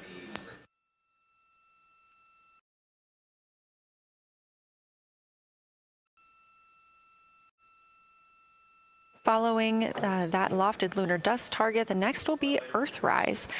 We will regain communications with the crew shortly after Earthrise.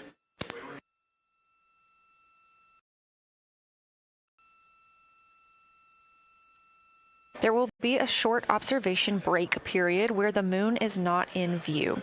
That's because we are also anticipating the crew seeing an eclipse today. The moon won't be in view because the team here in Mission Control Houston will need to change the attitude of the spacecraft and ensure that its solar arrays are gathering light from the sun heading into that eclipse period. So we will have communication with the crew, we just won't be able to see the moon. However, we will have views during that eclipse time frame. During that time, the science team is looking to know it will only be illuminated by Earthshine at that point. So they want to know what the whole moon looks like overall, but they also want the crew to look into deep space and potentially see if they can spot any planets.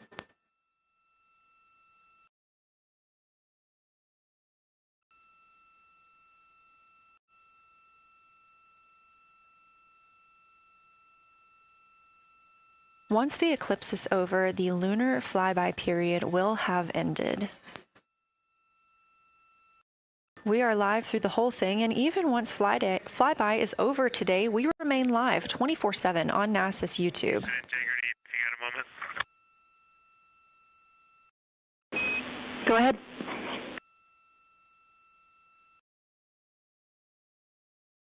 I don't know if Catherine and Devin are still there, but if they are, just wanted to just let them know how much fun we're having out here. It's extraordinary to be on the far side of the moon right now, just hanging out there and looking back at the Earth. And Ashley and Caitlin, I know you're back in Canada, but if you happen to be watching too, just wanted to say hi to all you guys. Love you guys, and we'll be heading back your way shortly.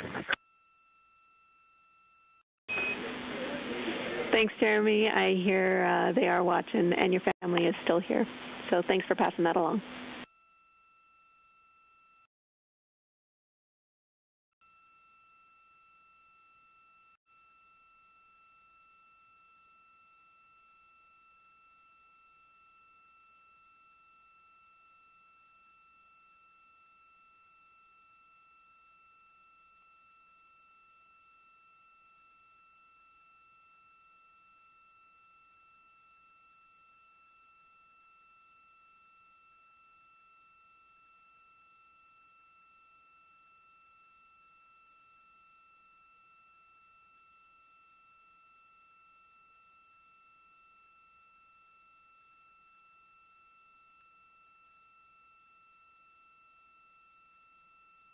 This view inside the Orion spacecraft, and it's a little hard to make out, but on the left there, that is Jeremy Hansen just calling down some well wishes to his family, joining us in the viewing room and watching online.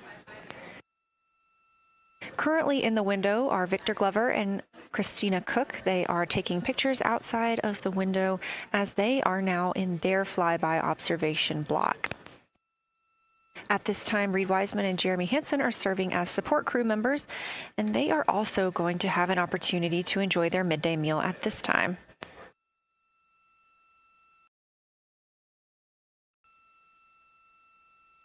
On the lunch menu today for Reed Wiseman and Jeremy Hansen, we have vegetarian chili, salmon croquettes, chicken with peanut sauce, sweet and savory kale, pickled beets, chocolate pudding, barbecued beef brisket, spaghetti and meat sauce, Italian vegetables, butternut squash, candy-coated chocolates, and maybe even a little bit of coffee.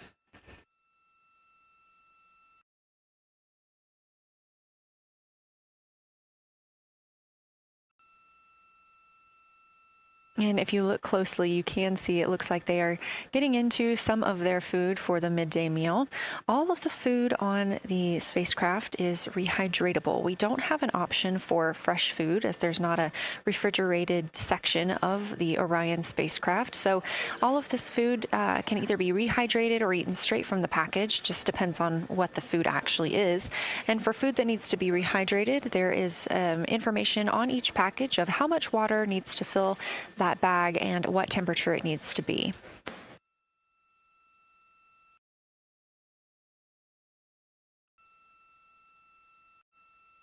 We are now 4 days, 23 hours, and 39 minutes, 40 minutes actually, into the flight of Artemis 2, the spacecraft now under 4,500 miles from the moon.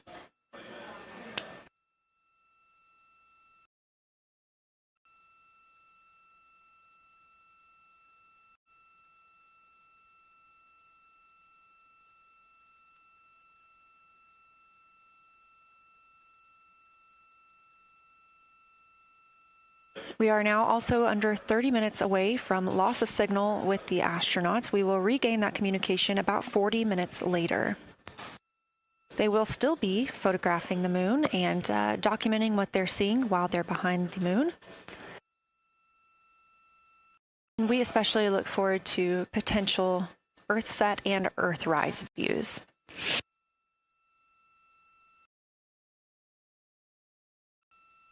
As you can see on the left side of your screen, we are streaming this solar array camera view throughout the flyby. And the science team also plans to capture an occasional still photo with the solar array intermittently, perhaps one every 8 to 10 minutes. Still photos represent the highest resolution imagery from those GoPro cameras. So starting 5 minutes before Earthset and loss of signal, the science team will capture a series of photos, one every 30 seconds, to include Earthset, all the way through 5 minutes after Earthrise and acquisition of signal. In order to capture these frequent photos, the solar array camera that we were streaming will need to switch to time-lapse photo mode. So during this time, the streaming video quality won't be as sharp as you have it right now, but we want to ensure that the science team captures the data that they need during these time frames. And we really look forward to seeing those higher resolution images once they're available. But with the view you are seeing right now, we are sharing bandwidth on the Orion spacecraft with every system that is keeping the spacecraft powered and the crew alive, especially the environmental control and life support system. As this is the first flight with crew, this is also the first flight of a life support system, keeping the crew healthy and safe on the way to the moon and the way home.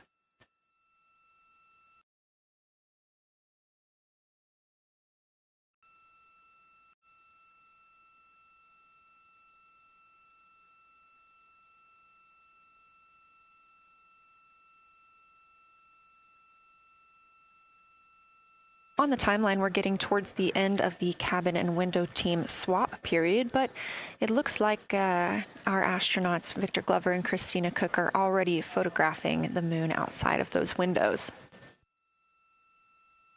The next target is Ohm Crater, and this is something that they have photographed previously during the flyby. This is a small, complex crater with a prominent ray system, and as referenced earlier, it's the size of the Eye of the Sahara.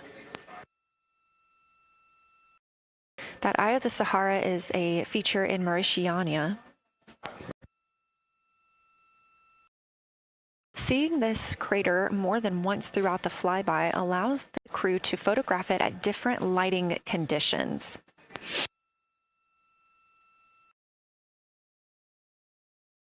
Those different lighting conditions help expose different portions of the target and can help the science team learn a little bit more about how it formed and what it is today.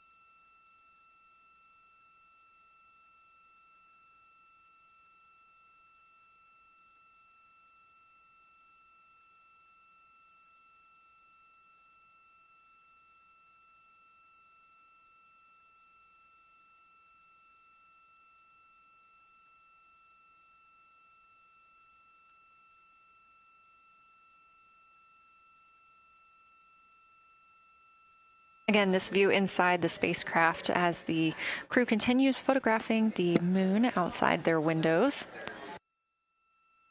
They have turned the lights off to allow them to better get photos of the moon, preventing any reflections from coming in from the spacecraft.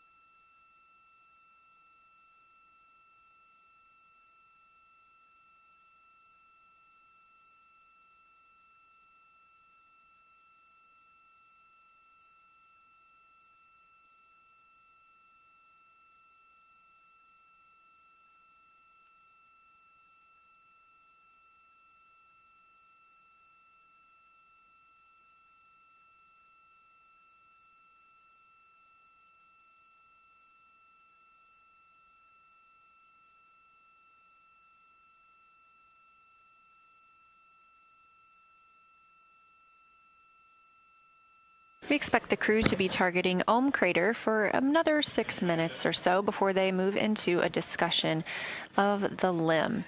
Now, the science team has asked for a science sit rep or situation report during that time, so we hope to hear calls from the crew on what they are observing.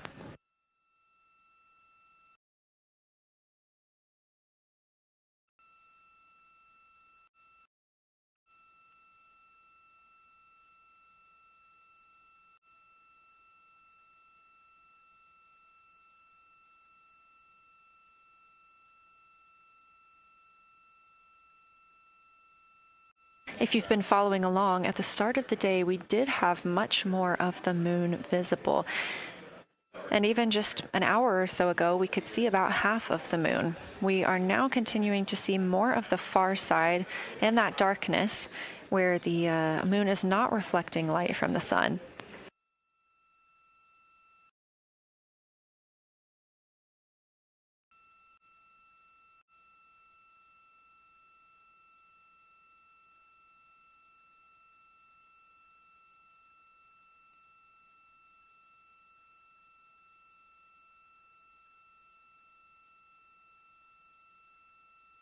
Earlier, we were also able to see some of those darker portions, that old lava flow that we often see on the near side of the moon and that we can all see from Earth.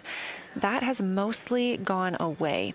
We are now just seeing very little of Oriental. That's down to the bottom right of the moon. You can see just a small dark portion near the limb.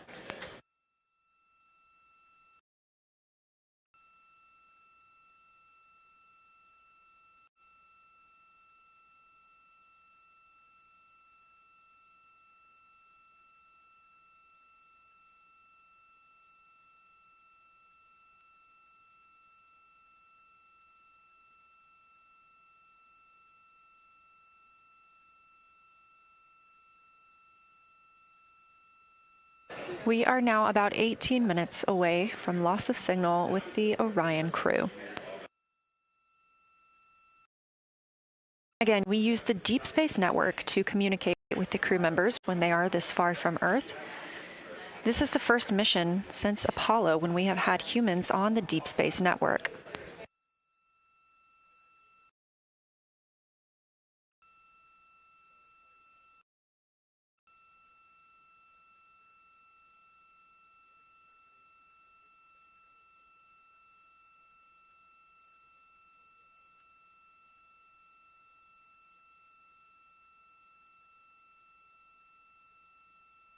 As as you recently heard Capcom Jenny Gibbons call to the crew, we expect their closest approach to the moon to be at MET, or mission elapsed time, of 5 days, 25 minutes, and 34 seconds. At that time, their altitude would be 4,067 statute miles above the Earth's surface. Just over 2 minutes later, they will reach their maximum distance from Earth. At mission elapsed time, 5 minutes, 5 days, 27 minutes, and 39 seconds. The altitude at that time would be 252,756 statute miles. These are our latest numbers, and we'll make sure to verify and confirm those once those milestones have been achieved. Obviously, we will be without communication to the spacecraft at that time. So once we regain communication, we will make sure to find out those numbers and report those to you.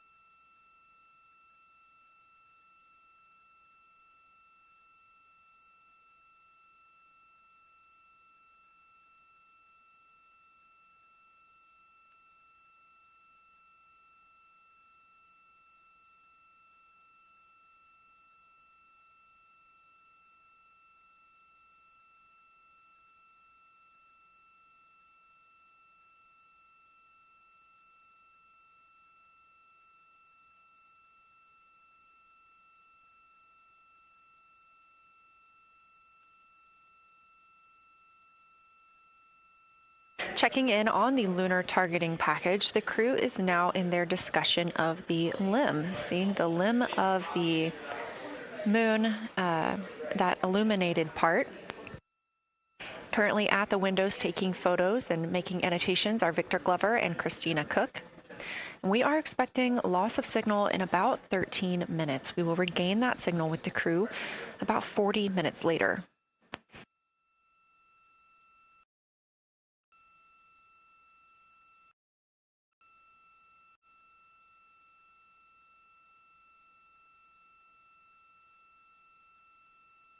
A milestone worth mentioning that this day marks the first time in more than 50 years that humans will observe the moon directly, a critical opportunity to practice how lunar science will be conducted during future Artemis missions.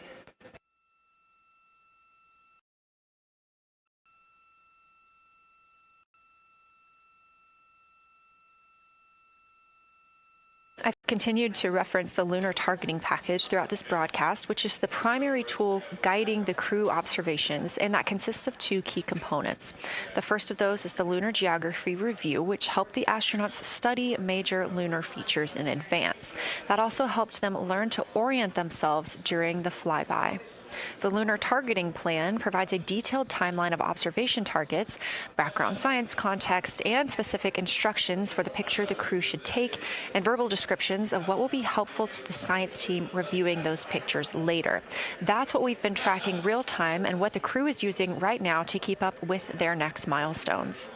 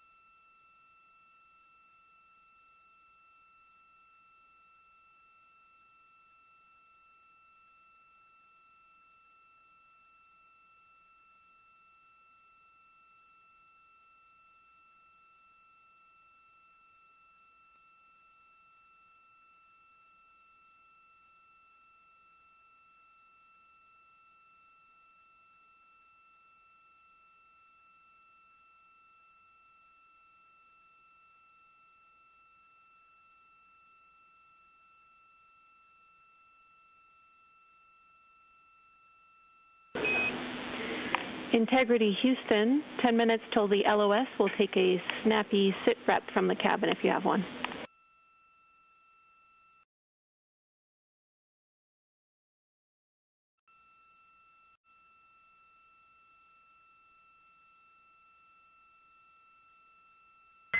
Okay, Jenny, that came, we missed most of that, but just a 10-minute warning, is that what you're saying? 10-minute warning for the LOS, and I'll take a quick sit rep from the cabin, please.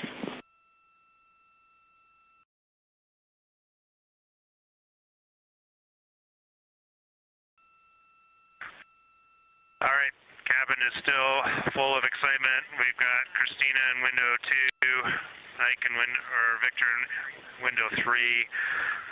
Reed's actually been trying to get some images out of the docking tunnel. We can see the Earth and the Moon and part of the Moon out of the docking tunnel, which is pretty good. And I'm just grabbing some footage right now with our interior cameras.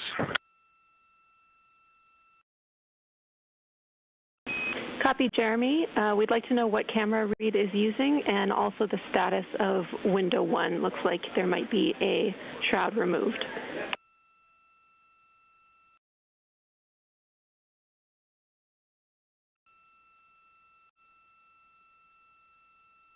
Okay. Reed was using the Z9, and the T-shirt shroud is still on window 1, but we took the camera out of it. So maybe that's what you're noticing. But when I looked in there, I saw a lot of sunlight reflecting around. Copy. That makes a lot of sense to us, Jeremy. I want to remind you, coming up on this LOS, that we'll take sit reps in the blind. And as more and more of the moon is in darkness, we will take any report you have on impact flashes.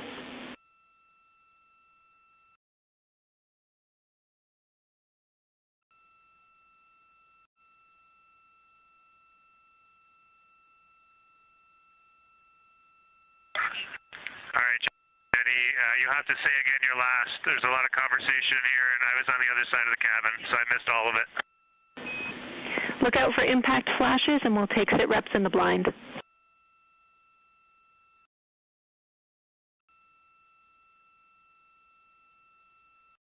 Okay, impact flashes, sit reps in the blind. We got it. And yeah, just so you understand what's going on with window 1, there is light coming through the outer hall from window 2 into the inside of window 1, if that makes sense. Like I can see the inside of the vehicle when I look between the 2 panes of glass. Copy.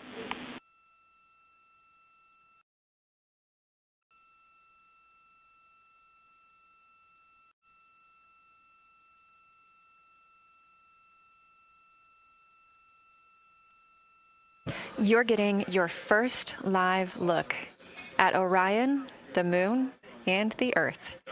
Everyone in this picture.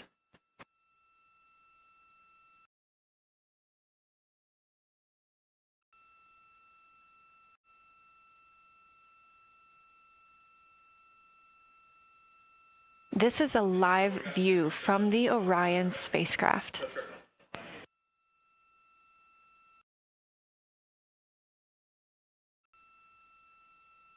Currently aboard Orion, 4 crew members, Reed Wiseman, Victor Glover, Christina Cook, and Jeremy Hansen. And on the Earth, all of us, all of humanity. You can see the moon is starting to get a little bit dimmer as the astronauts are going to pass behind it.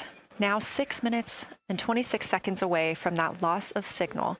Again, we will be out of communication with them for about 40 minutes until they come around the other side of the moon and we can re-establish contact.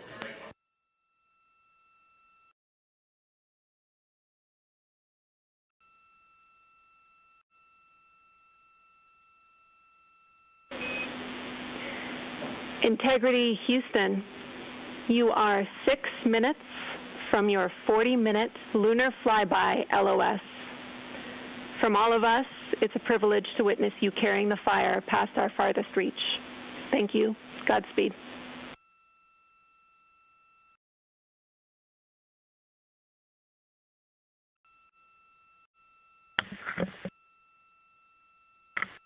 Thank you for that, Jenny. And thank you to all of you for allowing us the immense privilege to be on this journey together.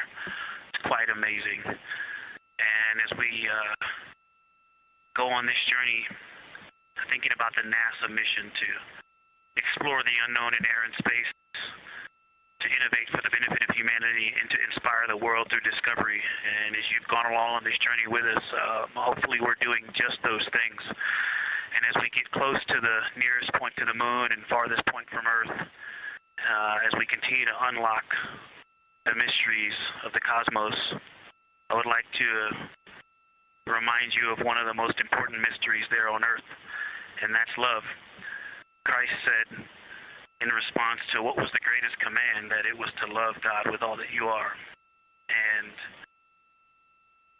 he also, being a great teacher, said the second is equal to it, and that is to love your neighbor as yourself. And so, as we prepare to go out of radio communication, we're still to feel your love from Earth, and to all of you down there on Earth and around Earth, we love you from the moon.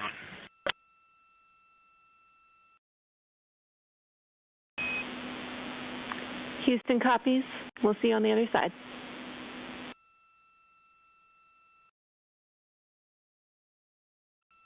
We will see you on the other side.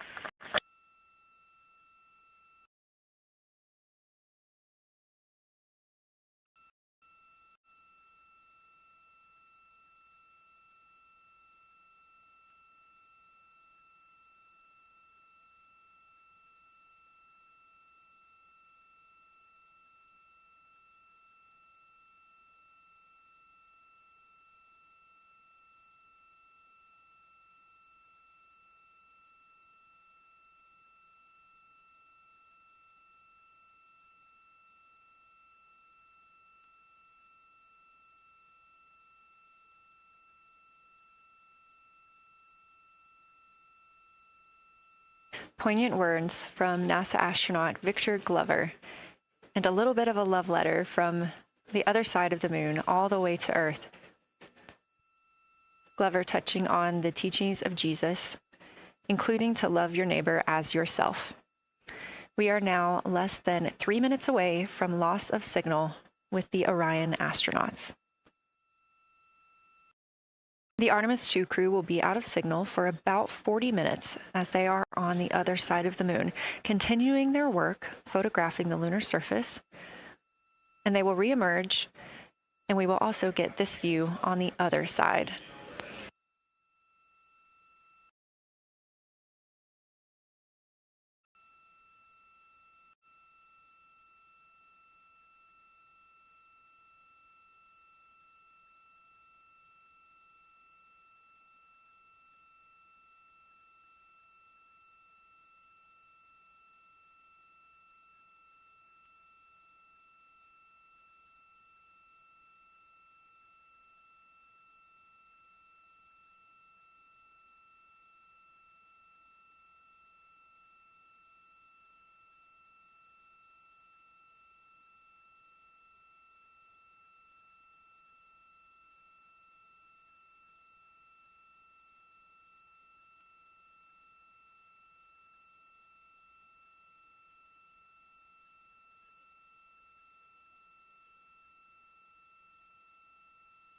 Just about a minute and a half now until we lose communication with the astronauts aboard Orion on the Artemis 2 mission.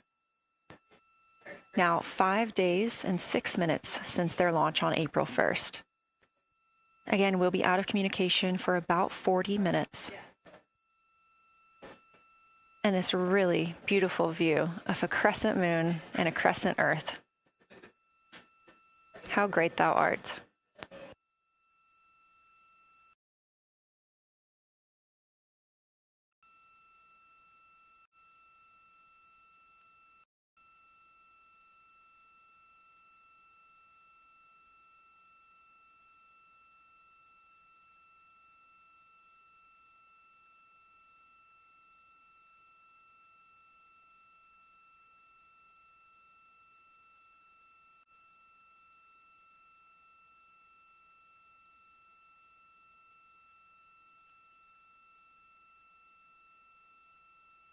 "30 seconds now until we expect loss of signal.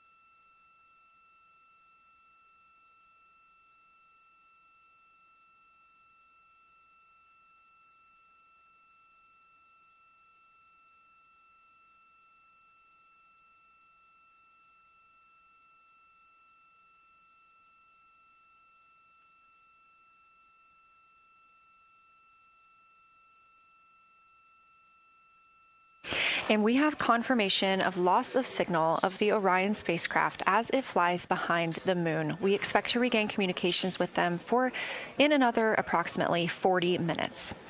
This was expected as their spacecraft is now out of direct line of sight with Earth and behind the moon.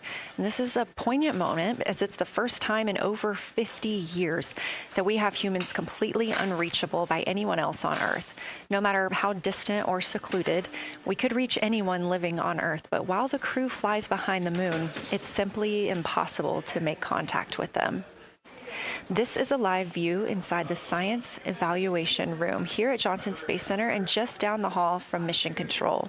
This team has been monitoring the flyby all day as the team has continued capturing targets on the lunar surface.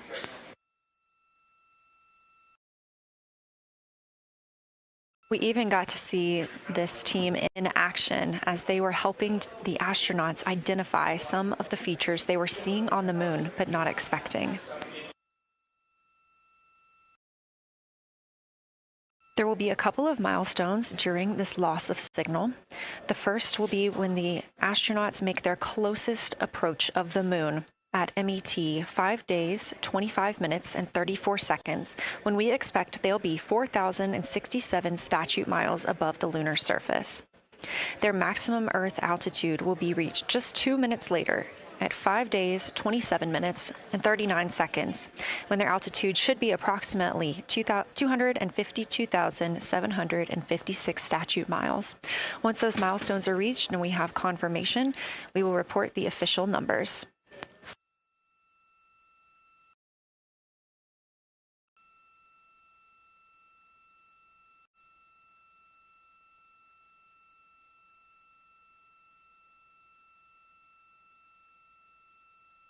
Throughout the Artemis II mission, astronaut voice, images, video, and vital mission data must traverse thousands of miles, carried on signals from NASA's powerful communications systems, the Near Space Network and the Deep Space Network. Let's learn a little bit more.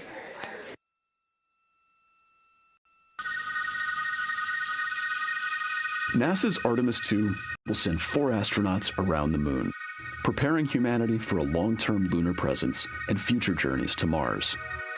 Enabling communication and navigation for this test flight are NASA's Near Space Network and Deep Space Network. With antennas around the world and a fleet of relay satellites, the networks will deliver vital data to and from Earth through all phases of the mission. The networks are seamlessly integrated at NASA's Johnson Space Center in Houston, Texas, where Mission Control coordinates the network handovers. These transfers represent a delicate dance between the two networks, exchanging support as the mission shoots toward the moon. On the launch pad and during their early orbit phases, NASA's Orion spacecraft and Space Launch System rocket will rely on communications and tracking services from the Near Space Network. After its translunar injection burn, the Deep Space Network's global array of antennas will serve as Orion's primary communication support during lunar orbit. As the mission journeys farther into space and away from Earth, signal strength weakens and bandwidth is conserved for crew communications. The astronauts will have a near constant connection to Earth, ensuring their safety on a journey farther into space than ever before. We say near constant because as Orion goes behind the moon, a planned loss in communications will occur. The Deep Space Network will be standing by to reacquire the signal as Orion reappears. The Artemis II mission also provides an opportunity to test new capabilities. Using laser links, NASA will periodically transmit Orion data to showcase the benefits laser communications could have for future human spaceflight missions. The data from Orion, sent by radio signals or laser links, is massive. The mission is gathering images, data, and video, while also generating details about mission health and crew voice files. All of that data gets processed here on Earth, where systems compress it for efficiency. In the future, we'll upgrade these systems on Earth so that image and video clarity improve with each moon mission. With the Artemis II test flight, we're evaluating the communications infrastructure that will help carry us into the future as we explore the moon and journey forward to Mars.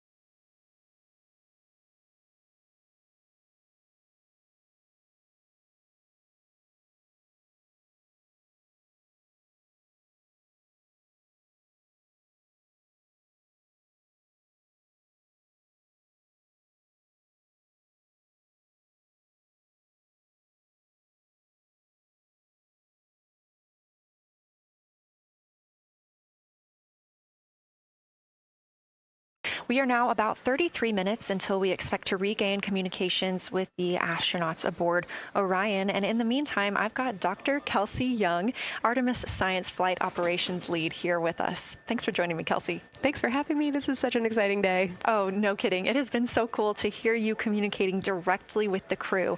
And I know that you have been preparing for this for years, so I am so excited for you and for your team. So just to get into that background a little bit, tell me about your background and what you've been doing on console.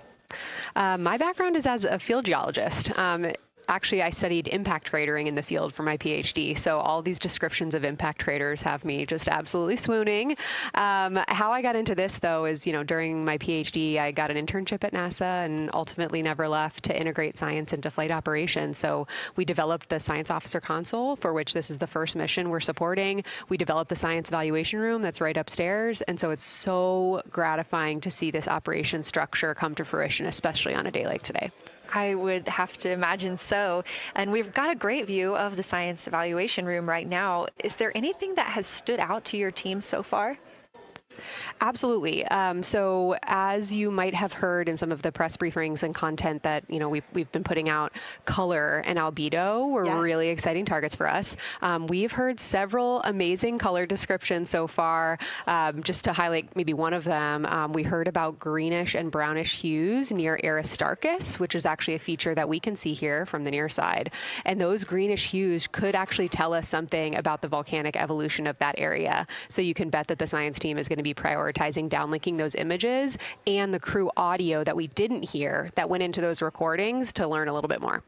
Wow, that is fascinating. I was hearing those colors and very interested just from a personal standpoint, because looking at the moon from, 250,000 miles away, we don't see green or brown. So just hearing that, them being so close and getting to see that, fascinating. And I know very exciting for you. So what are you expecting to see in the upcoming portion of the flyby? The upcoming portion is actually going to be really exciting. So right now, as we speak, while folks in the room are kind of taking their, their stretch breaks and everything, the crew are still hard at work. They still have targets to image and describe during this LOS. But when we come out, the first thing, of course, we're going to hear about is Earthrise. We're really looking forward to hearing about the crew's experience with something that we can connect with and that, Apollo 8 brought us such amazing images from. But then we start to get into describing the Terminator, as well as looking for things like lofted dust, which tell us about the modern lunar environment. Then the vehicle's going to orient away from the moon for an hour and then pivot back for the eclipse observations, which is a whole different set of science observations that we're really looking forward to. It's kind of nice that the crew will get a little break in there, because they have been hitting it hard today with photos and videos and annotations. What are you hoping that the crew sees coming up? Is it that lunar dust? Oh my goodness, that's a hard question to answer. I mean, we've already gotten such great descriptions. I mean, the Terminator seems to just be like one of their favorite things to look at and describe. So I feel like, that was something we were looking forward to. I feel like we've really gotten some great descriptions. So absolutely, I'm looking to the human moment of Earthrise. Lofted dust is an exciting one, and lofted dust will be a target for them in the right around the time of Earthrise, but again in the eclipse period. So I'm really looking forward to seeing. I mean, they've already highlighted just in the course of their flyby so far how the moon has changed, and this is going to be even more dramatic change to go from their end of this kind of lunar illuminated piece of the flyby into the eclipse time frame. And I can tell you they're going to be experiencing a very different moon during that time, and I can't wait to hear what their observations are. Yeah, that's absolutely fascinating, and what an privilege that we get to do that on this mission, because that's not always the case. If we had launched on a different day other than April 1st or 2nd, we wouldn't have gotten to see that eclipse. Is that right? That's correct. April 1st and 2nd. I will say, I was asked a lot in the weeks leading up to the launch, well, what's your favorite day? And my answer truly was, there is no bad day to launch to the moon. We were going to get great science out of it no matter what, but it's a really neat opportunity to, bring the sun into the picture, bring different planetary bodies into the picture while still literally keeping the moon in center stage. Fascinating. So what differences are we looking for at each site? We're hearing a lot of different terms. We're looking at craters. We're looking at mare. What are the differences that you're hoping to see? We do have, as you highlight, kind of different prompts for each target. That's what they're looking at in their lunar targeting plan, which I know you've been showing. And we have even different prompts for the person with the, the really long lens on the camera versus the people with the unaided eye. And you've heard the crew talk about, oh my goodness, when I go from one to the other, I can really detect different nuances. And that's something that we experienced in simulations, but hearing them actually, see it for real has been really gratifying. But we're looking for different things based on the target. Sometimes we're looking for color. Sometimes we're looking for texture. For the Terminator, we're looking at kind of what texture and morphologies pop out to you and what kind of diversity you see along the Terminator. You've heard, Victor especially make some comments about future impacts for exploration. So already I think that their descriptions in this first part of the flyby have told us something scientifically, but also about future surface missions. Well, it was so interesting to hear Victor talking about he was imagining in his mind's eye being down on the surface and walking around. That was very cool to hear. And when we're thinking about targets, I know some of them are determined based on the launch day because that determines the lunar illumination. So the ones that we're looking at today, how and why were these selected? Such a wonderful question. This really gets at at the heart of some of our really highest priority science questions. Illumination conditions is a big one, right? So of course we need the targets that we're interested on the lunar feature to be illuminated by the sun in order to view them. But the timing in which they see them during the flyby enables us to ask different questions. So you heard in the pre-flyby crew conference talking about, well, the same pair, Reed and Jeremy, will get to actually look at Glushko crater twice, and that looking at it from different illumination angles allows us to understand that feature better and connect color and albedo with topography and morphology. Then you have other craters where you want to look at it with the sun shining on it obliquely versus straight on, and that tells you something different about the scientific objective that drove the target being on the targeting plan in the first place. We've talked a little bit with the viewers today about what the crew is able to capture in this short time frame of those craters in different lighting conditions. Could take years for something robotic to be able to do based on attitude maneuvers and where the sun is at. So can you just talk a little bit about the importance of having both the robotic operation and having the crew? Absolutely. We definitely don't want to minimize the impact of orbiting spacecraft. Lunar Reconnaissance Orbiter is the one that's often referenced. Data from LRO and its payloads have really been instrumental in getting us, frankly, to this point for Artemis 2 and future missions. But the human experience, the crew observations that we've already been hearing about, it is such a perfect complement to the orbiting spacecraft data because they are able to have this unique perspective. They are far enough away where they can make these contextual observations. You've already heard it. How many times have we heard the crew and their science sit reps say, if I track this feature from all the way up here in the northern hemisphere down to the southern hemisphere, here are comparisons I can make. That right there is not something we had the ability to do with the Apollo missions, and it allows just literally in the blink of an eye to synthesize observations that it would take, a really significant effort to coordinate with different orbiting platforms, and they're making it like that. Wow. It has been very, very exciting to hear all of their calls so far. And so I've heard they were able to capture every single target so far too. Is that correct? I think that's correct. And I think it's important also to remember that, and I know the science team is anxiously awaiting this, we've been hearing from the crew members who are not at the forward windows, right? Those crew who are, really in the thick of the observations, they are recording minutes-long observations per target on their crew tablets. We will be getting those down starting here in a couple hours, and that's going to contain really meaty science information that we haven't heard live yet, and that's going to form the basis of my conversation with them tomorrow morning, where we're going to have a really deep dive into the science and absolutely nerd out about what they were able to do today. One of the most gratifying things for me today is hearing multiple crew members say, thank you for putting the discussion times in the targeting plan, because when we have had the ability to put multiple brains on a problem, we have elevated each other. And I'm looking forward to them, sleeping on it overnight and then us actually being able to really, truly have an elevated science discourse tomorrow. Well, we're looking forward to it too, and I cannot wait to hear everything that you guys get to learn overnight from some of those audio recordings and just everything that they'll be able to share tomorrow. So, Kelsey, I know you are very busy. You've done a great job today, and thank you so much for joining us for this interview. Thanks for having me. It's such an exciting day. We are now expecting acquisition of signal in about 24 minutes. As a reminder, the Orion spacecraft has flown around the other side of the moon, where they are out of contact with our deep space network.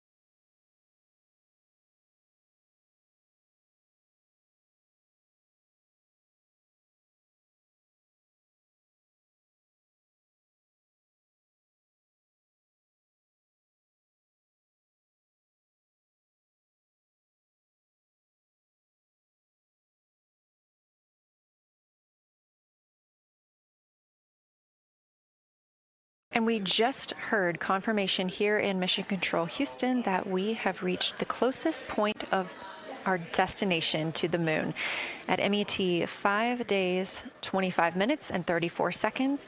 And we anticipate the spacecraft's altitude is approximately 4,067 statute miles above the moon.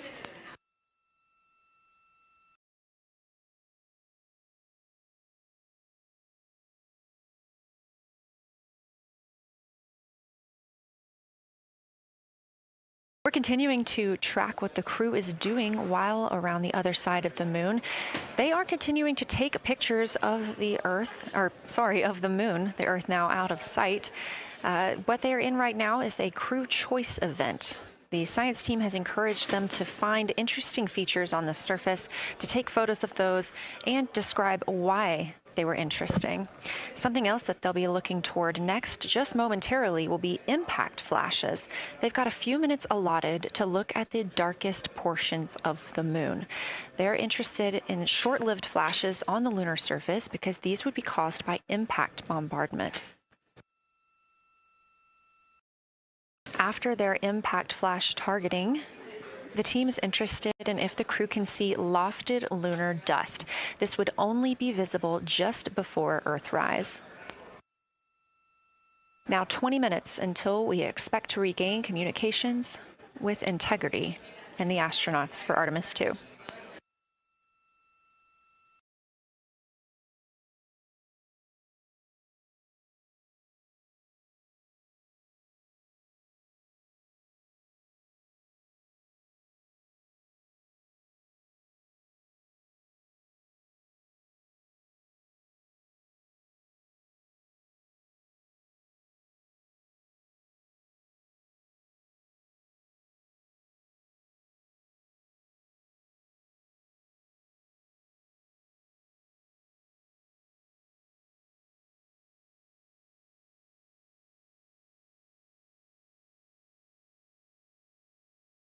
We're live in Mission Control Houston at NASA's Johnson Space Center, but there's a team over 750 miles away also monitoring today's operations. And of course, just like us, they are in LOS, or loss of signal, with the spacecraft. This is LUCA, the Lunar Utilization Control Area, and it's joined by LISA, the Lander Engineering Support Area, which are twin control rooms that will support missions and operations in lunar orbit or on the moon's surface in real time at NASA's Marshall Space Flight Center in Huntsville, Alabama. The LUCA and LISA are right next to each other and just a short walk away from the SLS Engineering Support Center, which is used during launch, and the POIC, where science on the International Space Station is monitored. LUCA primarily supports Artemis science operations, while LISA will provide engineering support for landing astronauts on the moon.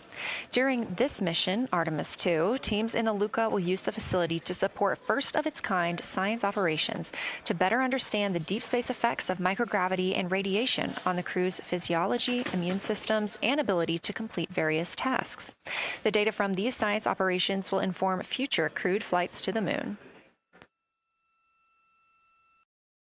For future crewed missions to the moon, members of the NASA Human Landing System Mission Insights Support Team, a group of engineers, safety leads, flight operations experts, and technical authorities will work in the LISA. There, they will monitor lander systems in real time and be involved in key decision-making processes throughout the mission. Teams are using the LISA during Artemis 2 to observe mission operations and using the opportunity to inform and prepare for future crewed landings to the moon's surface.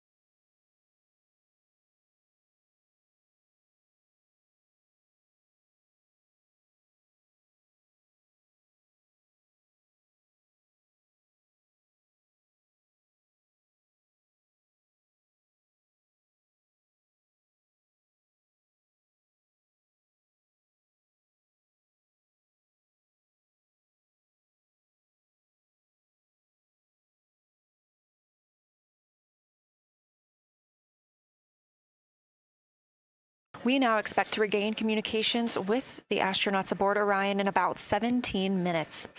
In the meantime, a little overview of how our crew members flying by the lunar far side at an altitude of between 4,000 and 9,000 miles are testing the capabilities of the Orion capsule. Artemis 2 visualization lead Ernie Wright has simulated views of the flyby using detailed topographic maps of the lunar terrain and photorealistic lighting scenarios. The Artemis 2 crew members have been using these visualizations to prepare for this historic mission, which is paving the way for future exploration of the moon's surface and beyond. So the most exciting thing to me about Artemis 2 is just the return to the moon. We haven't been there in 50 years. Human eyes are going to see parts of the moon that haven't been seen by anyone before. It also recommits us to exploring the solar system in a way that we haven't in a long time. And I think it provides an opportunity for younger generations to understand the excitement of doing that kind of exploration. Artemis is our return to the moon after 50 years. The emphasis of Artemis is going to be, first of all, science, but second of all, learning to sustain a presence on another world. First on the moon, but we're hoping that that's a stepping stone to Mars and other destinations in the solar system eventually. Artemis 2 will be a flyby mission. It's not going to land. We're testing all of the technology that we've created for flying to the moon since Apollo. A lot of systems have been modernized, and we need to make sure that all of those work. The astronauts will be looking out the window at parts of the moon that have never been seen by human eyes before. They will be flying by the moon at an altitude that's much higher than Apollo's orbits. And so they will see the entire disk of the moon, including areas that are closer to both the North and South Pole that astronauts from Apollo never saw. All of that depends on the lighting, which we really won't know until launch day, but we can practice with different lighting scenarios. It's hard for people to sort of picture that in their mind. If you can make a visualization of it, show them a movie, that helps everybody choose the targets and also practice aiming at those targets. The astronauts have actually been looking at these visualizations through the lens of the camera and practicing aiming at the various targets. This is a map of the surface of the moon, obviously, but it shows what the Apollo astronauts could see in sunlight while they were in orbit. The brighter parts are the parts that they could see. The darker parts, like this entire area here and places that are farther north and south, are places that they couldn't see in sunlight, either because it was nighttime there or because it was beyond the horizon of the astronauts. All of the Apollo flights orbited the moon at a distance of about 110 kilometers. Because the astronauts were flying at such a low altitude, their horizon was actually quite close, and they couldn't see the North and South poles. And this whole area over here was not in sunlight at the time. And it includes this amazing impact feature here called Oriental. Oriental is a very large impact feature. It's about 650 kilometers wide. It's got multiple rings. These are rings that form like ripples in a pond from the impact, but of course it's on a huge scale. The middle of Oriental has that sort of dark basalt lava covering it, like the dark spots that we see on the near side. It's one of the biggest ones that's more on the far side than the near. So seeing it with human eyes and sort of picking out features that maybe you don't even see in robotic cameras is an important goal for the mission.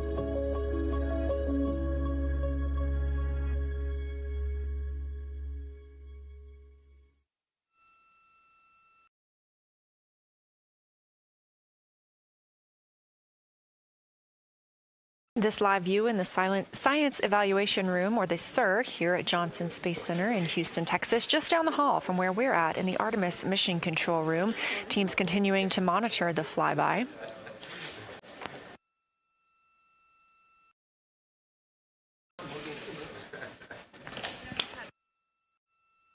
The crew continues their observations of the moon, even though they are out of touch with Earth. We expect to hear from them in 12 minutes and 26 seconds. Again, this is approximately 40 minutes loss of signal while they are out of reach of the deep space network.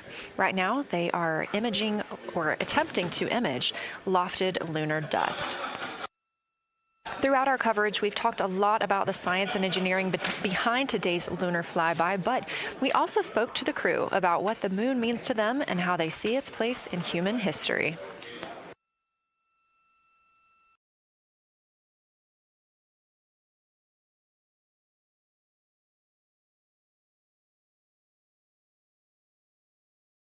I remember being a little kid lying in bed at night and just looking out at the moon in whatever phase it was in, and I was thinking, man, my friends that live like 20 miles away, they can probably look out and see that same exact moon. And then when I was in the Navy and I would look out at the moon and I'd be halfway around the planet, and I would think, man, my brother can see that moon where he is, and he's halfway around the planet from where I am. And it's a connection of life on Earth. We can all look up and see that moon. It represents history. It is a witness plate. Everything that's ever happened to the moon is still written on the moon. There's no processes of wind or change in the Earth, geologic processes like we have here that change it. And something that's been telling and can read out the story of its own evolution, there's something beautiful about that. I've also learned from my indigenous mentors that they refer to the moon as Grandmother Moon. So you've probably heard of Mother Earth. They use Grandmother Moon because Grandmother Moon is responsible for the water in their community. The grandmothers, sort of protect the water source, just like the moon moves the water around the planet, affects the tides. It's something that represents something different for each individual culture around the planet. And that's really neat because we all share that same moon in the night sky. We all have seen the same side of the moon in different lighting conditions our whole lives. And so it seems very familiar to us, but it's also kind of unknown. When we get up close, some of the imagery that we'll get to describe and to share with people will be very unique. And that nature, both of those things being true about this one entity that we all know, just is really special. It's just the epitome of a symbol of both something that's in each of our hearts, but that's also represents exploration and reaching.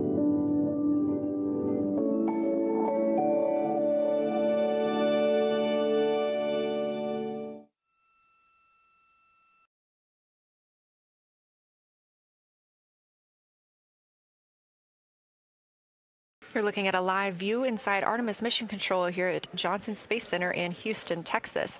We are currently out of contact with the Artemis 2 crew. This was a planned, or not really a planned, but a tracked loss of signal that occurs when the crew flies behind the moon. We use the Deep Space Network to communicate with the crew, and when they are behind the moon, they are out of reach of that Deep Space Network. And when you consider our nonstop communications during the time in which we live, this is even more striking.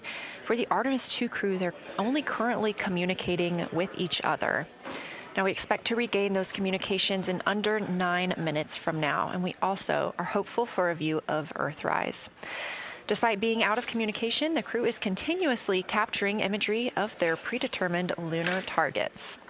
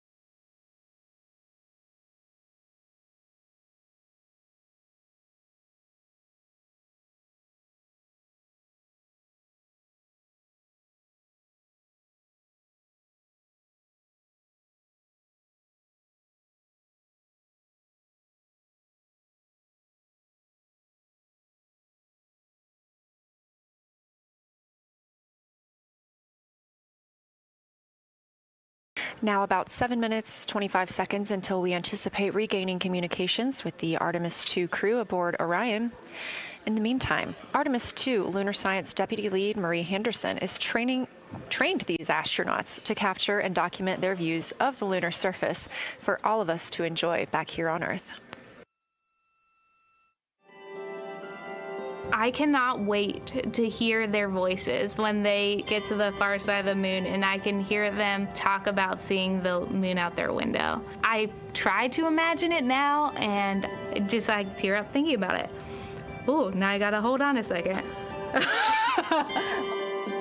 We have human eyeballs connected to wonderfully smart brains our astronaut friends have. They are going to be able to observe the moon in multiple different ways. They can use their eyes, they'll look through their camera and snap pictures, and just looking out the window getting that human experience. But during Apollo, the astronauts were so much closer to the lunar surface.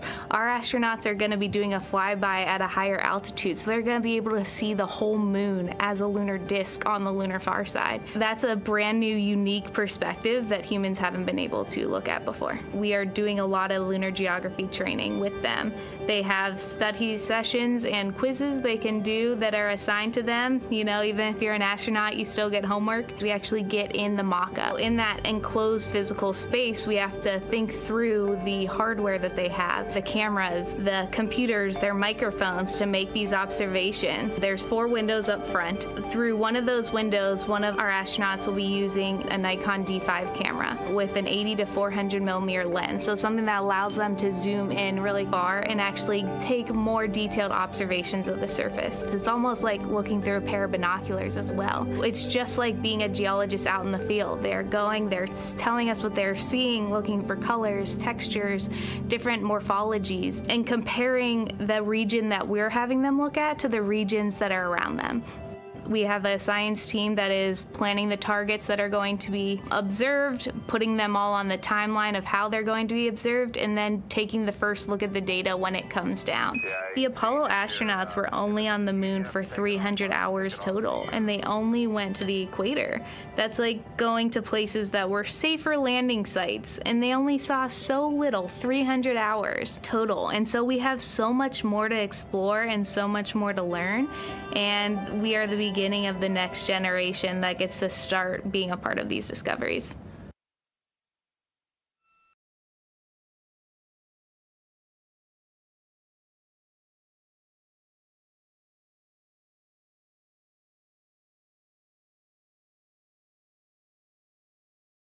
We are now 4 minutes and 28 seconds until we expect to regain communications with the astronauts flying aboard Orion on the Artemis II mission. They are now flying behind the moon. While behind the moon at an MET, or mission elapsed time, of 5 days, 25 minutes, and 34 seconds, we expect this was the point in which they made their closest approach, 4,067 statute miles above the lunar surface.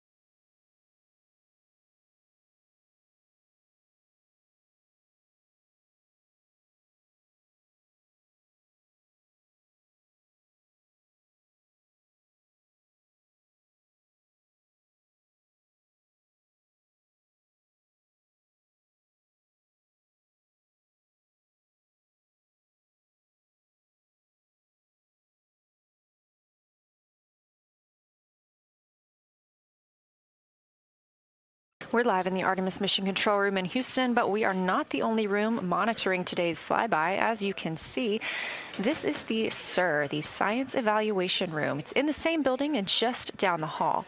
It's a multidisciplinary science team supporting the Artemis II crew in real time, including experts in lunar geology, impact cratering, volcanism, polar science, imaging, and visualization.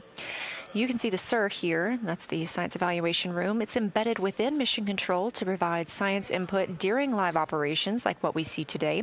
But additionally, the Science Mission Operations Room is a back room that processes data, evaluates imagery, and supports rapid analysis. We also have our science officer, Kelsey Young, here on console today.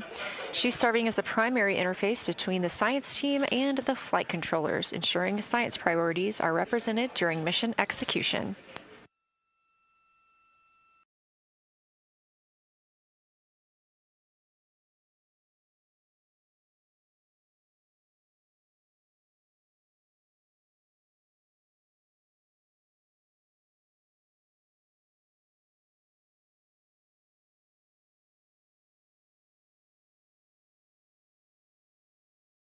Coming up on 1 minute and 36 seconds until we contact Orion.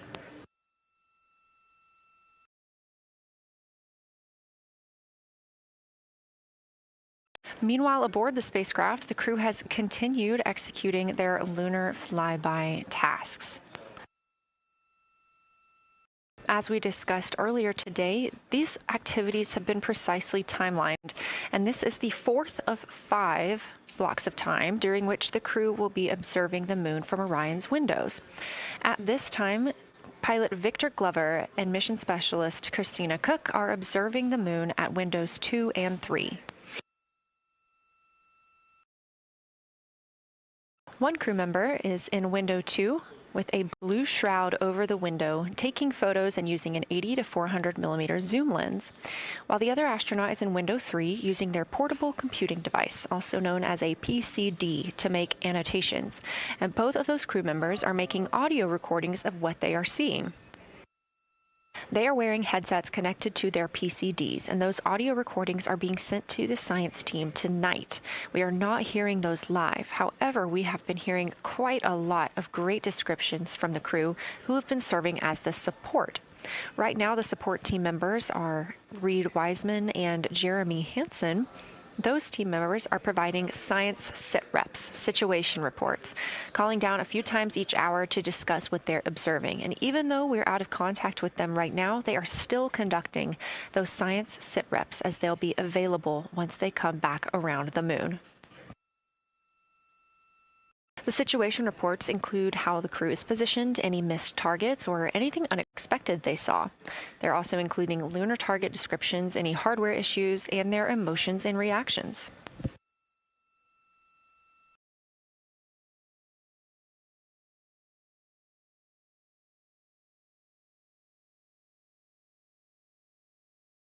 Again, we are standing by to acquire signal from the Orion spacecraft.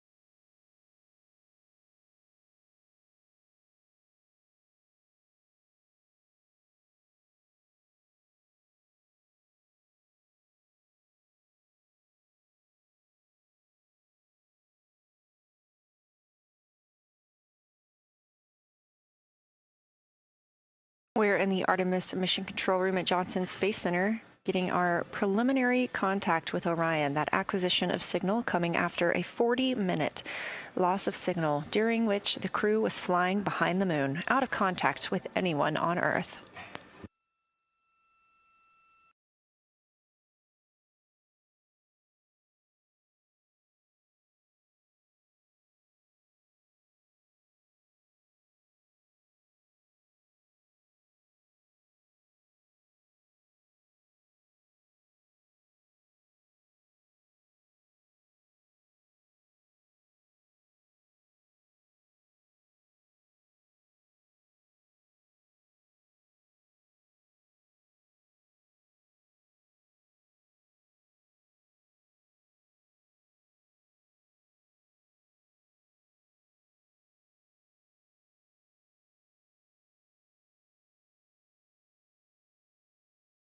We are getting our first views from Orion after the loss of signal.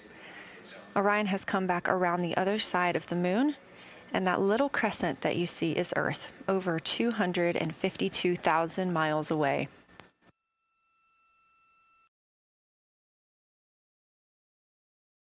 With this transit complete, lunar flyby continues, but Orion has also technically begun its journey home.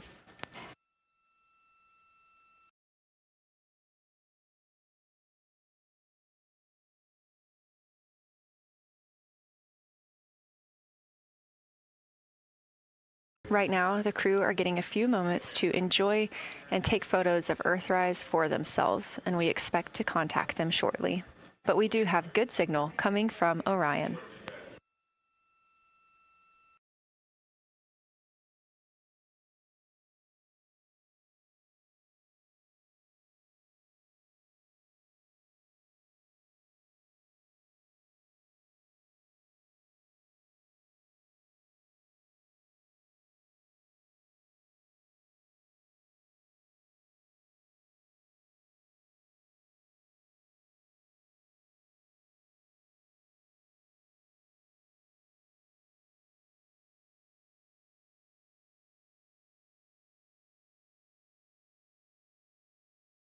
This view from inside the Orion spacecraft, all 4 astronauts now back on the other side of the moon and in contact with us on Earth. Their tasks for lunar flyby did not stop as they went behind the moon and out of contact with us. We anticipate during that time they were attempting to image some impact flashes, short-lived flashes on the lunar surface, which would be caused by impact bombardment and potentially even lofted lunar dust. Right now, of course, they are getting pictures of Earthrise. After this target, they will get a short observation break.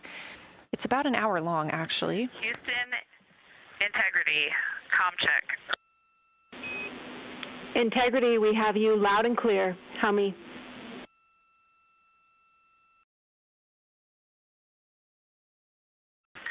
Houston, we have you the same, and it is so great to hear from Earth again. To Asia, Africa, and Oceania, we are looking back at you. We hear you can look up and see the moon right now. We see you too. When we burned this burn towards the moon, I said that we do not leave Earth, but we choose it. And that is true.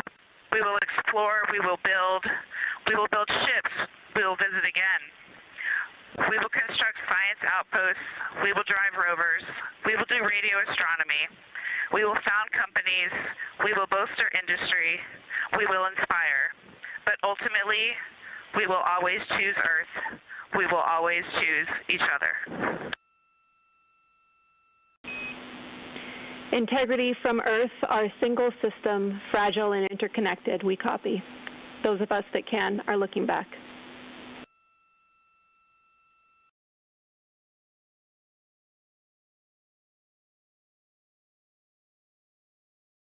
We are happy to say we copy.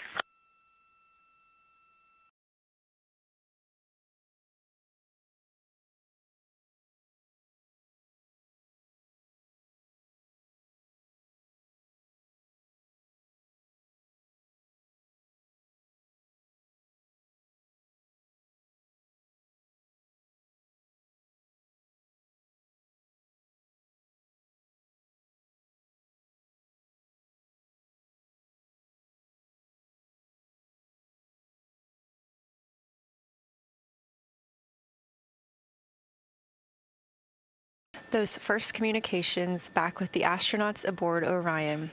Christina Cook calling back to what she said just before translunar injection burn, that with this burn, we do not leave Earth, we choose it. The translunar injection burn served as not only what put them on this trajectory to fly around the moon, but what also committed them to splashing down in the Pacific Ocean on flight day 10.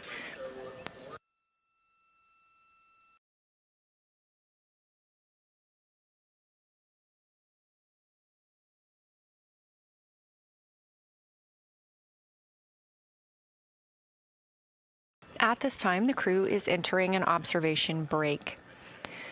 We expect this to last about an hour, And it's probably a welcomed break following their very, very busy day taking pictures, making annotations, making audio recordings, and communicating all of the wonderful things that they are seeing on the moon. This observation break is also partially due to the fact that we will be entering an eclipse later. This will be the first solar eclipse that humans have seen from the moon. The astronauts will need to wear eclipse glasses for the first 2 minutes until the sun is completely covered by the moon, and then they have additional targets that the science team is hoping that they will photograph. We will have communications with them during that eclipse time frame. Because of that eclipse, Orion's attitude must be changed right now so that its solar arrays are in the sun.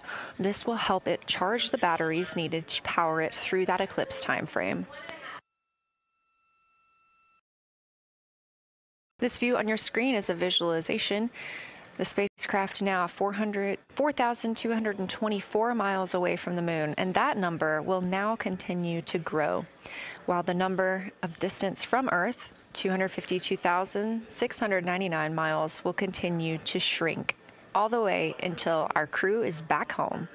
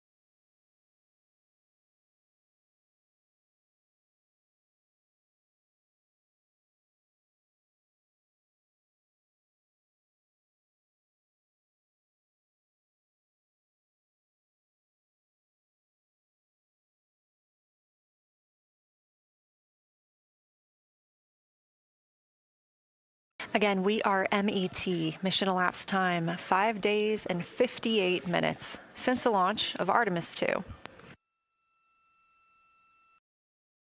We have reestablished communications with the crew and the Orion spacecraft, now entering a little bit of a break while they are out of visibility, or the moon is out of their visibility. The spacecraft will be reoriented to view the moon ahead of an upcoming eclipse. This current attitude maneuver helps charge the solar arrays and batteries aboard Orion that will power them through the eclipse.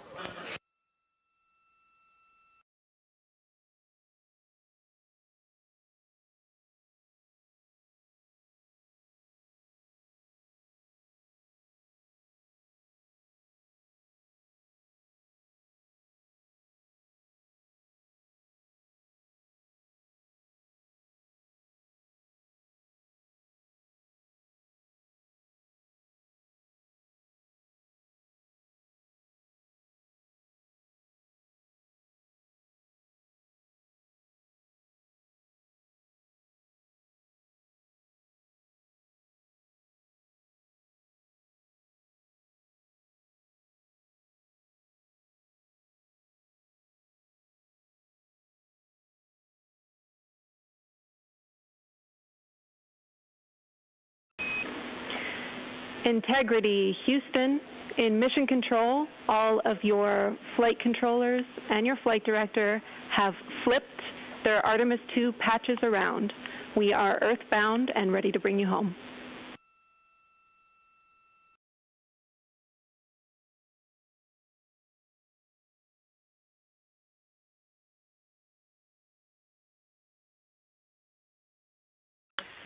That's great.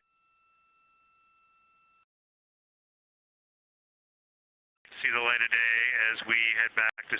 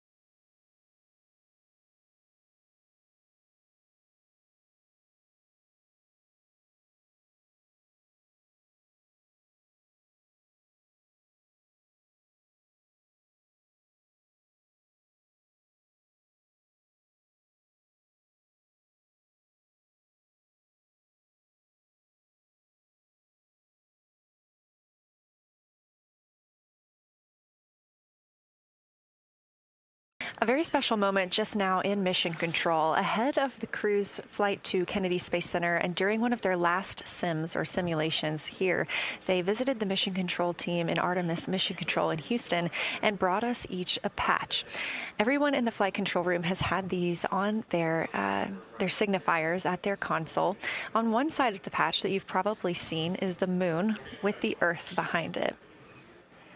Now that we've passed behind the moon and we are returning home, the flight control team has instructed everyone in the room to switch their patch around so that the Earth is closer and the moon is behind us. We are really looking forward to seeing the Artemis 2 crew. And the Capcom, Jenny Gibbons, did call that update up to the crew that the flight control team here has turned their patches around, as was instructed by the crew during that last sim. And we are counting down the days until they get home. They are now 5 days, 1 hour, and 3 minutes mission elapsed time into the Artemis 2 mission.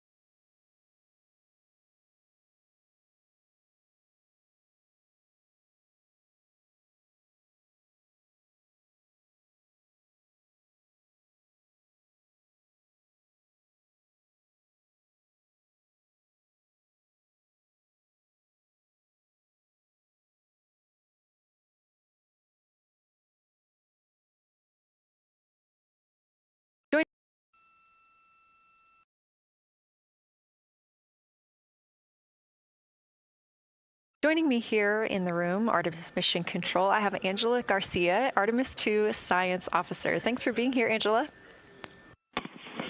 It is an honor to be here. What a day. Everyone's been buzzing. I can't contain myself. So it's been a really awesome day. So you're sitting on console at the Science Console now. Have you been in the SIR earlier today?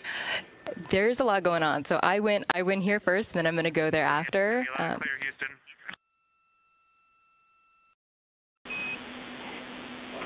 All right, Integrity, we hear you. That was a little clipped, but I think we have a better link now. We experienced some blockage from a solar array. We moved it, and we are in bias, tail to sun.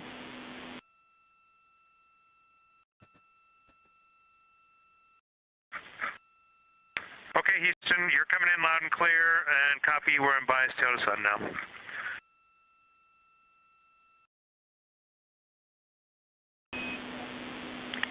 Affirm. And Integrity, just so you know, we did not hear your response once we flipped our patches. Jeremy, we heard you call down, but you were clipped, and then we briefly lost comm. Glad we're back.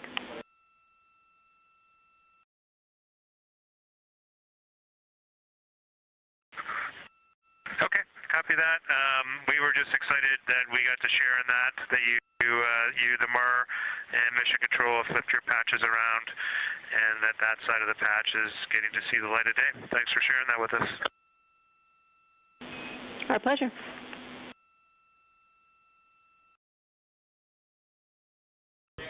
Okay, Angela, so can you tell me a little bit about your role supporting Artemis 2 and the science preparation for the mission? Yes, so I'm one of the 3 science officers. So Kelsey's been on console all day. I'll take over kind of closer to the end of the day. And then Trevor Graff is on the planning shift. And so it's the 3 of us in this 24-hour cycle supporting the mission. And so the science officer console is a brand new console to mission control. And it's not every day that you get a new discipline incorporated into mission control. So it's been such a significant milestone for us. And it's just a testament to like the commitment that the Flight Operations Directorate and NASA have, that they're going to be integrating science and maximizing science throughout Artemis. So it's really exciting. And then the science preparation. So I'm on the operations team, but I'm also on the training team. So all the incredible training and shout outs that you've gotten today, it warms my heart. It warms everybody's heart in the science evaluation worm. I promise you that. But so all the classroom training, the field training, the mission simulations, right? We were a part of all of it. And, that is what we did to get the crew to be, they are a part of the science team. And they are the forefront, that nice edge. And they're just been doing such a great job today. I know. I imagine that you have to be pretty proud of them. Their reports have been fantastic. So I would like to know a little bit about how you have developed procedures for this crew. What kind of science activities are they carrying out inside the spacecraft? Yeah, so the procedure development has been a unique challenge. I'd say the exploration science that we're doing is inherently pretty flexible, and operations is, I'd say, inherently has more structure and rigidity. And so to marry the two and to operationalize the science that we want to get done has been a challenge. But I think we've been able to go through these processes and create good products at the end and have a good plan. And yeah, it's been really great. What was the second part of your question? Just what kind of these science activities that they're performing, which of those have you really had a hand in? Yeah, so a lot of the procedures help organize what the crew is doing in the cabin. And I know we've talked a lot about, what they've been doing, and they've been doing a lot, and it's been a little dark, so I can re-explain what some of those things that they're doing. So the observation blocks are about an hour long, and the crew is organized, the 4 crew members are organized into 2 pairs of 2, the window team and the cabin team. And the lunar targeting package that you've been showing up and that the crew have on their handheld tablets is really the instructions for the window team.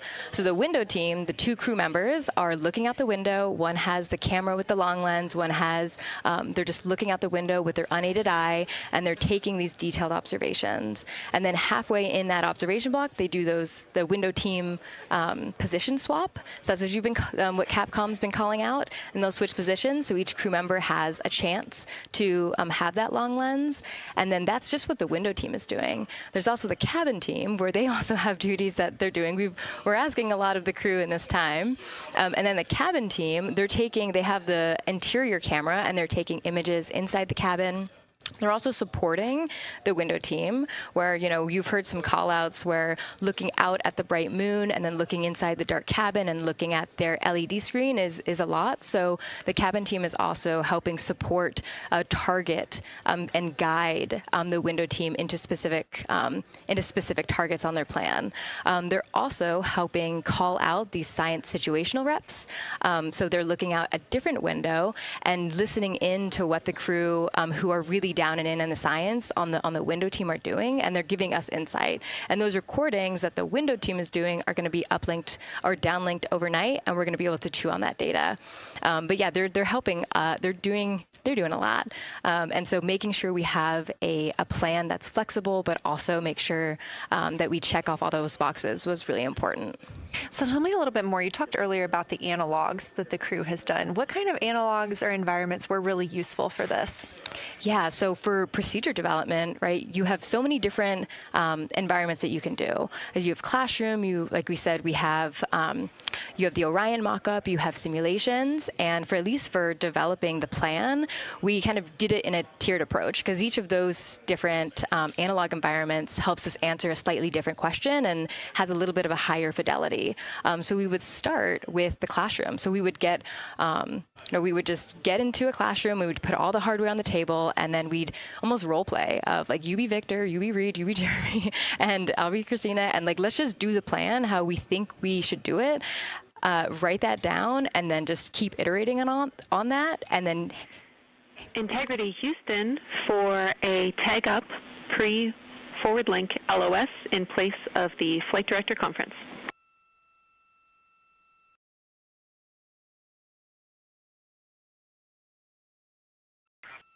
Okay, Jenny, we're ready. All right, crew, I'm going to roll through a couple of topics here. The first two are for timeline. First of all, read for your toilet maintenance. It is a shortened toilet maintenance where you do not have to do the oxone changeout. That portion of the procedure is canceled. Victor, you have an HHP stop activity on your timeline. We need you to perform that as scheduled for bandwidth reasons. For your next portion of the flyby, in particular the eclipse, we want to remind you that you can take off the eclipse glasses when the sun sets and you are simply looking at the corona. And then finally, for the D5 with the long or zoom lens, which is set for solar corona, we want to remind you that when you are capturing Earth shine, you will likely have to adjust the exposure. That's all I have for you. Let me know if you have anything for us.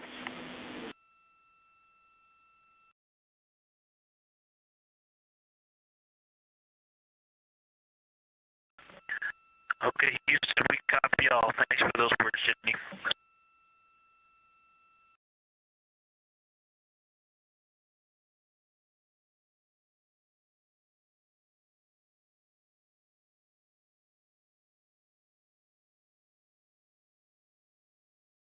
All right, just a quick call up to the crew ahead of a forward link LOS, meaning that we won't be communicating with them, but we will be receiving their communications and data during that time frame. So, Angela, we were talking about analog environments. You were telling me about the classroom and getting in there and pretending who's Victor, who's Reed. Tell me more about this. Yeah, it works pretty well. So you're going to do the plan how you expect it to be, and then once we finalize that plan, we'll give it to a completely new group of people and have them practice it. And then they'll be like, these steps don't make sense. And we'll reiterate on it over and over. And then we'll take it to a higher fidelity environment like the Orion mock-up, and we'll do the same thing because that volume is smaller, the window placement, their seating, what things have we forgotten with this addition of this environment. And then once we reiterate on that, we'll take it then, we'll give it to the crew and have them execute off of it during mission simulations. That's the highest fidelity that we can do before we send it to space. So this is the first time we've had to do this because we're a brand new console, and it just sparks so many neurons of like, how are we going to do this for surface missions and integrate this in so many different ways. So excited to have kicked off this process, but there's so much more to come. Fascinating. And I think it was really well thought out too, because each crew member gets an opportunity to do each task. And so you're getting different perspectives and different insights from each crew member, maybe even about the same target, but something that one person sees could be completely different than something another person notices.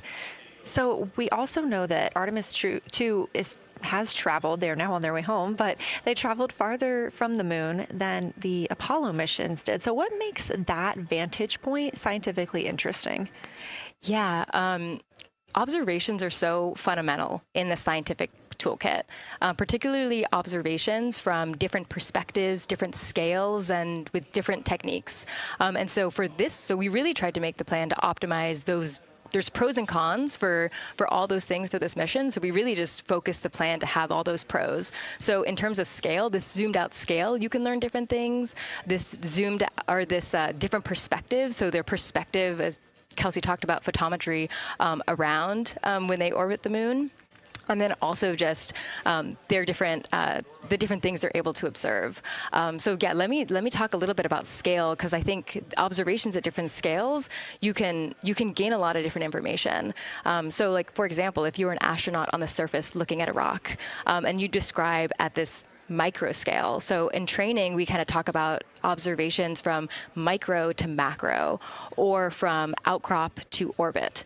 So looking at, a rock at this scale, you can describe its components, you can describe what it's made of and its colors and its minerals. And you're like, okay, and this rock came from this boulder, and it's this part of this boulder, and these are the different things that I'm observing around. It gives me context to this sample. And then you zoom out a little bit more, and you're like, okay, well, I can see that this boulder came from, it rolled from this mountain ridge, or this high ridge feature. And then because I can see the trail that it came from, okay, now let me describe this ridge and, different parts in it and maybe other boulders that I'm seeing. And then you zoom out further of the orbit scale, and you're like, this ridge is a part of this larger crater. So all of those different steps give you different information. And so that's why observations at these different scales and these different perspectives are so important. So this zoomed out kind of far view is this full lunar disk view. It's the full lunar on Earth, we see the full lunar disk as well, but now we're able to see it on the far side, and we're able to see it, all at the same time, which enables the astronauts to compare very quickly to different parts of the surface. And the color particularly is very compelling because you can just be able to very quickly compare from 3 different regions. Is it in the same family? Is this actually a little bit different? Compare that to what they see in their orbital data that they have access to on their portable computers, and really just be able to tease out that nuance and information. Yeah, we heard them make a lot of those connections today, and especially the color. We talked with Kelsey about this a little bit, just how exciting it was to hear the browns and greens and things like that. I cannot wait to see those pictures. Yeah. So one last question. We are coming up on the last lunar flyby observation block, and this is when we are going into a solar eclipse. So can you tell me what you're interested in the crew learning during that time frame? Yeah. So the data set. So yes, there's so many things. How to pick one. So I'd say the thing that I'm most interested in seeing is some of their annotations that they're taking. So in this opportunity, it's a very dynamic type of experience in that we don't normally see this activity. And so being able to have crew observe the solar corona and then also annotate it in their on their portable computing device is just such a unique thing that humans can give to missions, and also particularly being able to annotate what they're observing while they're talking about it is also unique to being able to have astronauts in orbit as well, because we won't be able to have annotations on the lunar surface because the astronauts will be in suits. They're going to be collecting samples, they're going to be deploying instruments. And so personally, I'm really excited to see some of these annotations and to see how that develops over time, because you've heard a lot of descriptions. And I think, when people are describing something that's unique and different,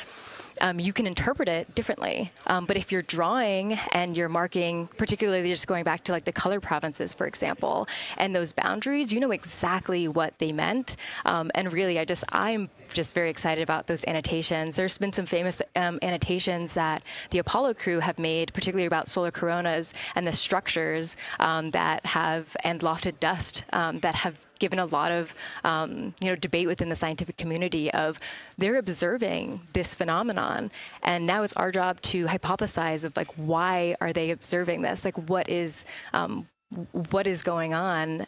So I think that's just a really cool part of exploration and science, and this beautiful thing that we're about to do. Well, now you've got me excited about the annotations too. I mean, I've been excited about the pictures and the audio, but now don't sleep on the annotations. I am very excited to see these little sketches that they're able to draw out, and we have pictures that they can just draw right on. It's like, this particular thing is different than what we've seen. So I'm excited about that. I'm excited too. Angela Garcia, thank you so much for joining us today, and have a great time tonight on Console. Thank you, and you've been doing a great job, and so excited to see where we go from here. Thank you so much.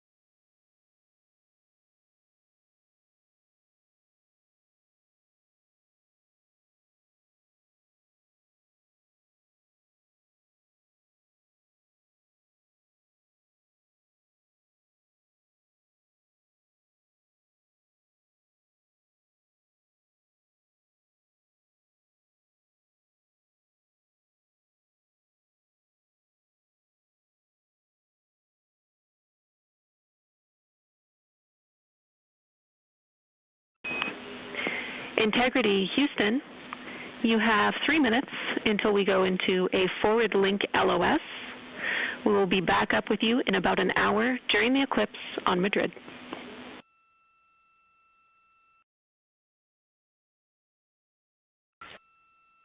Thanks for the heads up. I look forward to seeing you on the other side.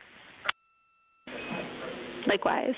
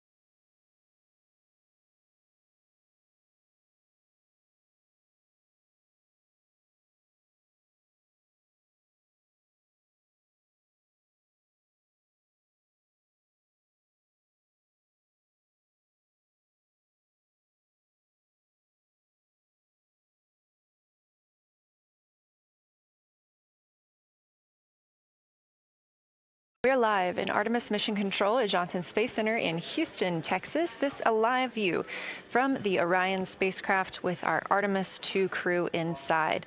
That's Reed Wiseman, Victor Glover, Christina Cook, and Jeremy Hansen.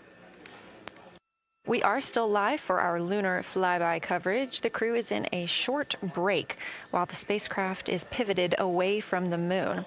We are going to be going into a solar eclipse. This is the first time anyone has ever seen a solar eclipse from the moon. So it's going to be a unique vantage point for our crew. But ahead of heading into that solar eclipse, we need to charge the batteries on the Orion spacecraft. Therefore, we have positioned the solar arrays into the sunlight to allow time for those batteries to charge. We will get back pointed at the moon just in time for that solar eclipse. We are also in a forward link LOS. What that means is essentially we cannot send calls or commands to the crew right now from the ground. However, we clearly get all of their data and communications. The spacecraft is now 4,632 miles away from the moon, and that number will only continue to grow as the distance from Earth shrinks, now 252,523 miles away. Our closest approach to the moon today was approximately 4,067 statute miles in altitude. Our maximum distance from the Earth is suspected to be 252,756 statute miles. Both of those moments came while Orion was flying in their loss of signal time frame behind the moon. The crew also set that new record today, beating the Apollo 13 record of distance from Earth. This is an animation or a visualization that you can track anytime, day or night, by visiting nasa.gov/track Artemis. This shows you how the spacecraft is positioned as well as their distance and velocity, now traveling 930 miles per hour.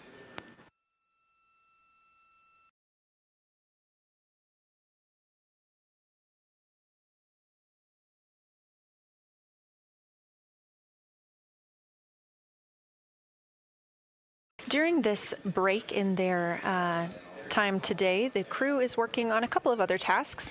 Some of those include their National Geographic timeline test. National Geographic was selected through a competitive process by NASA to help tell the story of Artemis II. So you've seen the crew with some GoPros inside the cabin, taking videos and pictures, and with other cameras as well. National Geographic plans to leverage its portfolio of media assets, including magazines, social and digital content, and television programming for engagement opportunities.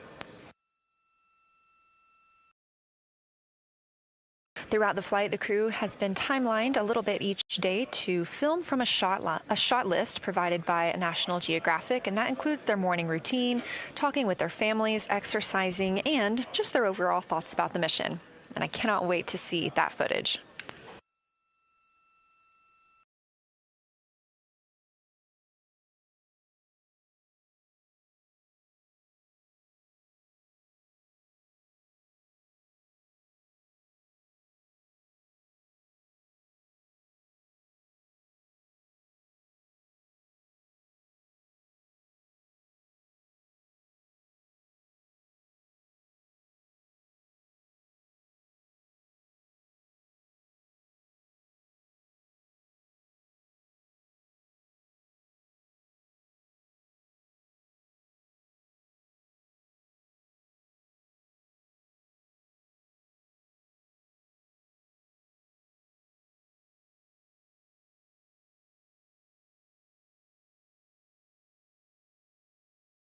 Teams on the ground reporting that the spacecraft is looking good and that the power aboard is good as well, all setting us up in a proper position before eclipse.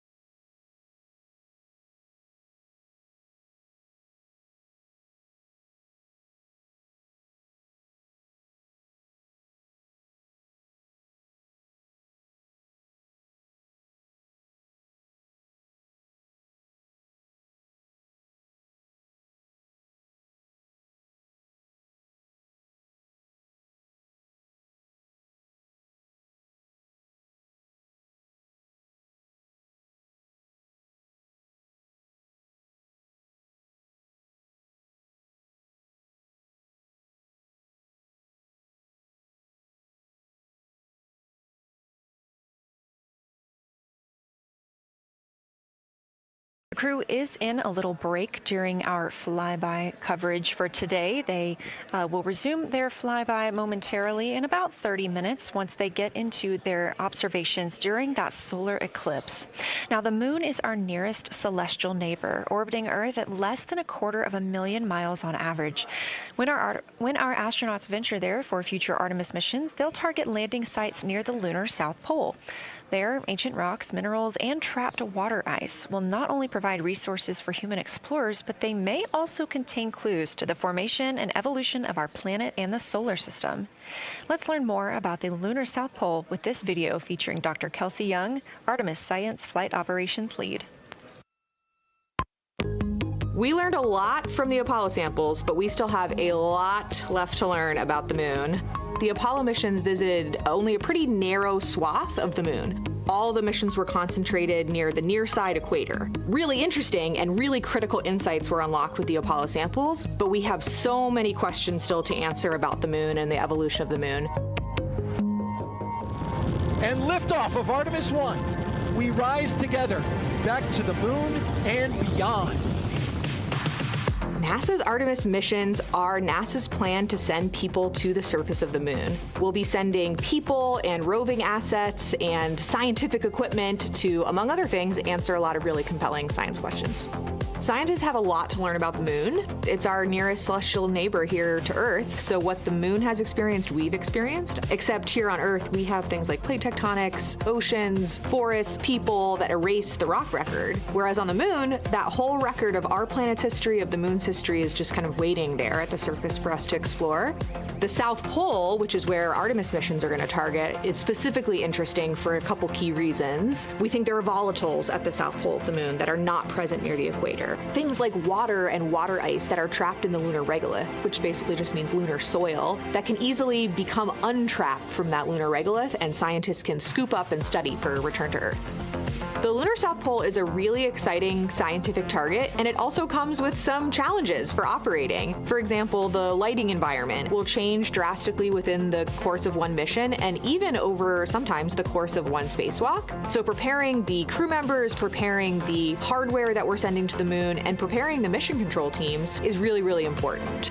The South Pole Aitken Basin is particularly exciting. We think it's one of the oldest and largest impact basins in the solar system. And if we can get the right rock from the South Pole Aitken Basin and bring it back to our labs here on Earth, we can use that sample to constrain the entire evolution of our solar system and really understand the timing of how the moon and our planet and the entire solar system evolved.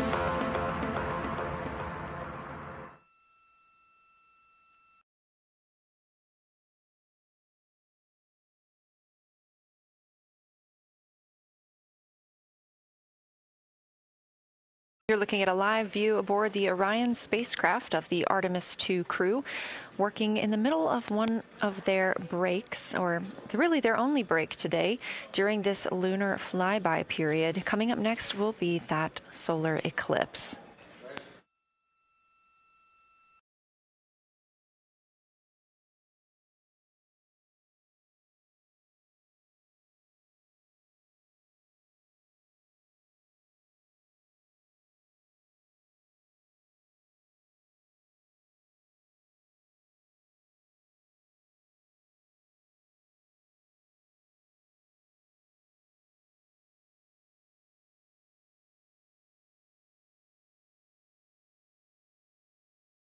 Throughout the Artemis II mission, and of course throughout today, you've likely heard the crew being called with the name Integrity. The Artemis II crew members named their Orion spacecraft Integrity during a news conference September 24th, 2025.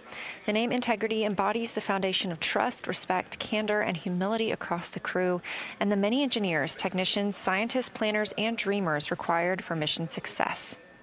They said this name is also a nod to the extensive integrated effort from the more than 300,000 spacecraft components to the thousands of people across the world that must come together to venture to the moon and back, inspire the world, and set the course for a long-term presence at the moon.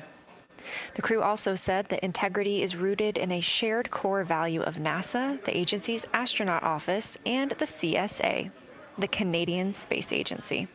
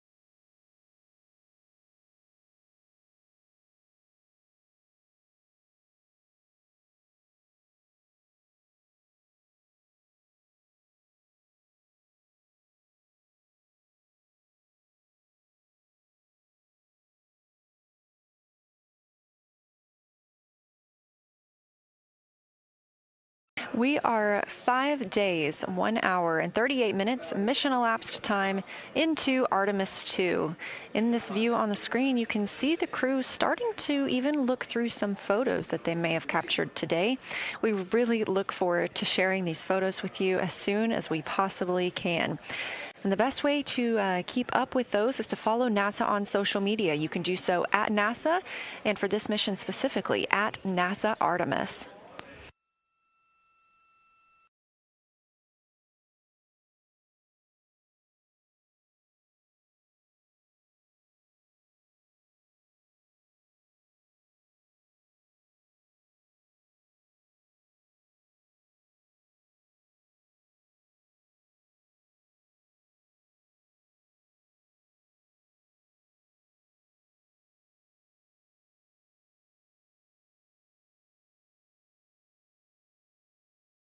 And we are in a forward link LOS, or forward link loss of signal with the crew, meaning that we're not able to communicate or send any commands to them right now as they were. This is a tracked event that occurs at times, but they could still provide communications down here to us. And we are obviously still receiving their video and their data.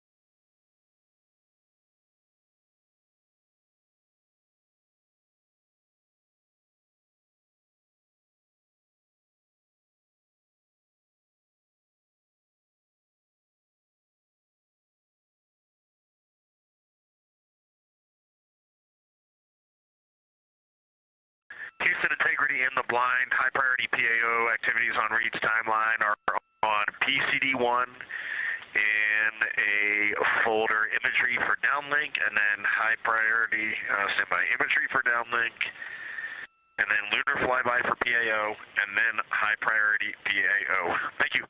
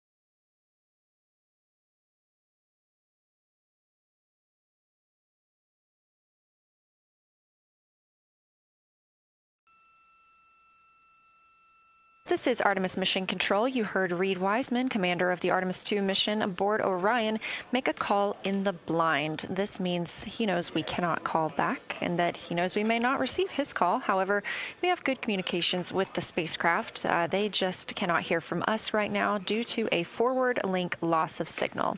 Again, we were tracking that this would occur, and we will regain that momentarily.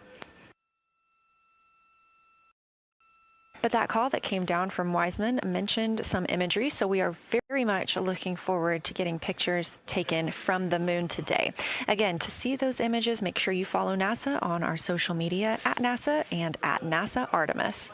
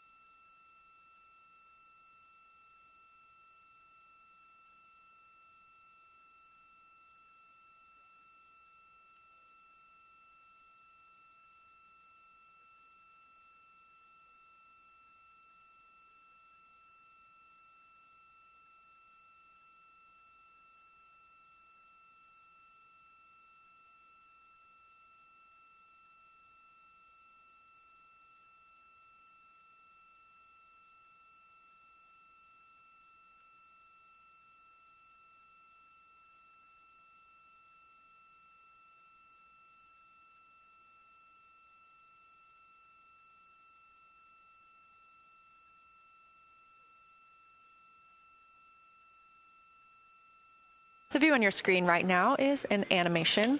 This is called Arrow, or Artemis Real-Time Orbit website. You can visit this for yourself at nasa.gov/trackartemis, and you can watch as we continue to grow closer to Earth and farther away from the moon. It's all seemed to happen so fast so far, and we're coming up on splashdown now in 3 days, 23 hours and 31 minutes.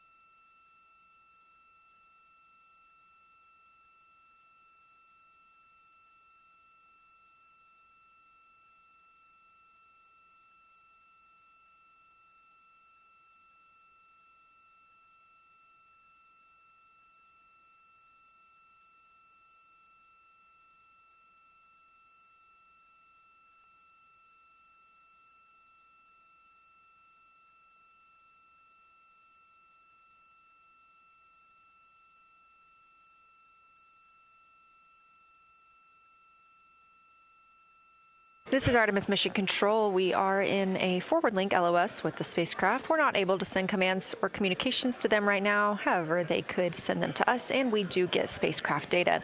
This is tracked as we are on the Deep Space Network. This is the network that we use to communicate with the spacecraft now that we are so far from Earth, over 252,000 miles. We are still in our lunar flyby coverage. The crew still have a very important and very exciting flyby milestone coming up when they will see a solar eclipse from the moon, the first humans to ever do so.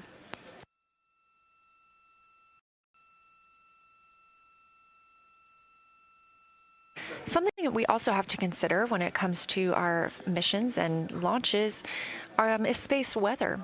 So since the Apollo 16 and 17 missions, there were some solar eruptions near that time frame that could have been dangerous to our explorers. Over those 50 years since those storms, the data, technology, and resources available to NASA have improved, enabling advancements towards space weather forecasts and astronaut protection, which is key to NASA's Artemis program to return astronauts to the moon.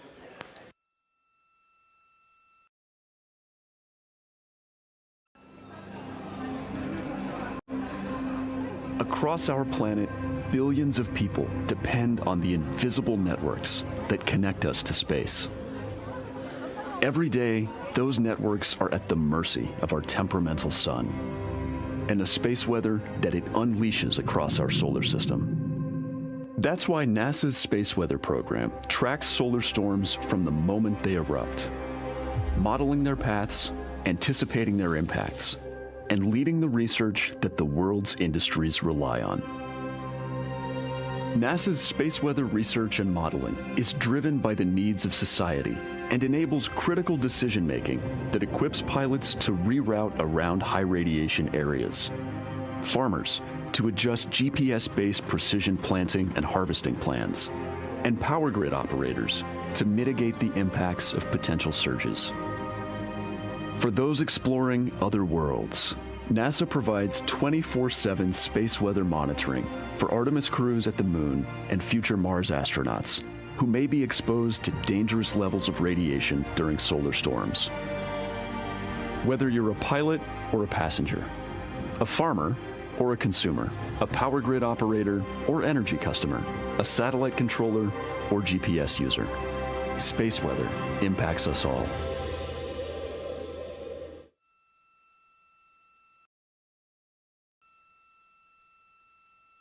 This is a live view from the Orion spacecraft on the Artemis 2 mission. It's now been 5 days, 1 hour, and 54 minutes since we launched.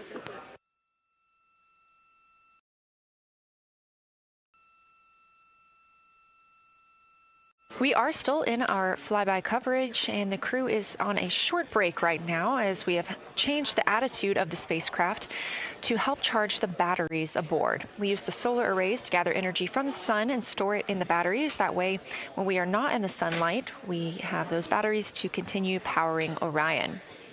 Now, we're doing so because the Artemis astronauts are about to experience a solar eclipse from their capsule. And this is a solar eclipse that no one else on Earth will experience. This eclipse is about 54 minutes, and to the astronauts, it'll look a lot like a total solar eclipse on Earth, except the moon is going to be huge compared to the sun, unlike when you watch one on Earth and the moon and the sun appear about the same size in the sky. We're interested to learn if they see the outer corona when the sun is fully obscured by the moon. And because of how big the moon will be from their perspective, the total phase of the eclipse will last nearly an hour. The astronauts will see a partial solar eclipse as the moon covers and uncovers the sun, which is before and after totality. So, much like us on Earth, they will have eclipse glasses so they can safely view that portion. The astronauts will also be using cameras to capture images of the corona during the eclipse.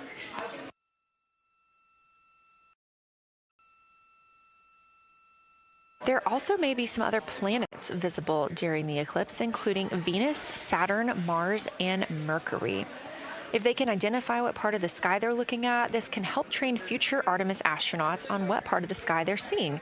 This provides useful knowledge in challenging situations when they may need to rely on that information instead of instruments for navigation and orientation.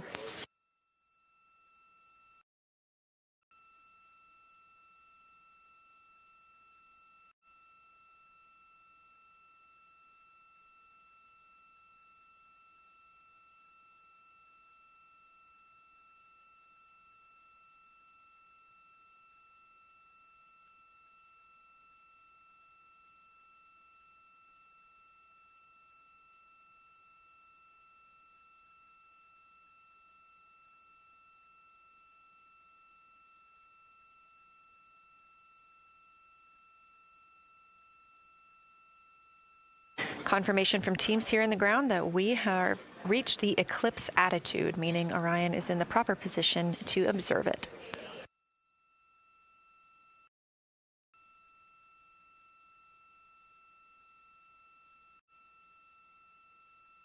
The astronauts' break during this observation period is now over, and we are resuming their lunar flyby observations. The first of these is sunset. This is the solar corona that we'll be looking for. It's the outer atmosphere of the sun. The science team is also interested in if the astronauts can see polar plumes. These are thin streamers that project from the sun's north and south poles. Additionally, they're interested in seeing if the crew can witness coronal loops. These are arcs close to the sun's surface. And something else that we've previously mentioned is lunar dust. This is dust from the moon that is lofted above the lunar surface and illuminated by the sun. It was reported visible by Apollo astronauts.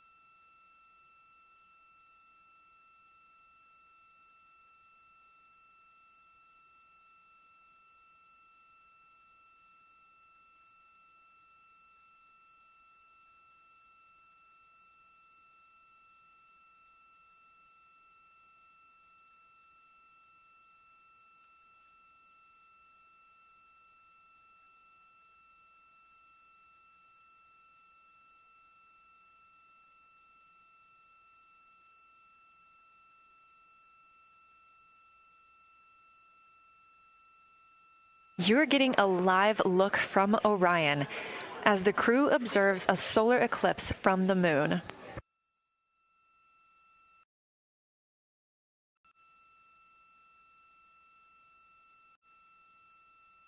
Again, this solar eclipse is only visible to the crew on the spacecraft. It's not visible to anybody on Earth. The science team is interested in several different targets for them during this time frame. And we're personally looking forward to getting those images as well. Again, during the beginning portion of this eclipse, the astronauts will need to use eclipse glasses, just like we do from Earth, to safely view it. Once the moon has completely covered the sun, they'll be able to take off those glasses for almost an hour. Totality on Earth during a solar eclipse lasts only a couple of minutes. So this opportunity gives them a chance to look out into deep space and to look into see if there are other planets nearby.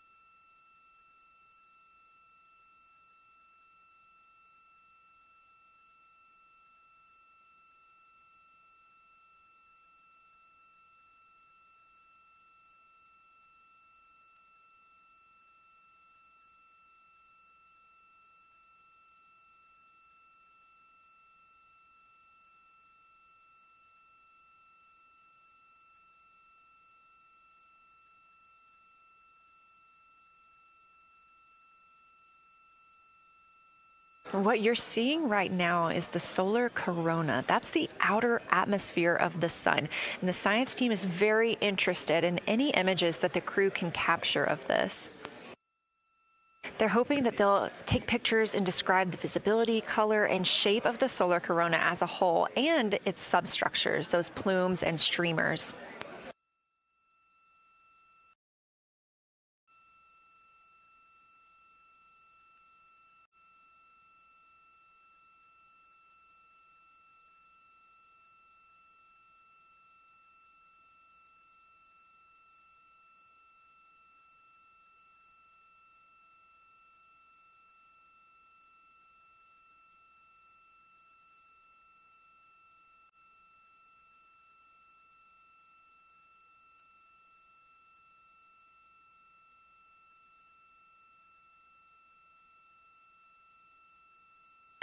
Science, integrity in the blind.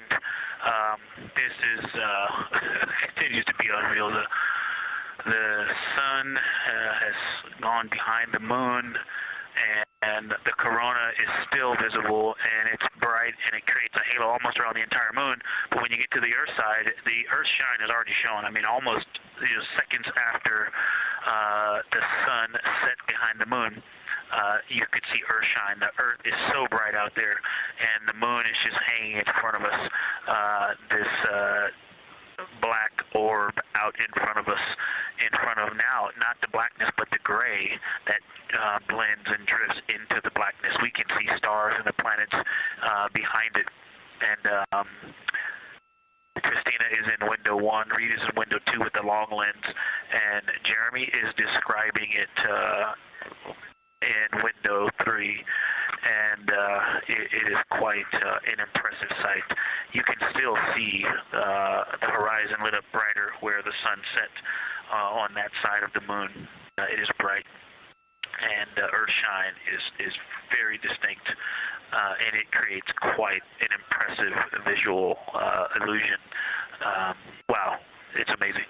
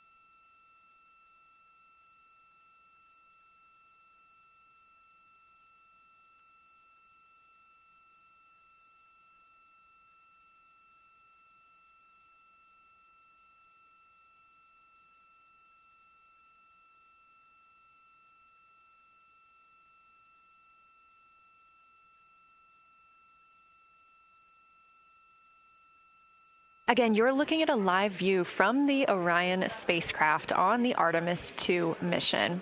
Orion is now 252,125 miles away from us all on Earth. We're here in the Artemis Mission Control Room in Houston, Texas. And what you had just before we lost that view quickly was the corona of the sun peeking around the moon as the astronauts are entering a solar eclipse for this portion of the lunar flyby. We're now over 5,500 statute miles from the moon. That closest approach today was just about 4,067 statute miles away. And teams in the room beginning to get a little busier and filter in and out as we are stepping through a handover. The Orbit 1 team is handing over to Orbit 2, who will continue monitoring lunar flyby and all of the systems aboard the Orion spacecraft.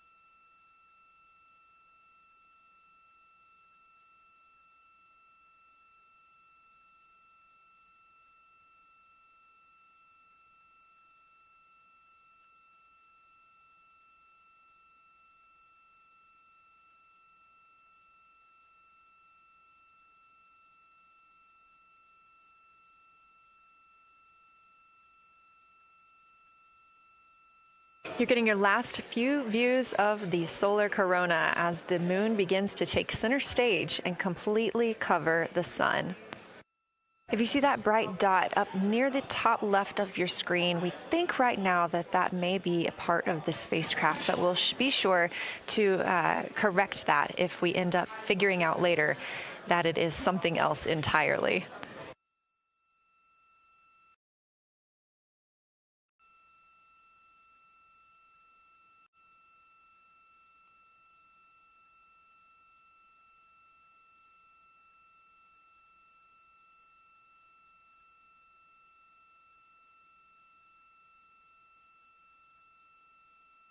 It has been an absolute honor to join you here today for the lunar flyby of Artemis 2, the first time humans have flown by the moon in over 50 years.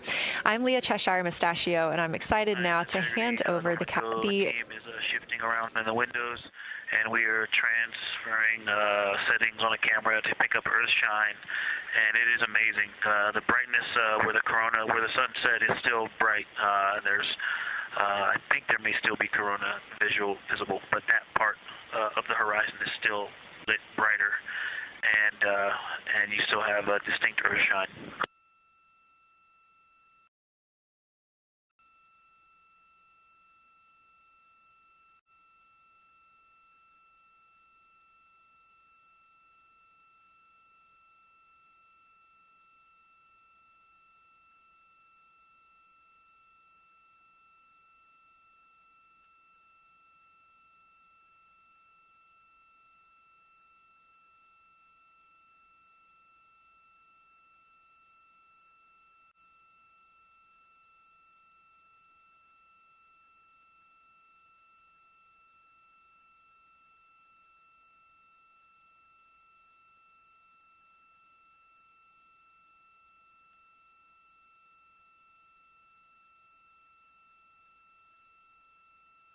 You know our rules that we don't talk when the crew is talking, so wanted to give Victor Glover a moment there to call down what he was seeing now that the moon is covering the sun. A really amazing time during today's lunar flyby. Again, thank you so much for letting us help tell this story today. I am Leah Cheshire Mustachio, handing it over to my friend Anna Schneider at the PAO console as the Orbit 2 team comes to join us. So thank you so much, and I hope you all enjoy tonight. Anna, you can take it away. Thank you so much, Leah, and it's been a joy listening to your coverage over the last several hours. So as you mentioned, the Orbit 2 team of flight controllers is currently making their way on console and completing a shift handover with the Orbit 1 team of flight controllers. The Orbit 2 team tonight will be led by Flight Director Diane Daly, and she is currently handing over with the Orbit 1 flight director there on your screen, who was Flight Director Jeff Radigan.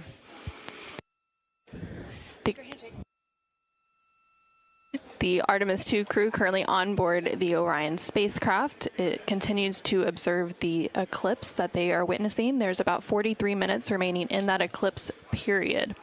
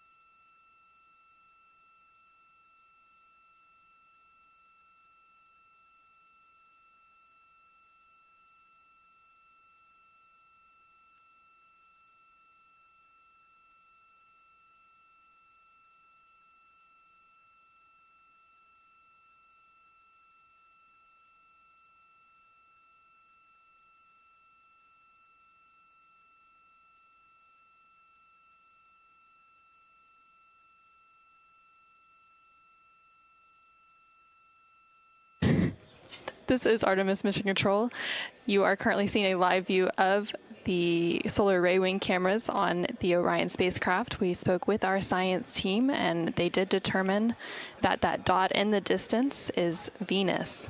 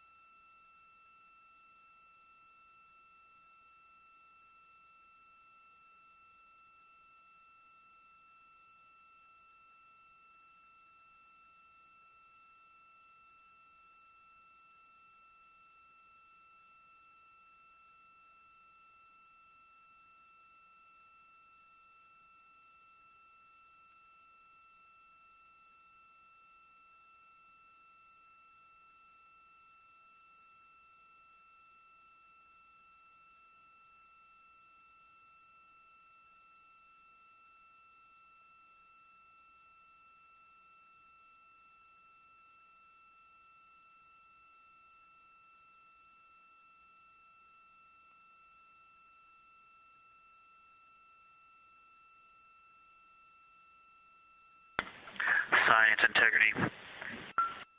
Let's see, not a huge change in here, just an update. The camera settings for Earthshine are challenging. This one's challenging to capture. What we're seeing, we're just not picking up on the cameras. And after all of the amazing sights that we saw earlier, we just went sci-fi. This has, it just looks unreal.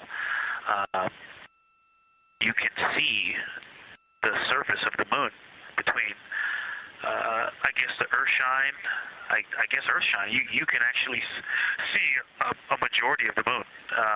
It is the strangest looking thing that you can see so much on the surface.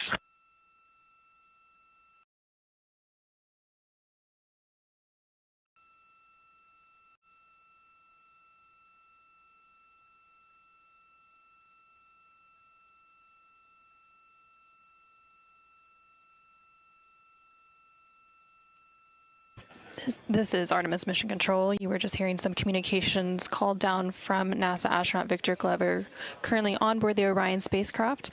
They are currently observing an eclipse. There's about 39 minutes remaining in that eclipse period. Currently, we are in a forward link LOS, or loss of signal, so the crew can communicate down with... He's seen 2 meteors, science.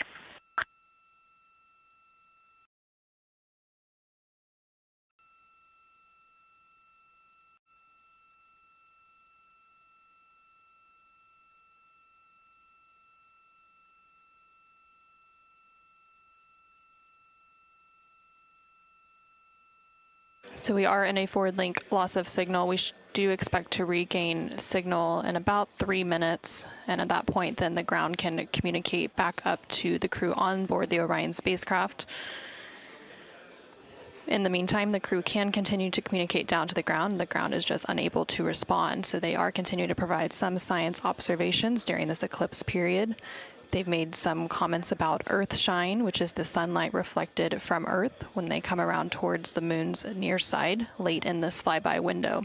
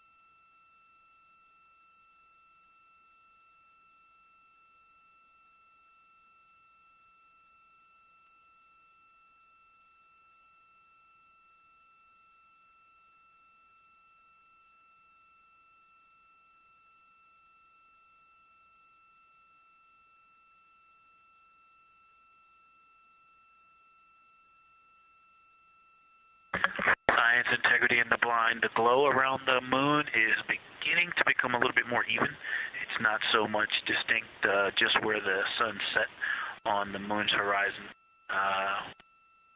as we're flying through this trajectory, and then the sun's going to come up out of the other side. I think we're starting to see the glow around the moon get balanced out. I still see Earth shine, and the Earth is very bright out there. Still quite an unreal sight. Integrity Houston, we have that sit rep loud and clear, and we are back with you. How do you hear me?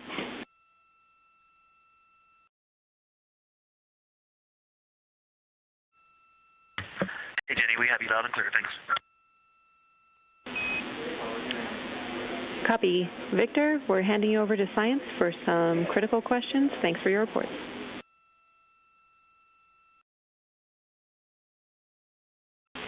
Integrity Science, we were loving your science sit reps in the blind, and it should come as no surprise that we have a number of follow-up questions.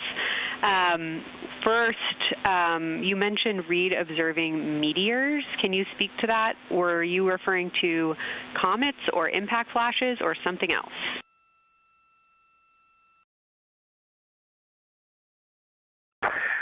Yeah, there was a little bit of giddiness. We have seen 3 impact flashes so far. I saw 2, and Jeremy has seen 1. Undoubtedly, Jeremy saw 2, so that's 4 total. Undoubtedly, quick impact flashes.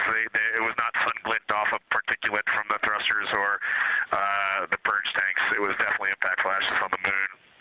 And Jeremy just saw another one. Go ahead with your next question. Amazing news. I literally just looked over at the SIR and they were jumping up and down literally. If you could describe where on the moon you saw them, please.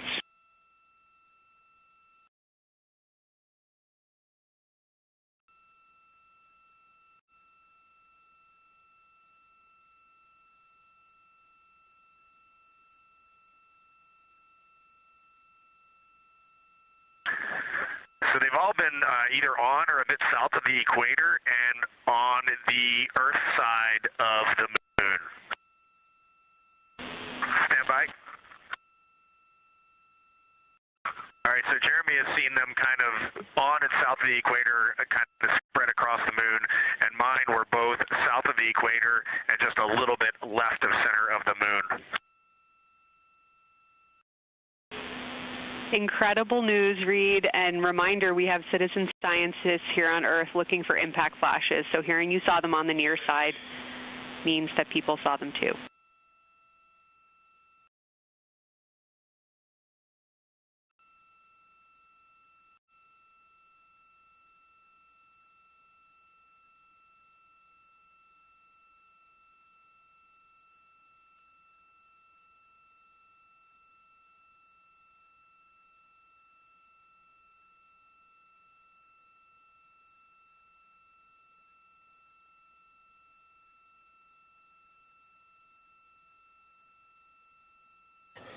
This is Artemis Mission Control. We have regained that signal, so the team here in Mission Control was able to call back up to the crew on board the Orion spacecraft as they continue their lunar flyby. Specifically, they are now in that eclipse period. So the science team here in Mission Control was able to ask some questions about some of the situational reports they were providing during that loss of signal.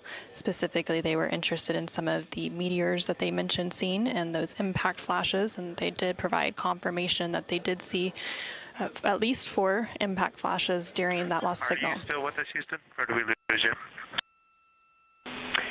Integrity, I hear you loud and clear. How do you hear me?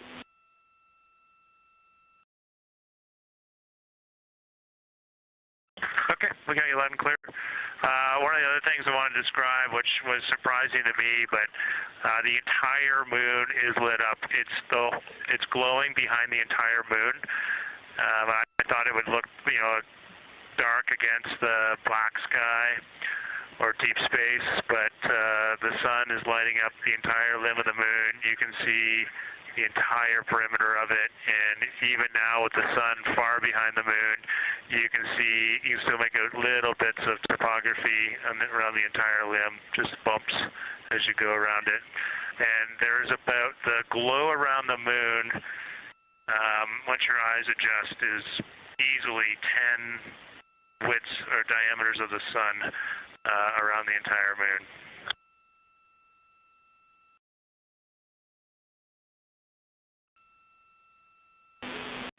Incredible to hear, Jeremy. Were you able to actually pick out any discrete features on the lunar surface? And if so, how do they look different than when you observe them in solar illumination?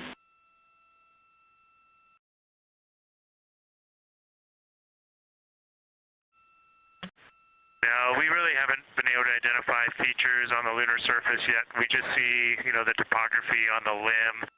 For the Earth glow, we're about a quarter moon, waxing quarter moon, if you will, from the Earth glow perspective, and it's just at a very,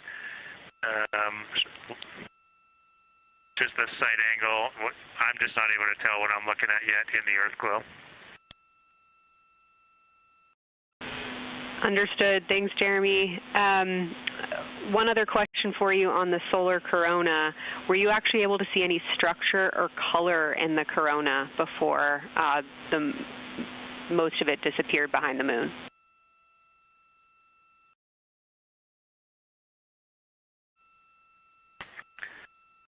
Yeah, I didn't pick out any color, but definitely structure.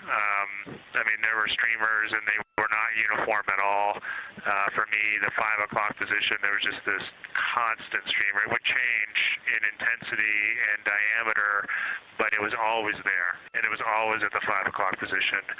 I only saw one plume, and it came out of basically the 3 o'clock position of the sun. That was very short-lived when I could see the plume. Exactly what we were looking for. Thanks, Jeremy. And a heads up that we, calculated here on the ground about how long you could see the corona for, and we expect it to start to appear again in the next 11 minutes. Thanks for those amazing descriptions.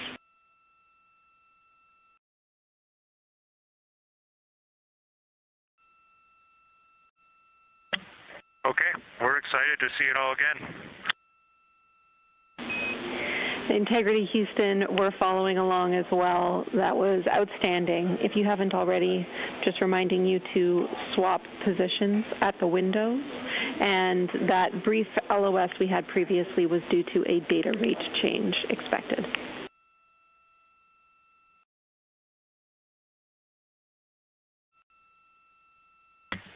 Okay, we copy that, Jenny.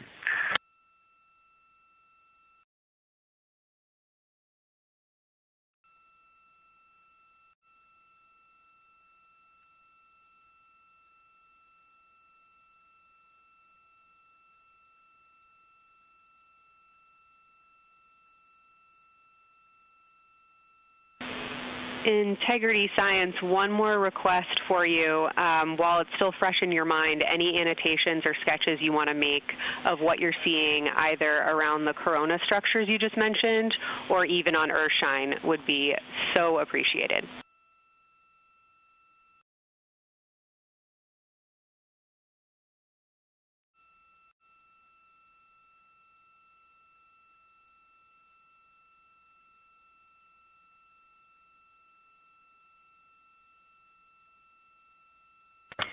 Okay, Kelsey, it's going to be pretty hard to go look at a PCD right now, but we'll definitely try and annotate what we saw. And if the annotations come in the next block where you're cleaning up your documentation, that sounds like a good plan to me.